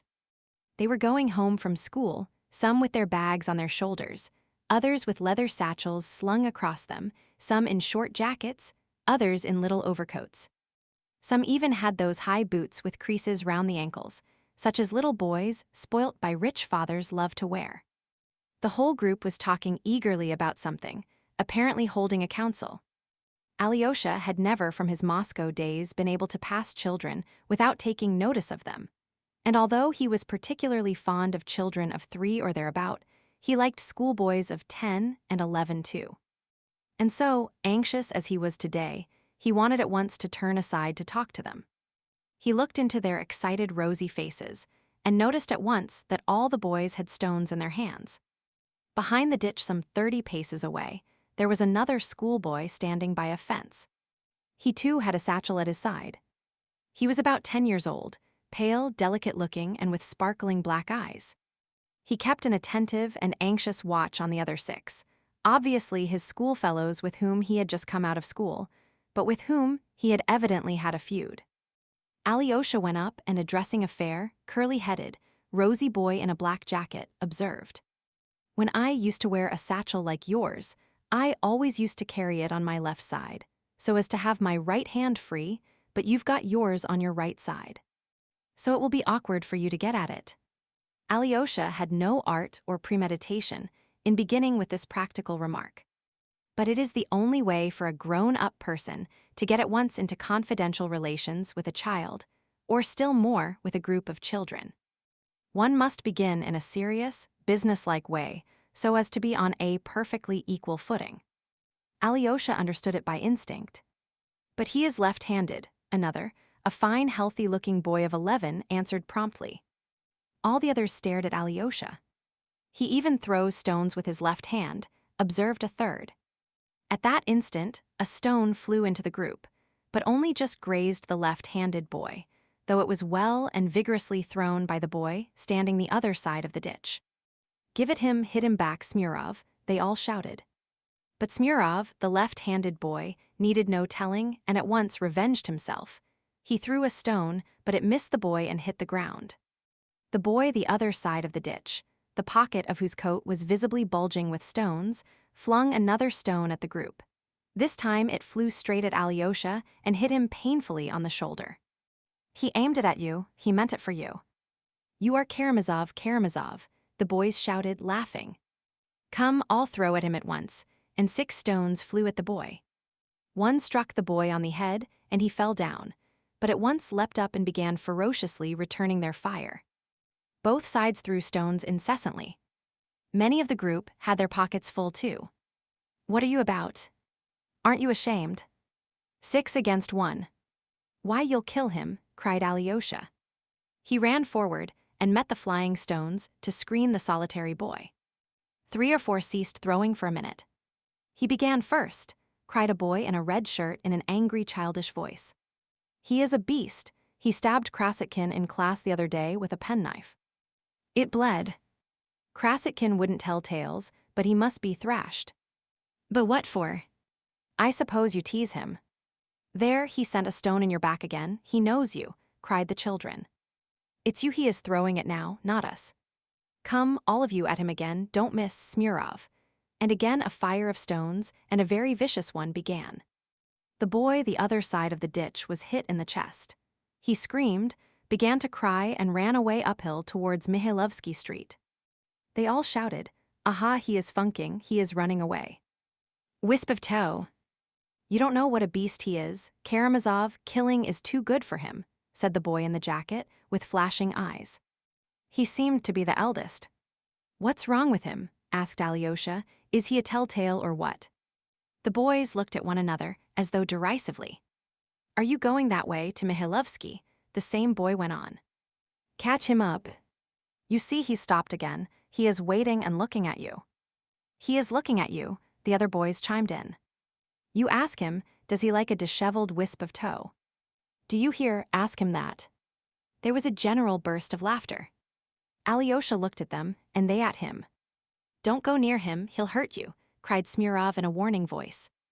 "I shan't ask him about the wisp of tow, for I expect you tease him with that question somehow. But I'll find out from him why you hate him so." "Find out then, find out," cried the boys, laughing. Alyosha crossed the bridge and walked uphill by the fence, straight towards the boy. "You'd better look out," the boys called after him. "He won't be afraid of you. He will stab you in a minute, on the sly, as he did Krasotkin." The boy waited for him without budging. Coming up to him, Alyosha saw facing him a child of about 9 years old. He was an undersized, weakly boy with a thin, pale face, with large, dark eyes that gazed at him vindictively. He was dressed in a rather shabby old overcoat, which he had monstrously outgrown. His bare arms stuck out beyond his sleeves. There was a large patch on the right knee of his trousers, and in his right boot, just at the toe, there was a big hole in the leather, carefully blackened with ink. Both the pockets of his greatcoat were weighed down with stones. Alyosha stopped 2 steps in front of him, looking inquiringly at him. The boy, seeing at once from Alyosha's eyes that he wouldn't beat him, became less defiant and addressed him first. "I am alone, and there are 6 of them. I'll beat them all alone," he said suddenly with flashing eyes. "I think one of the stones must have hurt you badly," observed Alyosha. "But I hit Smurov on the head," cried the boy. "They told me that you know me, and that you threw a stone at me on purpose," said Alyosha. The boy looked darkly at him. "I don't know you." "Do you know me?" Alyosha continued. "Let me alone," the boy cried irritably. But he did not move, as though he were expecting something, and again there was a vindictive light in his eyes. "Very well, I am going," said Alyosha. "Only I don't know you and I don't tease you." "They told me how they tease you, but I don't want to tease you." "Goodbye." "Monk in silk trousers," cried the boy, following Alyosha with the same vindictive and defiant expression, and he threw himself into an attitude of defense, feeling sure that now Alyosha would fall upon him. But Alyosha turned, looked at him, and walked away. He had not gone 3 steps before the biggest stone the boy had in his pocket hit him a painful blow in the back. "So you'll hit a man from behind." "They tell the truth, then, when they say that you attack on the sly," said Alyosha, turning round again. This time the boy threw a stone savagely right into Alyosha's face. But Alyosha just had time to guard himself, and the stone struck him on the elbow. "Aren't you ashamed?" "What have I done to you?" he cried. The boy waited in silent defiance, certain that now Alyosha would attack him.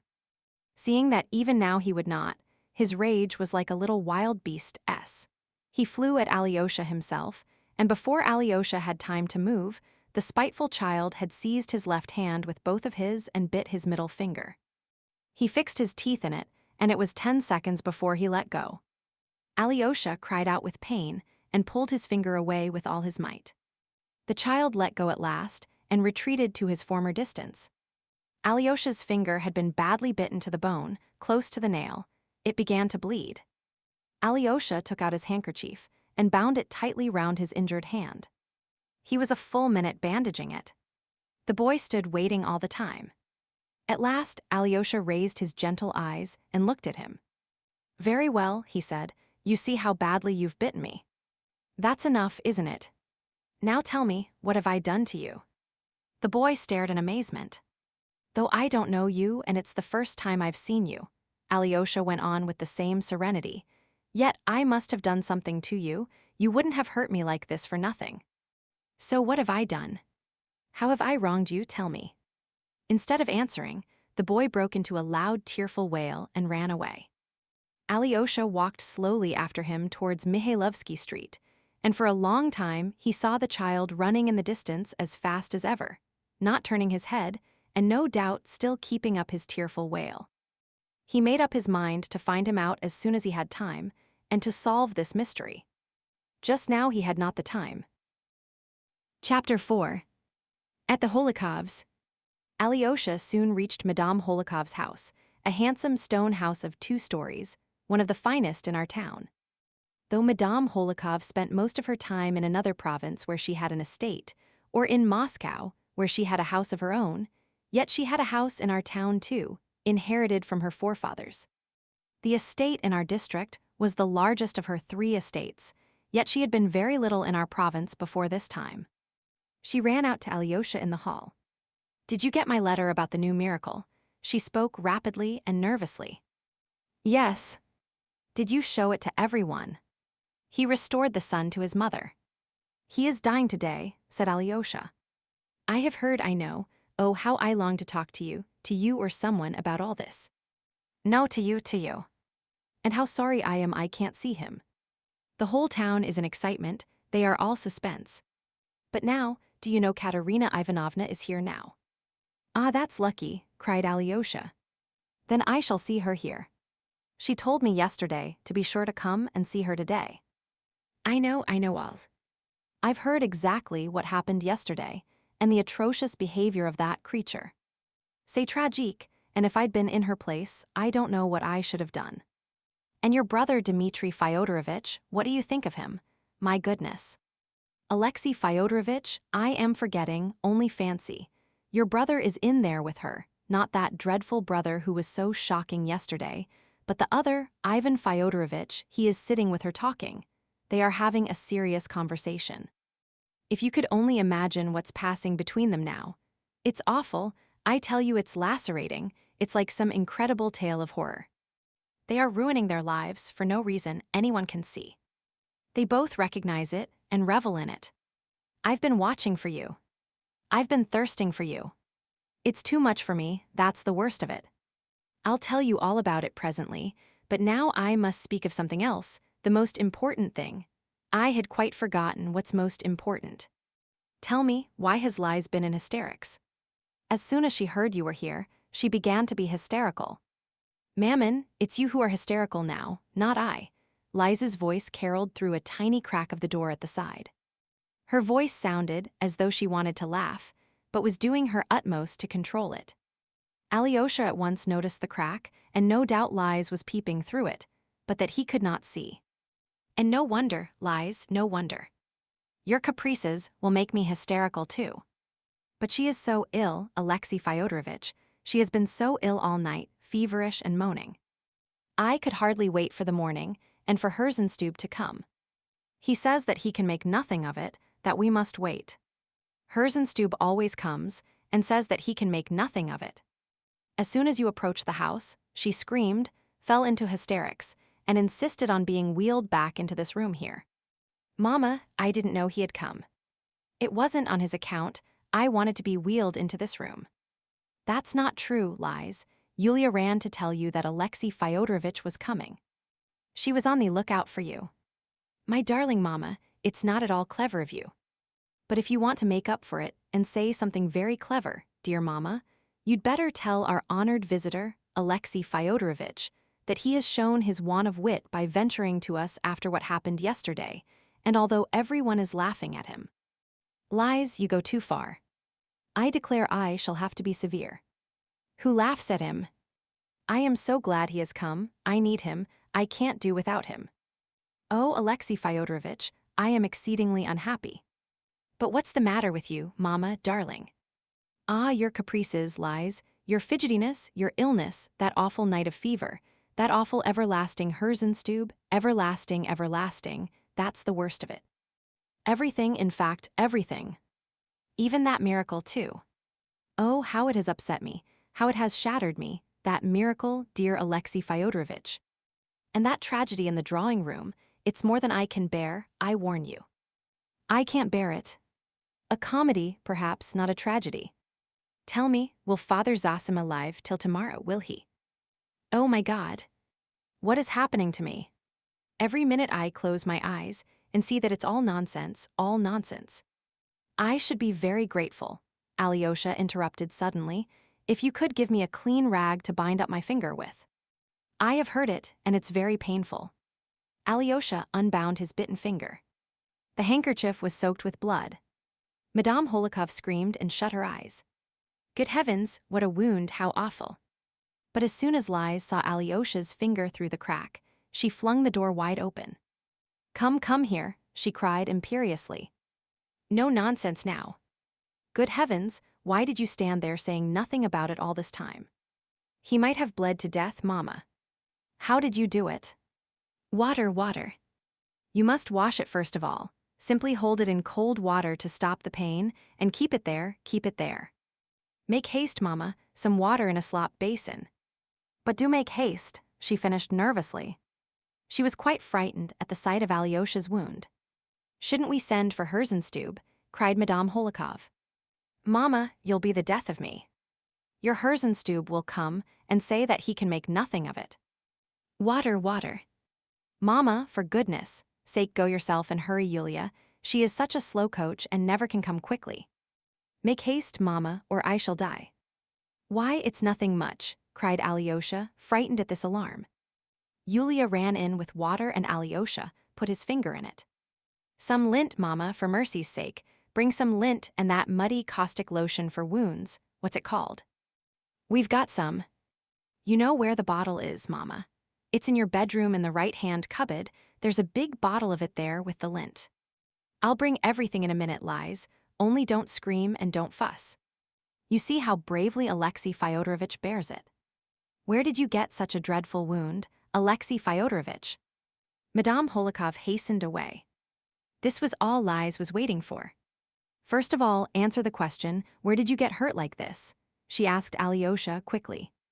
And then I'll talk to you about something quite different.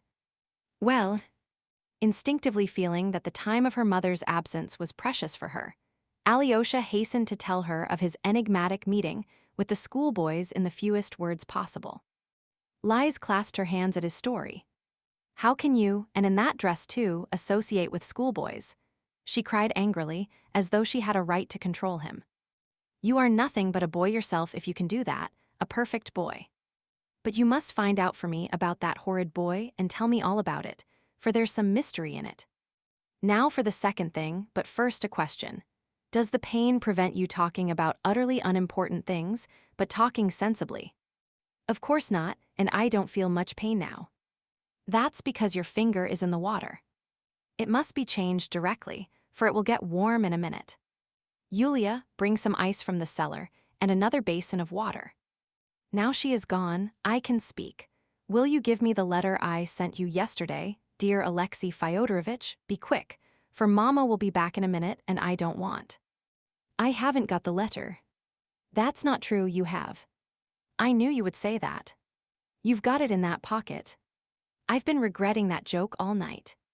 Give me back the letter at once, give it me. I've left it at home. But you can't consider me as a child, a little girl, after that silly joke. I beg your pardon for that silliness, but you must bring me the letter if you really haven't got it. Bring it today, you must. Today I can't possibly, for I am going back to the monastery, and I shan't come and see you for the next 2 days, 3 or 4 perhaps, for Father Zosima. 4 days, what nonsense. Listen. Did you laugh at me very much? I didn't laugh at all. Why not? Because I believed all you said. You are insulting me. Not at all. As soon as I read it, I thought that all that would come to pass, for as soon as Father Zosima dies, I am to leave the monastery. Then I shall go back and finish my studies, and when you reach the legal age we will be married. I shall love you. Though I haven't had time to think about it, I believe I couldn't find a better wife than you, and Father Zosima tells me I must marry. But I am a cripple wheeled about in a chair, laughed Lies, flushing crimson. I'll wheel you about myself, but I'm sure you'll get well by then. But you are mad, said Lies nervously, to make all this nonsense out of a joke. Here's Mama, very apropos perhaps. Mama, how slow you always are, how can you be so long? And here's Yulia with the ice. Oh, Lies, don't scream, above all things don't scream. That scream drives me. How can I help it when you put the lint in another place? I've been hunting and hunting, I do believe you did it on purpose. But I couldn't tell that he would come with a bad finger, or else perhaps I might have done it on purpose. My darling Mama, you begin to say really witty things. Never mind my being witty, but I must say you show nice feeling for Alexei Fyodorovitch's sufferings. Oh, my dear Alexei Fyodorovitch, what's killing me is no one thing in particular, not Herzenstube, but everything together. That's what is too much for me.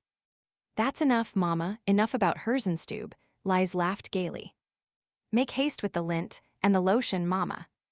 That's simply Goulard's water, Alexei Fyodorovitch, I remember the name now, but it's a splendid lotion. Would you believe it, Mama, on the way here he had a fight with the boys in the street, and it was a boy bit his finger. Isn't he a child himself? Is he fit to be married after that? For only fancy, he wants to be married, Mama. Just think of him married, wouldn't it be funny, wouldn't it be awful? And Lies kept laughing her thin hysterical giggle, looking slyly at Alyosha. But why married, Lies? What makes you talk of such a thing? It's quite out of place, and perhaps the boy was rabid. Why, Mama? As though there were rabid boys. Why not, Lies, as though I had said something stupid? Your boy might have been bitten by a mad dog, and he would become mad and bite anyone near him. How well she has bandaged it, Alexei Fyodorovitch. I couldn't have done it. Do you still feel the pain? It's nothing much now. You don't feel afraid of water? Asked Lies.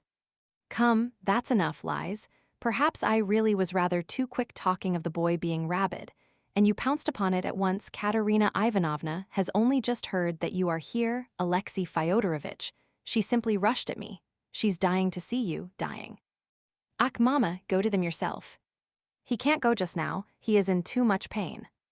Not at all, I can go quite well, said Alyosha. What? You are going away. Is that what you say? Well, when I've seen them, I'll come back here and we can talk as much as you like. But I should like to see Katerina Ivanovna at once, for I am very anxious to be back at the monastery as soon as I can. Mama, take him away quickly. Alexei Fyodorovitch, don't trouble to come and see me afterwards, but go straight back to your monastery and a good riddance. I want to sleep, I didn't sleep all night. Ah, Lies, you're only making fun, but how I wish you would sleep, cried Madame Holikov. I don't know what I've done. I'll stay another 3 minutes, 5 if you like, muttered Alyosha. Even 5. Do take him away quickly, Mama, he is a monster. Lies, you're crazy. Let us go, Alexei Fyodorovitch, she is too capricious today. I am afraid to cross her. Oh, the trouble one has with nervous girls. Perhaps she really will be able to sleep after seeing you. How quickly you have made her sleepy, and how fortunate it is. Ah, Mama, how sweetly you talk. I must kiss you for it, Mama. And I kiss you too, Lies. Listen, Alexei Fyodorovitch, Madame Holikov began mysteriously and importantly, speaking in a rapid whisper.